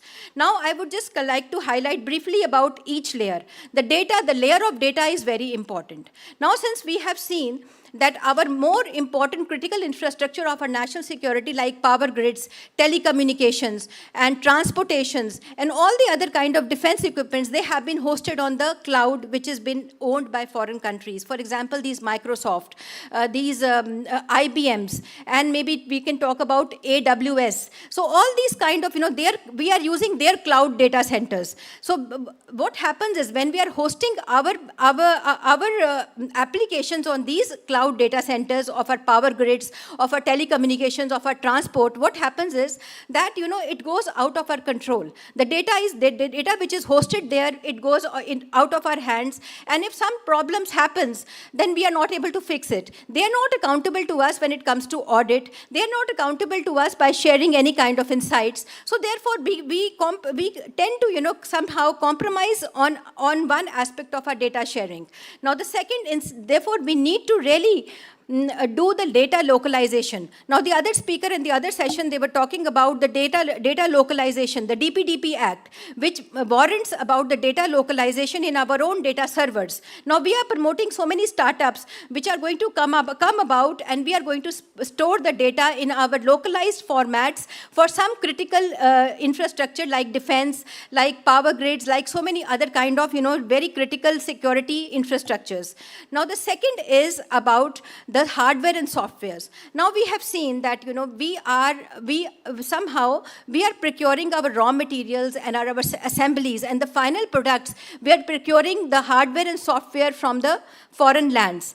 Now these kind of, telecom equipments and these kind of various hardwares and software which we procure as the form of final products from the foreign land, and we then apply it on our this security infrastructure, what happens is that we are not aware about various source codes, and we are not aware about their algorithmic capacity, and so it is subject to the opacity, and we are not able to exercise the control over it, and we will not be able to do the auditing on it, and then they are not accountable to us for various kind of other elements. So there is an element of shadow which we are not able to replicate, and which we are not able to capture. So again, we need to be very much, self-reliant when it comes to production of hardware and software which we use in our digital equipments. So therefore, Make in India program is the program which is encouraging through its productivity linked scheme,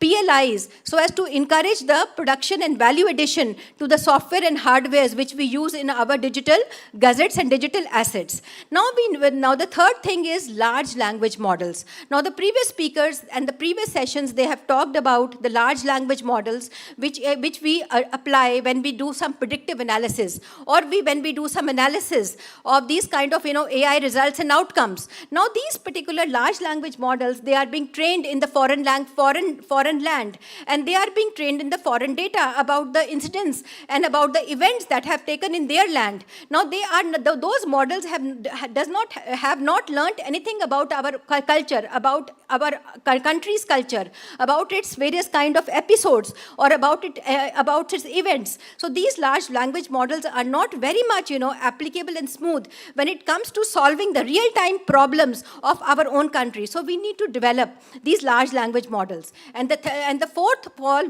what is very critical, is production of these chips and semiconductors. Now the semiconductors and chips, if we are self-reliant in producing these semiconductors and chips which is based in our country under the Made in India program, we are going to dominate, and we are going to dominate our cyber space, because these chips and semiconductors will be able to provide us the protection that we need to exercise the sovereignty control over our cyberspace. So these were the 4 layers. Now I would just like to highlight very briefly about the few foreign examples by taking the examples of the foreign country. Now when we talk about becoming very much independent and self-reliance, we do not talk here about being totally digitally isolated. Because being digitally isolated means that you are not able to exchange and learn from each other's culture and each other's territory. Like for example in China, they are very self-sufficient in everything. But what happened is we don't want to be like that, as we don't want to be digitally totally isolated when it comes. We want to learn from each other, and we want to learn from each other examples. So therefore being totally isolated is also not a very good kind of a framework. Now the next comes the USA. USA is very open when it comes to its digital networks, but it is very dominant in technology. So therefore it can very well protect and safeguard its cyberspace. But then there has to be balance which has to be struck between the isolation and being very digitally very open. So we have to be somewhere in India's strategy is to be somewhere very much middle between the USA and between the China. So we need to be very much, independent also when it comes to our cyber gadgets, but at the same time, we have to be open and we have to be ready for exchanges and in the form of memorandum of understanding when we have to learn from each other. Now, I will like to take the example of European Union. Now, the European Union, what they have done is they have come out with various rules, regulations in the form of GDPR's Act, but they are very much reliant on the technology on USA. Now, they are not very much advanced in the AI. So likewise, if we are very much, good, so during the normal times, during the times of, like normalcy, we are doing very well. But when it comes to, critical saving our critical infrastructure in the face of certain attack, then we are totally, then these regulations are not going to save us. Then what is going to save us is our technological robustness and independence and our critical security aspect of the critical infrastructure. So these were the various examples which I have, which India's draw, so as to make its intent, strategic intent, that how are we going to navigate our future when it comes to controlling and securing our cyber security infrastructure. So we will not, just be, look totally at the same time, we will very much be technologically advanced, or we can be very much technologically isolated, or we will do very well in regulations. We have to do everything from each. We have to borrow something from each other, and then we have to make and create our own models so as to be strategically secure and safe and self-reliant. Now, I would just like to add some last point here that about these, since this is the session about hybrid threats. So I would like to just quote here that, when we are having India is a very huge population with huge masses, and there is very differentiation and fragmentation and stratification in the population that we have. So after every 20 kilometers, we are changing, and in our culture, in our language, so we need to have the AI models which are adapting to the culture and needs and the localized requirements of the particular area. And then we are very much, concerned about the last mile connectivity, that as we are going to deliver the results to the last mile and the mile which is very much needed. So these UPI, we have already had a very phenomenal UPI platform, which is robust in its form with its unique identification system. But then what is happening? This AI is being leveraged by these bad guys also. Now AI is being leveraged by them in very sophisticated malwares and phishing attacks and threats. Now these are being made by voice cloning, by deep fakes, and so many other kind of things. So these are being made by voice cloning and by deep fakes, and these kind of social engineering threats are being so sophisticated that we are not able to identify whether this is a genuine or whether this is created by AI or generative AI models. So likewise, the speaker was also talking about various kinds of these social engineering methods being deployed. Since our systems have become very robust, now what these attackers are doing? These attackers are now employing the social engineering models like this digital arrest.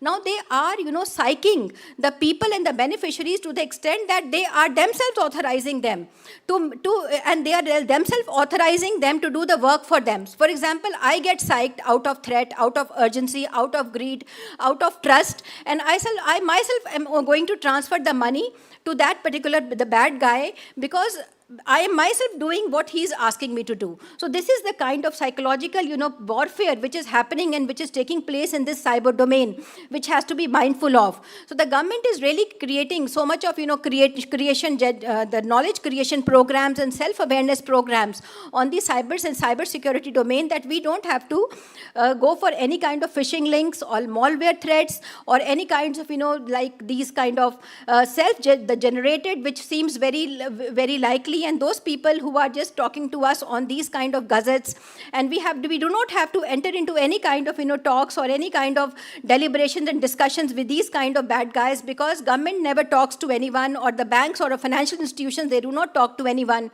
about any of these kind of OTPs and everything. Now there are so many non-OTP threats also. So maybe the systems are being made robust on account of using the biometric authentication. So multi-level authentication has to be made. So therefore, all these kind of challenges are there, which I have already discussed. And there are something more, and I think which the other panelists will also discuss and highlight about various kind of threats which we are facing and what is the way forward that we need to go.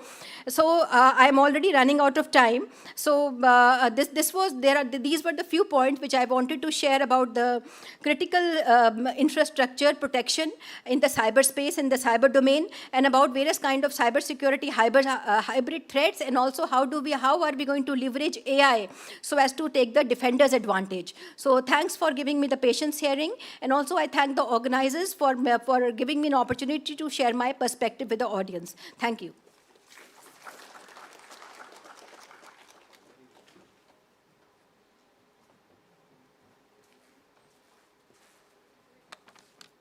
Very good presentation. And basically, she talks of one is automation, autonomous machines. They will be coming in the form of soldiers also. So soldiers fighting with the humans. Think of that in future. She also talked of 4 layers, starting from the semiconductor.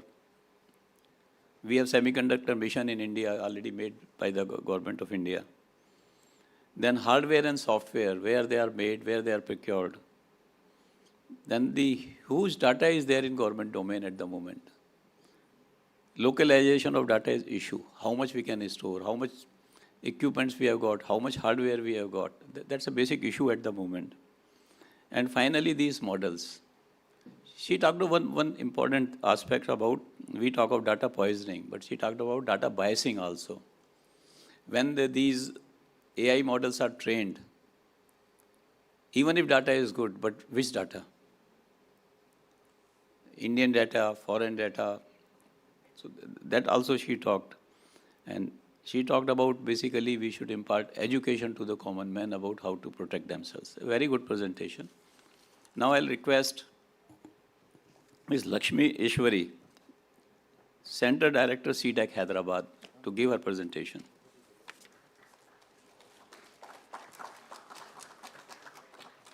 Thank you, sir. So the session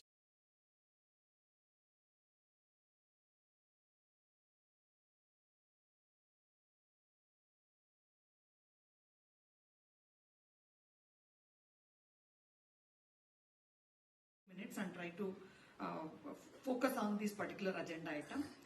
See, if you look at AI and compare it with other technologies, automation was provided even with other technologies, but cognition is something which is unique to AI.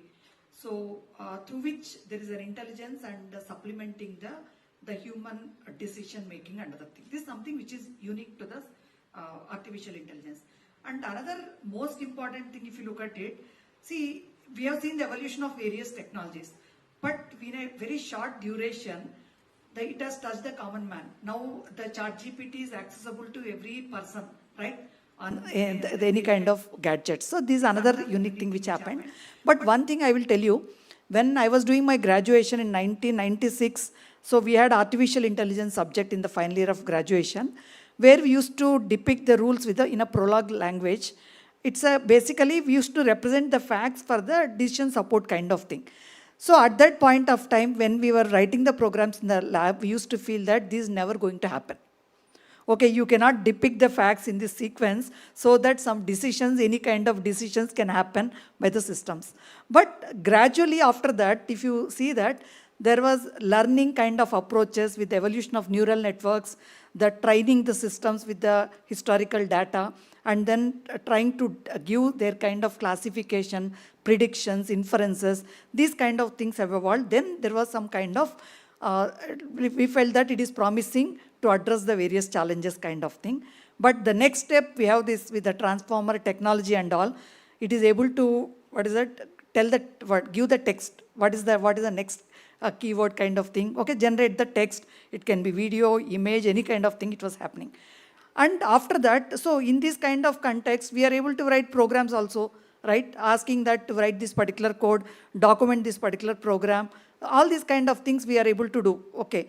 So, and the later point, we talk something about after generative AI, agentic AI, where we say that carry out this task completely. You do identify the subtask, gather everything, and you complete everything, the task kind of thing. So, this is a kind of evolution which has happened over the period. Now, let me connect it to the context of cybersecurity. So, as you are aware, cybersecurity is an evergreen domain, right? Irrespective of whatever is technology, we want to have what are the three things? Confidentiality, integrity, and availability of our systems. This is what we need to enable that. And over the period, so to address or to enable these security features, so we have built various solutions, like started deploying gateway solutions. Then we thought endpoint security solutions are important.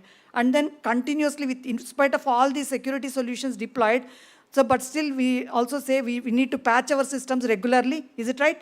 Okay, we say that after I put some system in the production environment, any software system, irrespective of the system coming from the best software producer, maybe the very experienced big company, even then they are going to, there will be some vulnerabilities.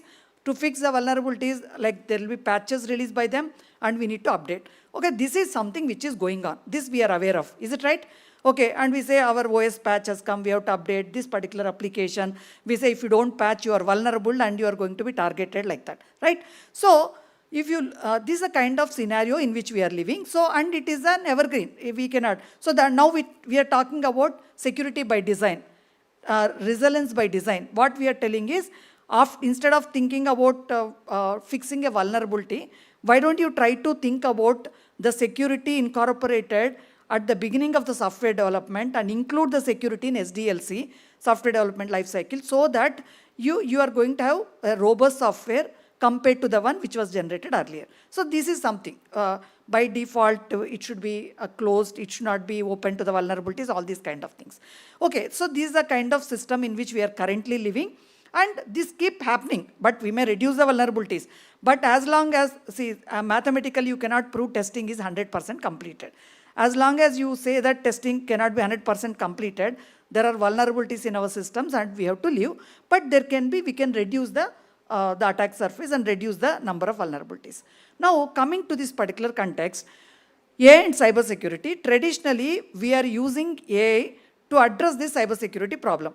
Right? So, the various neural network approaches, various machine learning algorithms, deep learning algorithms, we are using to address the cybersecurity problem in terms of anomaly detection, malware detection. These are the kind of problems in which we are trying to address with the artificial intelligence. That we have done it, right?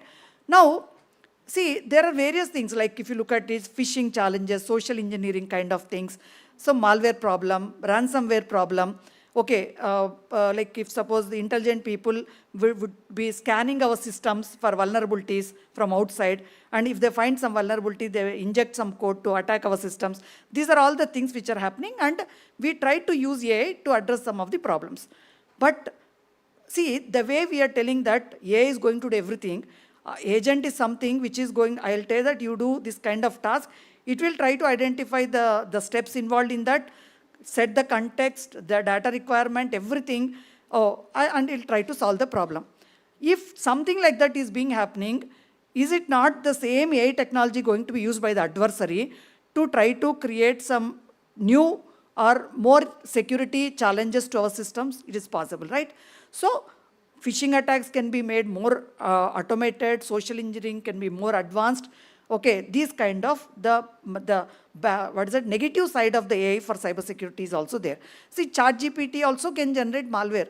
See, the way we are asking it to generate some content, so the adversaries will ask to generate some malware, create a malware using that particular thing. So operationalize this ransomware. So when you talk about the lot of autonomous kind of nature of this AI, what is happening is the impact will be very high if it is going to be used by the adversary for the bad effect. Okay, so one very, very important thing is the way if the adversary uses all these kind of things, because vulnerability scanning, which takes sometimes to detect one vulnerability in a month time or maybe 6 months time, now it might be possible within an hour or minutes through the AI. It is possible. And exploit code can be injected in a very short duration. So these kind of the negative effects, we need to look at it, and we have to identify the solution so that the impact which the AI is going to attack our system through these adversaries, we should have that kind of strong defense mechanisms to the safeguard our systems. That is something which is very, very critical. And also, see, continuously the incidents have to be reported, the intelligence sharing. See, I keep telling many times, no, whenever I come to Delhi, I will have in my mind, see, irrespective of whether it is a rich person or a poor person, finally everyone has to live with the pollution problem, right? I cannot say I am going to build, put something around so that I can be safeguarded. In spite, even if I have whatever money I have, same thing is a cybersecurity problem. See, we all need to work together, whether it is public, private, or whoever it is, we need to work together, share our intelligence, share our experiences. Okay, so, and it should be something connected to our country also. It's not that something we get it from the Western countries and say that the same solutions which are trained with the same data are relevant to us. It might not be the case. So we have to make sure that our security solutions need to be trained with our threat scenario. Our Indian, what are the threats to which we are exposed, and then try to build the indigenous solutions. So public-private partnership becomes very, very important. Whether it is to scale the efforts, it is very important. We need to, because the one or two organization cannot do unless we collaborate, we cannot do that. And scaling is one thing. Sharing the intelligence quickly is very, very thing, because the reason is, if it is not AI kind of thing, so to respond to some incident, you may say that's 15 minutes, 30 minutes. Now, your system should be very, very intelligent. It should be immune to such threats, and they should start responding immediately. That happens only if you have clear picture about the threat intelligence across the entire thing, and then you have the remedies where which you can try to protect to such things. So it is not easy, it is very, very challenging, and we need to look at it. And people talking about deepfakes, definitely, see, before elections and all, citizens, when they try to look at them, so definitely you don't see that whether it is a original or fake. You can, definitely it's a kind of original image. There is no way you can distinguish. Lot of misinformation and some kind of fake things. So people get biased to that, and it may result in the election results kind of thing. So lot of things. See, now in future we need to look at how do you try to check the authenticity of the media. So one good thing, at the same time bad things, again you have to think about solutions for that. How do you try to check the authenticity of these kind of pictures? So there are some standards coming. In our center also we have some tools we are working with. So deepfake detection tools, our indigenous tools are important. You cannot download, get some other people and say, through these tools we are doing. And there are some standards evolving. Something like coalition of content, provenance and authenticity standards are evolving, where you can keep track who generated that content, how the entire the flow is happening, who is trying to involve. At any point of time, you can see the entire supply chain of that particular media file also. Like that, lot of things are evolving to address this, the growing challenges with this kind of AI also. So some more things I would like to tell sir was highlighting about hybrid attacks should be addressed. Because now if you look at it, all our critical systems, we are connected through the internet, through the network. IT and OT systems are connected. And if you see the look in the past also, we have seen a couple of these kind of things like Stuxnet, okay, Iranian nuclear plant. So where the nuclear centrifuges were damaged through a malware which has penetrated through some unknown vulnerabilities in the Windows environment. So from IT system, okay, some malware malicious code was injected through some vulnerabilities, and then through that it has tried to, industrial control system got damaged. So that means some cyber towards the physical, there is a damage. Same thing with respect to the pager attack, which where the people were targeted and people have died also by just pressing a key on that particular mobile.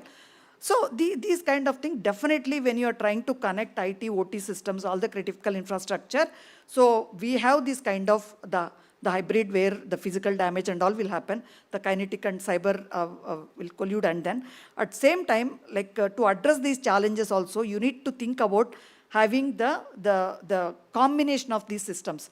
We cannot say that one cybersecurity solution I have built, it will work everywhere. We need to look at it. There's some kind of the context of that, what is the domain, everything, we need to look at it. So another point sir was highlighting about industrial control system security and other things. So he brought out some kind of experience in US example. See, not that AI alone is important kind of thing. Now, how many of us or our enterprises have experienced people who can try to understand the IT, OT entire infrastructure. So what are the gaps and how do you secure that particular thing? Whether they have the visibility of the entire solutions, all the products, because vendor comes and deploys, we don't have the visibility. So many times it is a black box. So these things are also equally important, and how frequently we are auditing our systems. Okay, so there might not be patching the systems, legacy systems. So how do you patch them? Okay, what is the approach for addressing the challenges and supply chain challenges also? So we say that, okay, some firmware update is happening in our industrial control system. Is it a firmware or some kind of adversary has taken a control and injecting malware? So these are the challenges which we need to look at it, okay? So auditing our systems, trained people looking after our systems, these are also equally important along with the AI related aspects. So definitely AI is very, very important, but these things are very thing to be taken care. So just I will try to highlight a couple of things which we are working in this line. So deepfake related some tools we are building at our center, so which some of the law enforcement agencies are using, and if more people are interested to evaluate or anything, any specific agencies, we are open to work with them and to strengthen those products. Along with that, so see now one biggest question is, see now AI systems we are talking about. AI systems, madam has nicely described about the different layers of that particular AI systems and all. Now, anything you talk about a web application or mobile or anything, what we say it has to be audited, security audit has to be completed, it should be free from known vulnerabilities, and then only once it gets the safe to host certificate, then you'll try to deploy it. What about AI systems? Do we have any guidelines like web application when we say that there are top 10 OWASP vulnerabilities which we need to look at it? See, now these are all the things which we need to take it up. Sometimes we are not very clear in the AI domain whether it is a functional bug or it's cyber security problem, is a bias problem or hallucination. There is no clarity. So as of now, a lot of challenges are there which we need to address all those things, come out with the audit process for the AI systems so that we can try to carry out the audit and other things accordingly. These are some of the things we are doing it. Along with that, one of the initiative from Ministry of Electronics and IT, we call it as ICA. Under that, there is a target to create large number of skilled CISOs for India. Like the people who can operate telecom systems or power systems or enterprise networks. We have created different courses through which they'll be undergoing the training. These are all free courses in 3 levels. So where they'll be trained and there'll be certification at the end, which will have the validity period, which will be recognized also by the government. So these are some of the things which are happening at the center. So definitely it's going to be the hybrid attacks is going to the future, which is going to carry out the physical damage.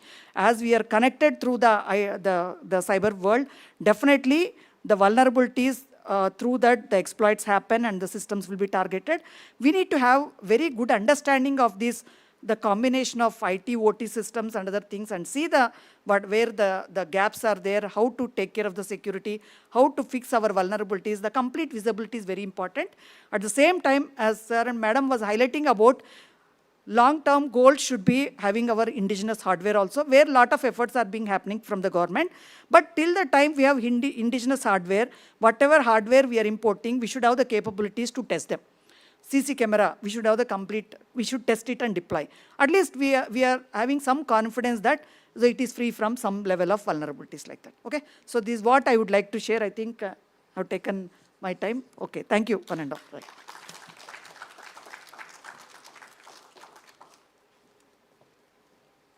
Thank you so much, session panelists. It had been really insightful to listen to each one of you. And trust me, we are going to keep all your insights into our storehouse. So not only about the data warehouse, but yes, the secured. So talking about security is an opportunity for productivity and cognitive agility. So thank you so much for driving in the points that although previously promises were powerful, but today rumors are. And yes, we are all eligible and vulnerable to all the cyber attacks. This and much more, and yes, thank you so much all the session panelists. But for that, I would like to call upon Professor Paromita Datta, ma'am, consultant GCTC, to please extend a formal thanks as a form of a gratitude, the memento and the saplings to our esteemed session panelists for sharing their most valuable time and insights with us.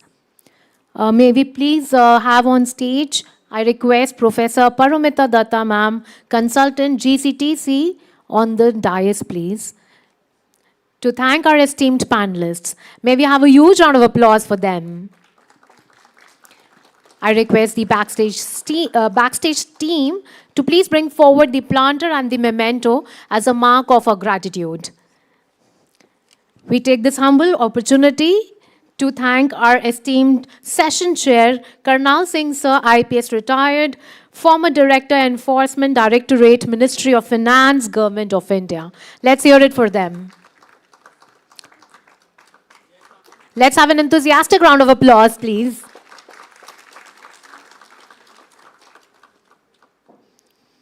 Next, we thank our key speaker, Padma Jaiswal, ma'am, IAS Secretary to Government of National Capital Territory of Delhi, India. Thank you so much, ma'am, for sharing your immense insights with us.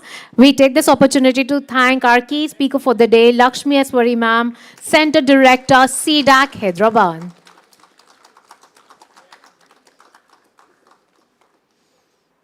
May I request all the session panelists for a group picture, please?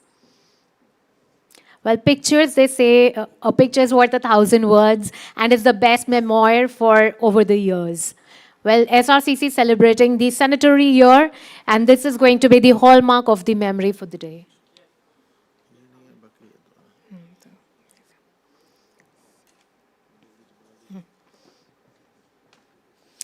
Thank you so much, everyone here as session panelists and session chair. Next, we move towards the strategic competition, chips and AI supply chain. Well, at times we build huge boundaries, but at times it just takes those nuts and bolts to really peg them in. You might create the entire universe, but these chips of the block at times are essential to clog in the necessary movement. So let's talk about how can we make our data really secure.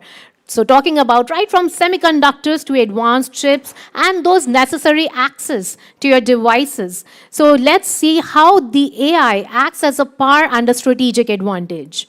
For the very same, we are very privileged to have amongst us our session chair, Dr. Sanjoy Joshi, sir, IAS retired chairman, Observer Research Foundation. May we please have you on stage, sir. Ladies and gentlemen, let's please welcome sir with a huge round of applause, please. Well, calling upon the key speakers to accommodate into the panel, that's Professor Shrikant Kondapalli, sir, Professor, School of International Relations, Jawaharlal Nehru University. May we please welcome our key speaker for the session with a huge round of applause, please. We are very privileged to have amongst us Brigadier Kapil Dev Malhotra, sir, retired defense and strategic analyst. May we please welcome sir with a huge round of applause, please. Well, we talk about exporting data and services now, but with all utmost security. Why? Because it just takes a password for the entire data to go to nowhere. With this, may I please hand over to Ms. Dr. Sanjoy Joshi, sir, IAS retired, Chairman, Observer Research Foundation. Let's welcome sir with a huge round of applause once again, please.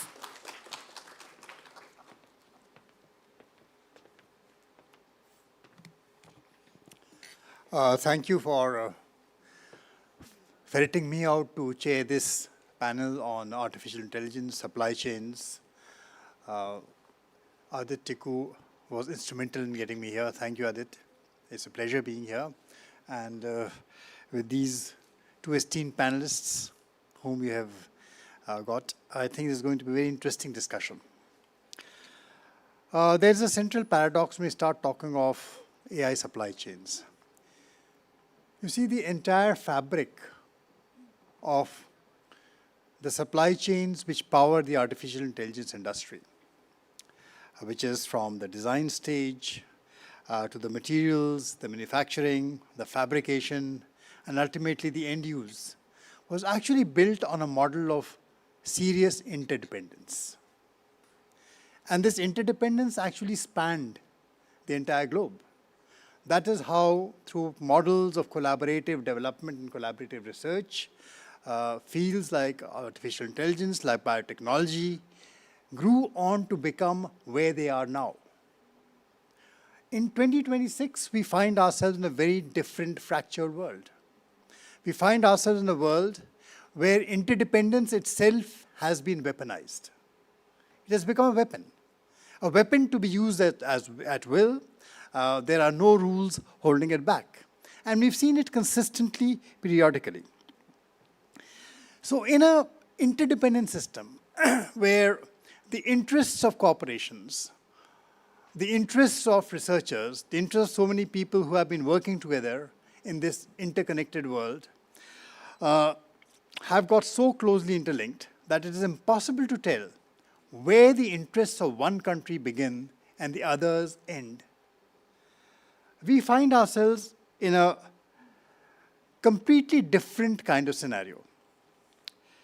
Now, for example, if you start looking at the very fact of how the attack in Venezuela took place and how Maduro was kidnapped, it was not a malware attack, it was a weaponization of the SCADA system, which ultimately led to the complete power blackout, which enabled the kidnap of President Maduro.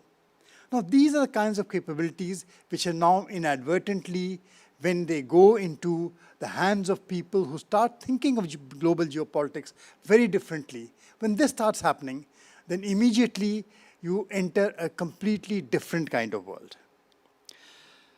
Now, the bedrock of this, as I said, this new age, the Silicon Age, it is today not just about coding. It is, yes, powered by the very fact of purification of silicon, getting into that, more and more computational power, and animated by data. So now these three things, the basic fabrication, then you have the computing power, and then you have this data world, this entire world of data. This trinity today forms the core of the new geopolitical calculus. And everyone is playing an extremely calculated game here. So the race for AI supremacy is no longer just a mere trade game. It is not just a technology game. It is before our very eyes dismantling any semblance of a world order. We saw the example of the restrictions on H100 chips being immediately implemented in China by the end of 2025.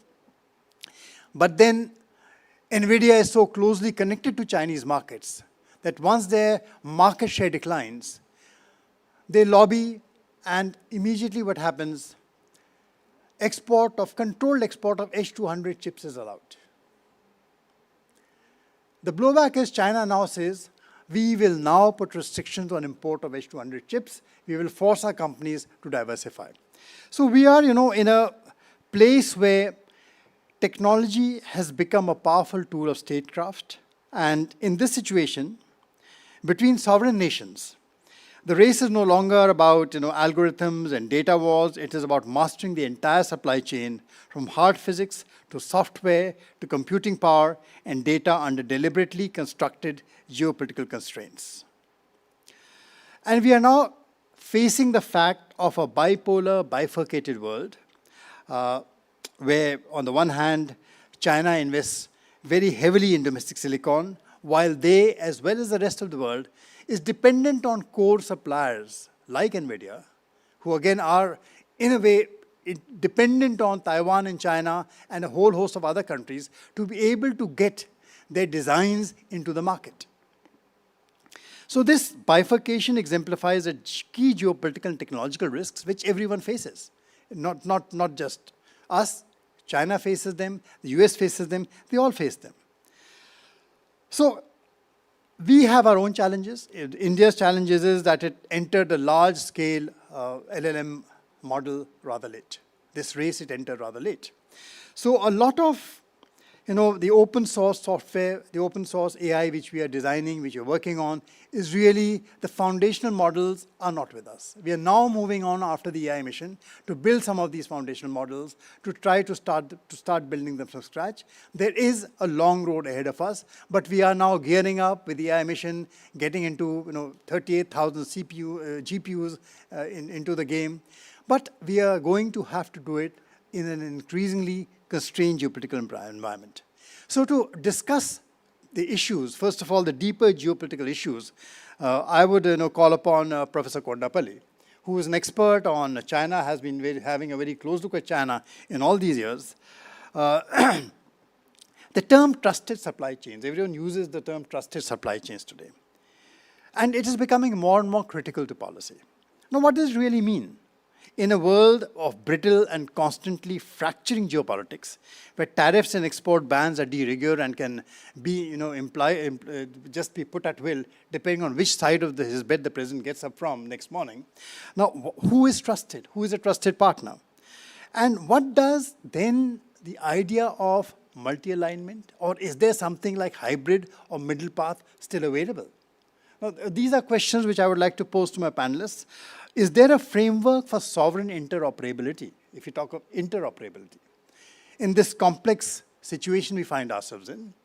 On the one hand, yes, it can be said that we build the entire supply chain ourselves.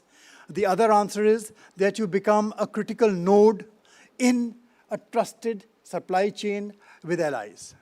Now, both have their risks, and there are differences to both of them. So I will not answer these questions. I'll put them before the panel. Over to you, Professor Kondapalli.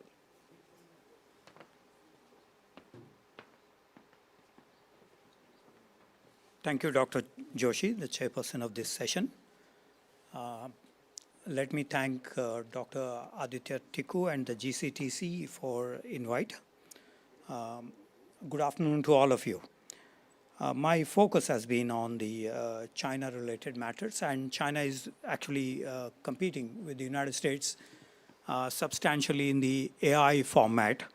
So my focus is on this issue, which I will elaborate in a while. In the 1980s, China had the 863 program, which is basically March 1986.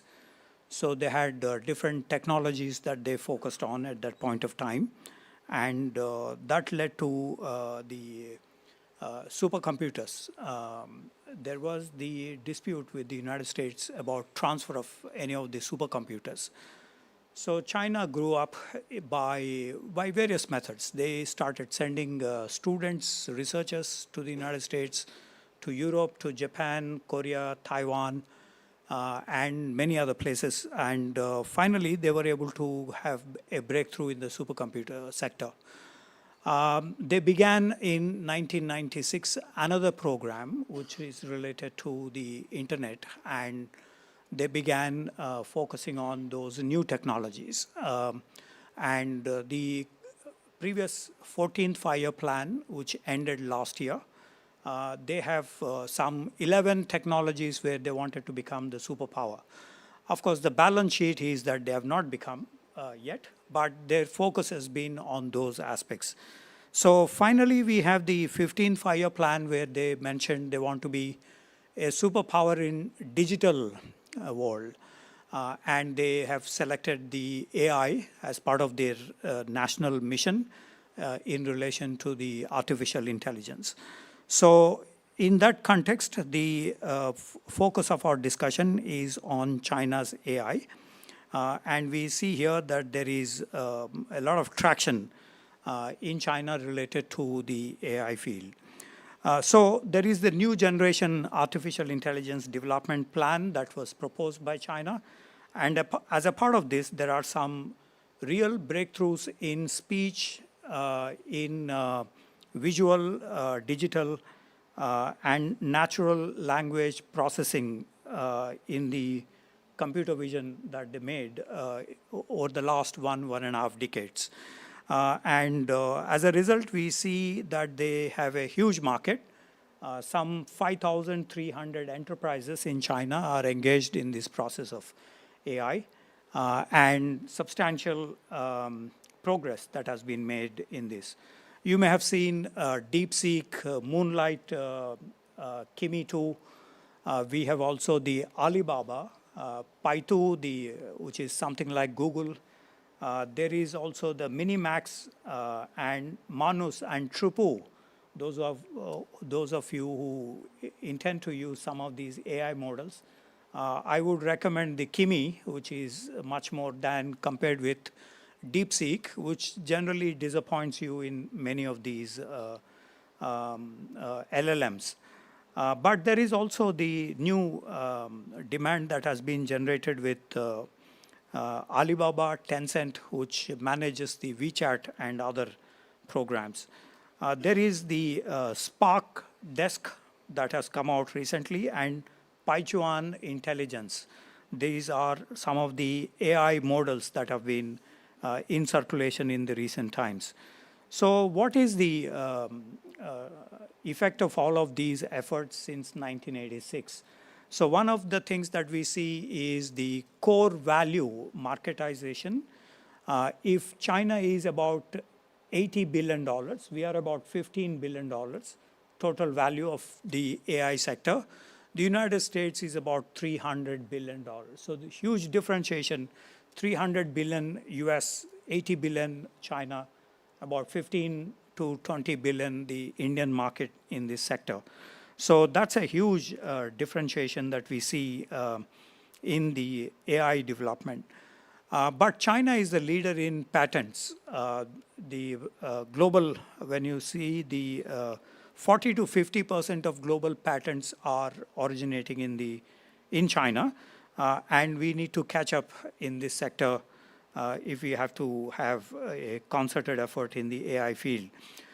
Industrial robots, China is the leader today as well in terms of I've been to some of these industrial robotic centers, which they manufacture extensively, and so something like 3 lakh units per annum, their production, and so that is a global leader in the robotic sector.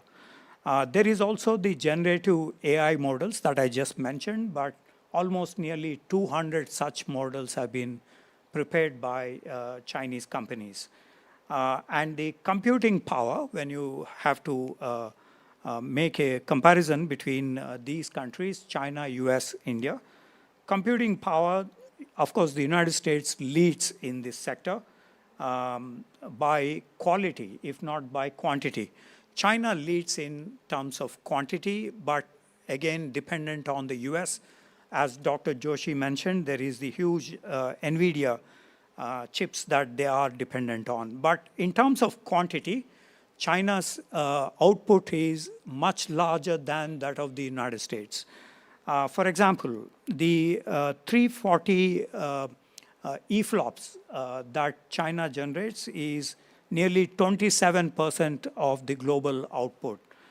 If United States produce nearly half of the global such EFLOPS, the Chinese produce about 27%. We are nowhere near, and of course the PSMC, Taiwanese company, we have some collaboration in Dholera in Gujarat and in Assam. They would start generating these wafers this year. Last year, they began preparation for all of these efforts, and we would be able to generate something like 40 to 50,000 wafers a month, and each of these wafers contain millions of chips. So that is what our capacity would be. But China has 10 million such wafers production per month. Ours is about 50,000. China has 10 million, and the United States is just about 3 million. But of course, if you club together their allies, such as the ASML, such as European partners, Taiwan itself, which is now investing heavily in Arizona.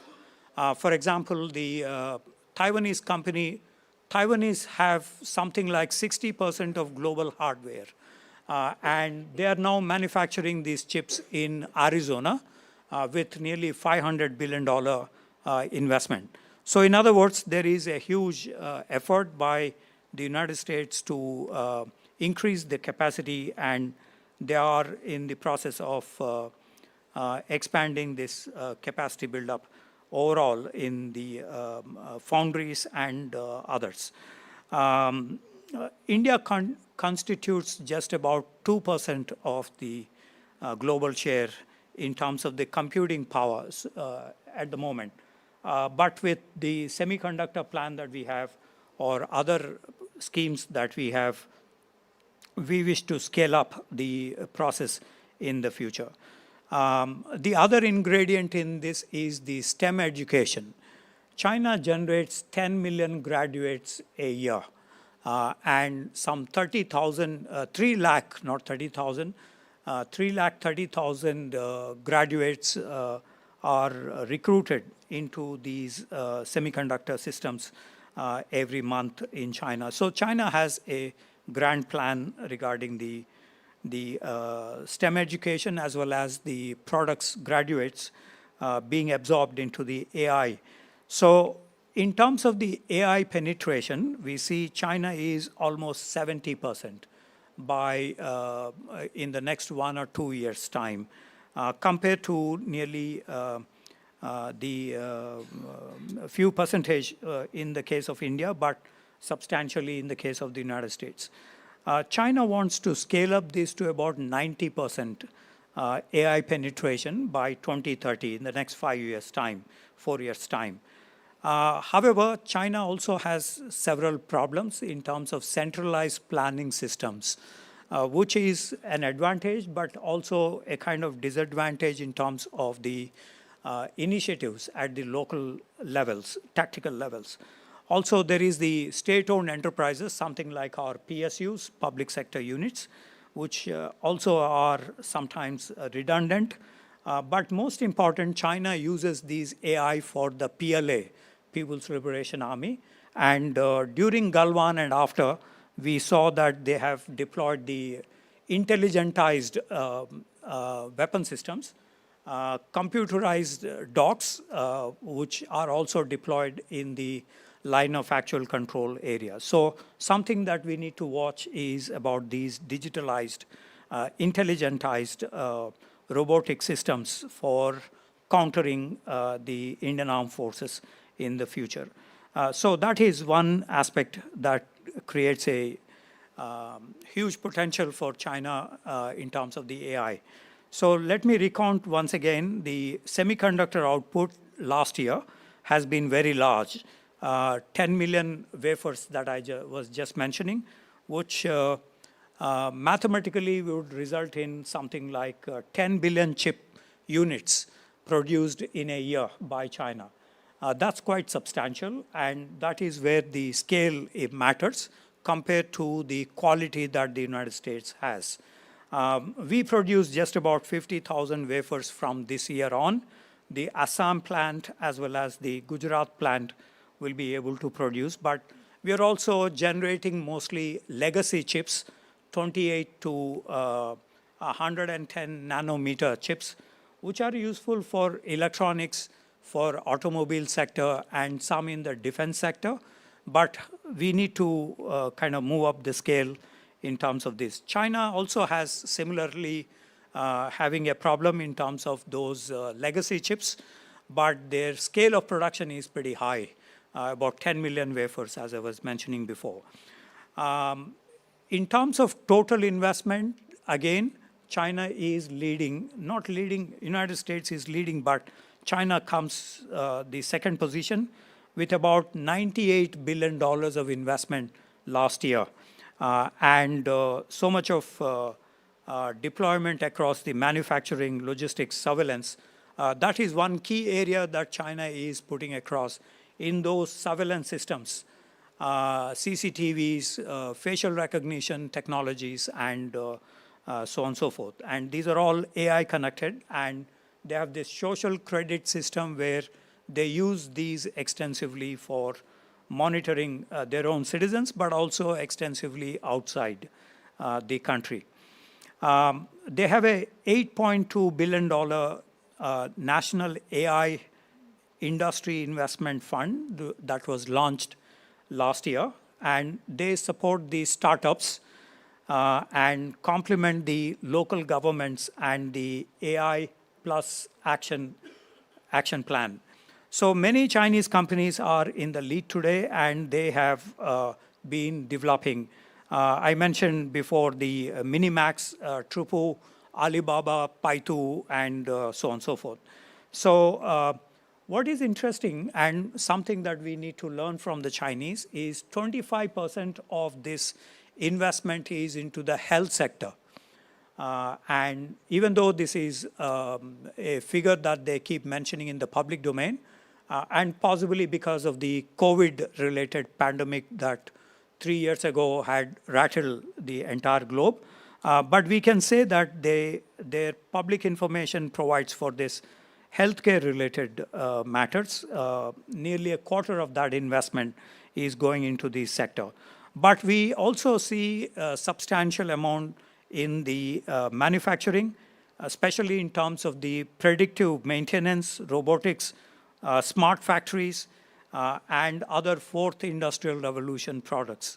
So there is the effort by China in this regard. In terms of the CAGR calculus, China is growing at 33%. We are growing at around 30%. Last 2-3 years, we are growing at around 30%. Compound annual growth rate we are actually catching up, but we just began this journey. And so there is an effort here to catch up with the Chinese. But of course, it's a long way to go on this in this sector in terms of the various dimensions. Now, let me compare these with the supply chains and what do we learn as a part of the overall effort in AI development. One, I would be focusing mainly on United States and China recent last 4 or 5 years of restrictions of technologies. Now, as we are discussing before, China's focus is mainly on the legacy chips, even though they are now, at least in declarative statements, they started saying that they would be now generating 5 nanometer chips, but it's a long way for China because of these restrictions, especially as Dr. Joshi mentioned about the Blackwell 200 chips that have been restricted to the Chinese. So in other words, there is the Biden administration has put a lot of restrictions, about $140 billion of restrictive practices, which includes, of course, the advanced chips that were banned as a part of the US-China decoupling process at that point of time. These were continued under the Trump administration, even though last year on October 31st at the Busan meeting, there was some compromise because of the rare earth metals that China has been banning to the United States. So in other words, this has become a main stumbling block in the China-US dynamics. So we have seen supply chain disruptions also during the COVID pandemic. And as you all remember, there was the agreement that India, Japan, Australia have signed in terms of the Supply Chain Resilience Act. But this is related mainly to trade digitalization rather than towards the semiconductors or other elements. So we saw that there is an element of tweaking that is necessary in terms of the India, Japan, Australia supply chain resilience initiative to include the semiconductor industry. Japan itself is now building with the TSMC of Taiwan 2 nanometer chips. And of course, this will take some time, but they have made a move in that direction in the recent times. So just to focus on the Indian developments, as the previous speakers have mentioned, there is the Indian focus on the IT services and the other language models, large language models, but there is a certain Indian characteristics to this process. We see that there is, India is avoiding dependence on a single country.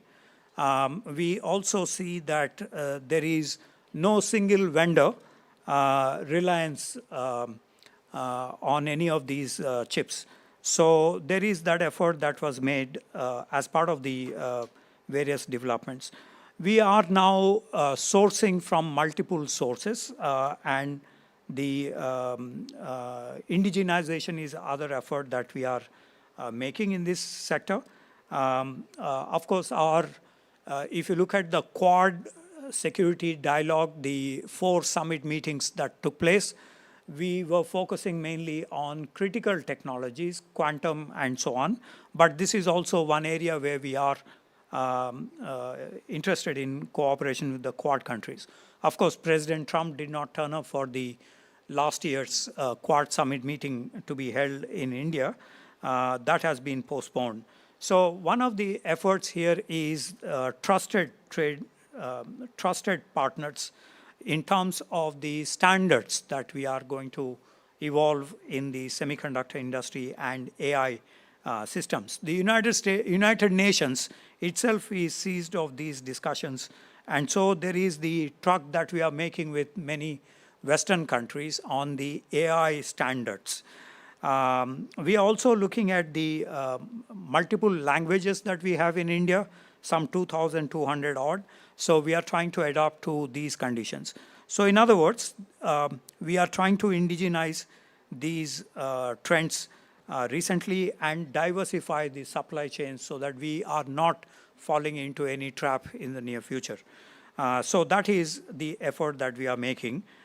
Broadly then, in comparison, we are at a very low level in the AI systems. But as I was mentioning, the CAGR, compound annual growth rates, are nearly 30%. The Chinese is 33%, we are about 30% last year, which indicates that our efforts are actually creating some backup in terms of the AI systems. So it's a long way ahead, but nevertheless, I think we are making some concerted efforts in this AI development. Thank you for your attention.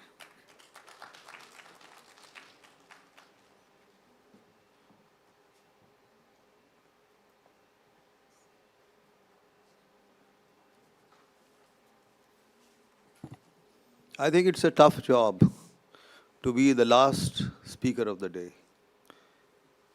Anyway, the principal started the first session and she talked about economy because this is the College of Commerce.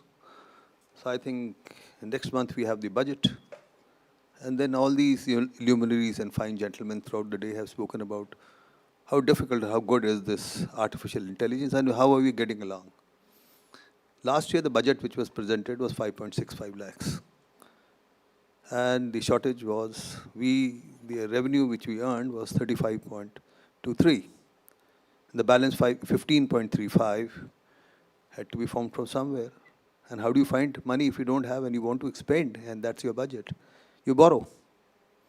And when you borrow, certain things get taxed. And that is the story of bread and butter, which was spoken right at the first session. So I thought I must put it in the correct perspective.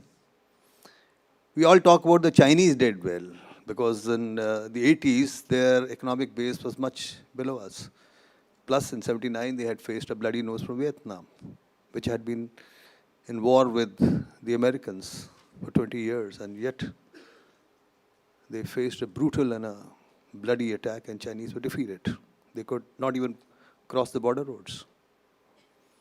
Now, coming here, what they did was, they started believing that it doesn't matter if the cat is black or white or whatever, as long as it catches mice.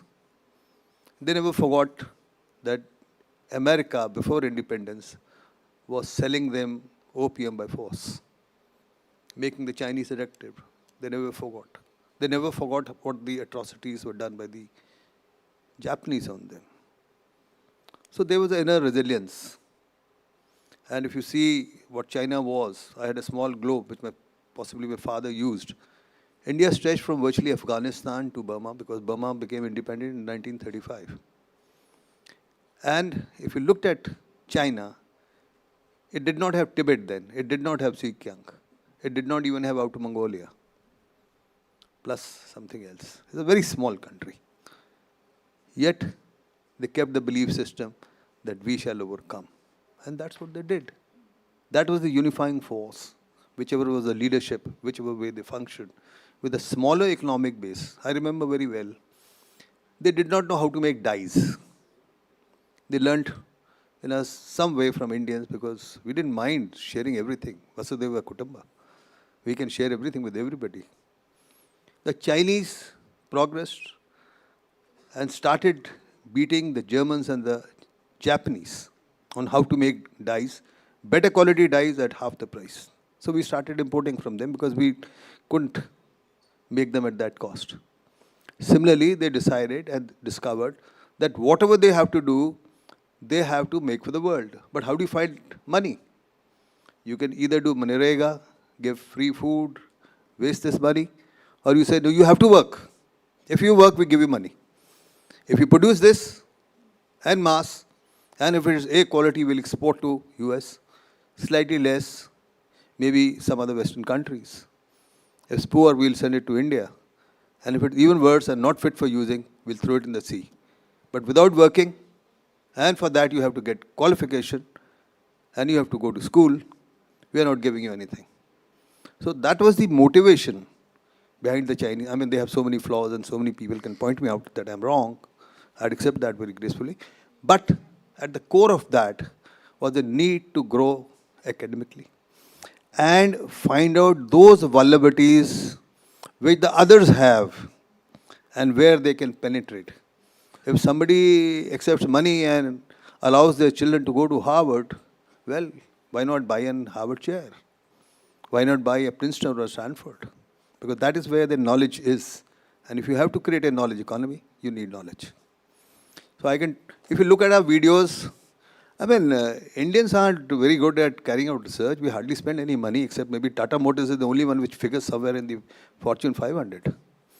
And yet, we find videos, we can make duplicate paneer, call it augmented paneer, call it fit for human. We are making milk from soda ash. Who's teaching us this? Obviously, it is not our brain. We don't know. Somebody is teaching them. Somebody is teaching X country, and the X country, which has a deep penetration in us, is teaching us. So our strengths are getting down. Today I heard about malware, this ware, falana. Well, these are everyday terms now. But these were difficult terms used only for electronic warfare in the 70s, early 70s. Nobody even knew about it, and nobody could care because there weren't even computers. But today they are a lexicon, they are everyday life. The Illuminati professor gave us such a glowing kind of a picture as to where it happens. I remember going to the Department of Electronics, met the DG then, and of course there was more of a business proposition because there were some people who wanted to invest in India in chips.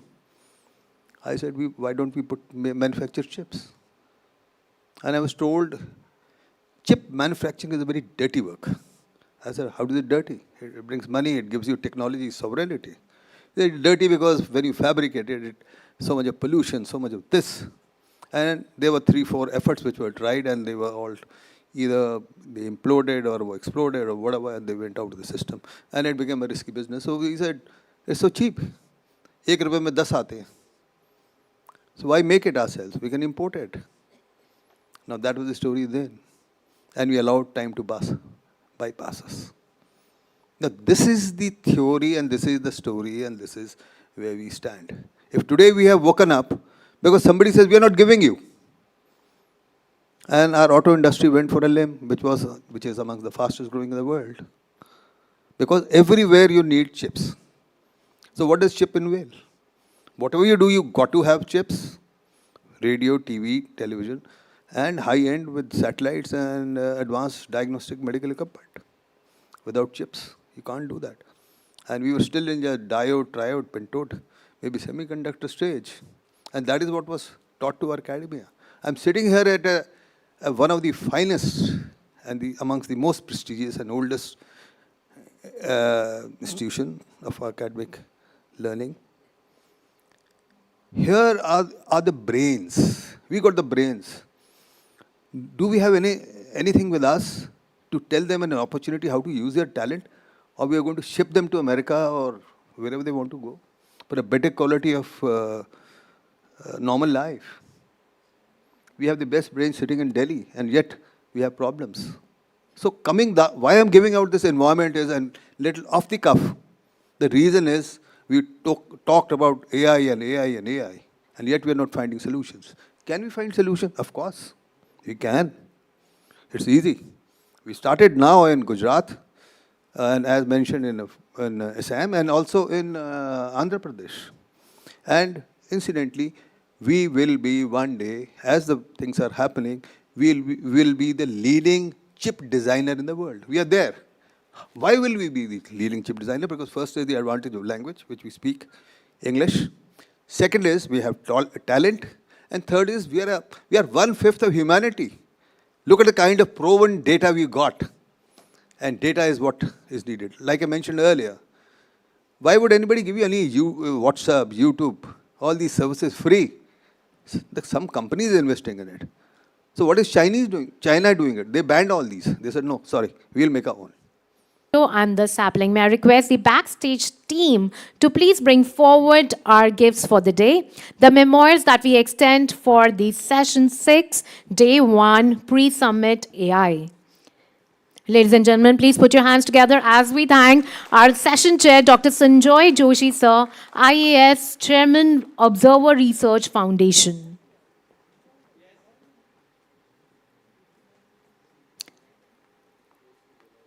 I request the energy from your hands to come up for Professor Shrikant Kondapalli, sir, Professor, School of International Business, Jawaharlal Nehru University. International Relations. We take this humble opportunity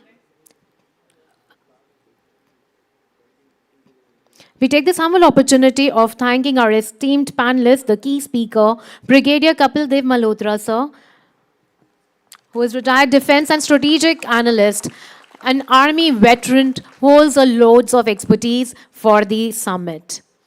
May we please have you together for a group picture, please. With this, may I please request all the dignitaries on the dais who had been associated with us throughout the day, either as a session panelist, session chair, and yes, the faculty members from SRCC as well, to join for a group picture. I request all the esteemed dignitaries on the dais for a group picture, please.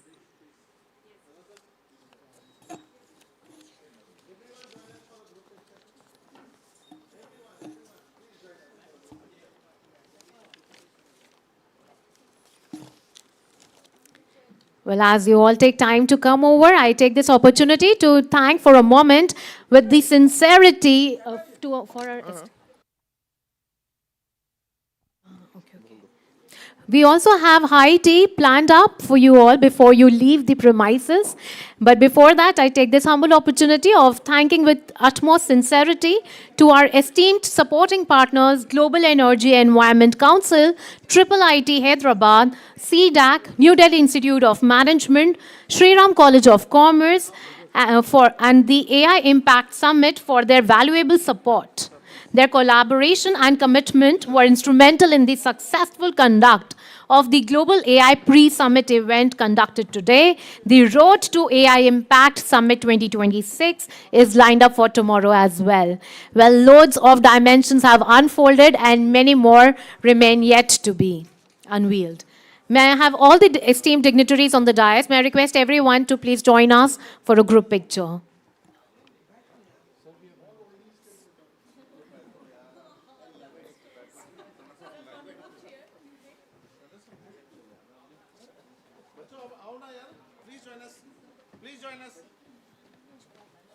Students, may I request you to take, please, the leap of faith forward. Pictures are an excellent memory. May I request everyone to join for a picture, please?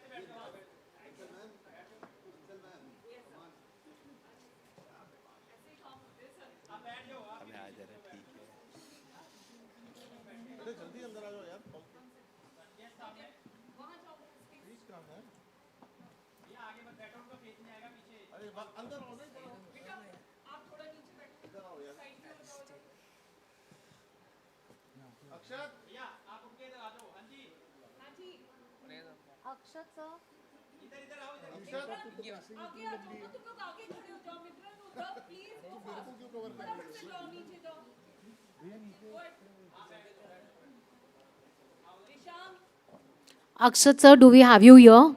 Please join us for a group picture.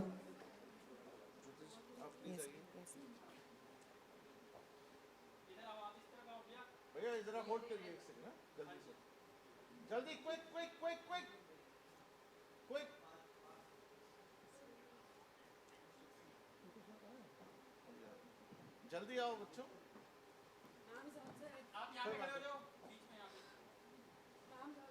अब कोई बात नहीं यार क्या करें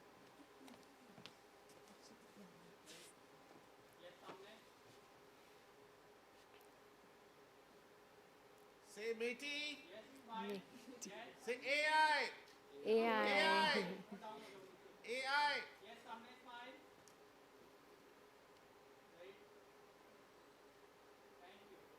Thank you, Jay. Thank you. I'll just save your number. वो connection आने लग गया क्या? No issues, ma'am.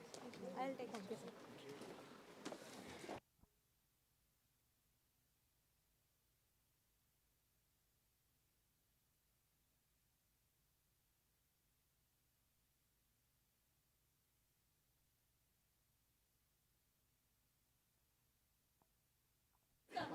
चलिए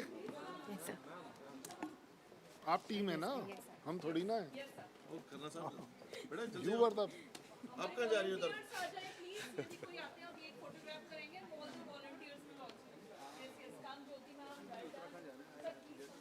प्लीज प्लीज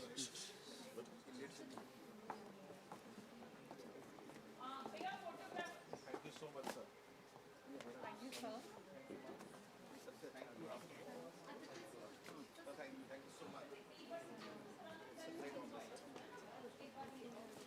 जल्दी से मैम आप प्लीज आइए प्लीज हमारी टीम के साथ आप तो हम आपके साथ हैं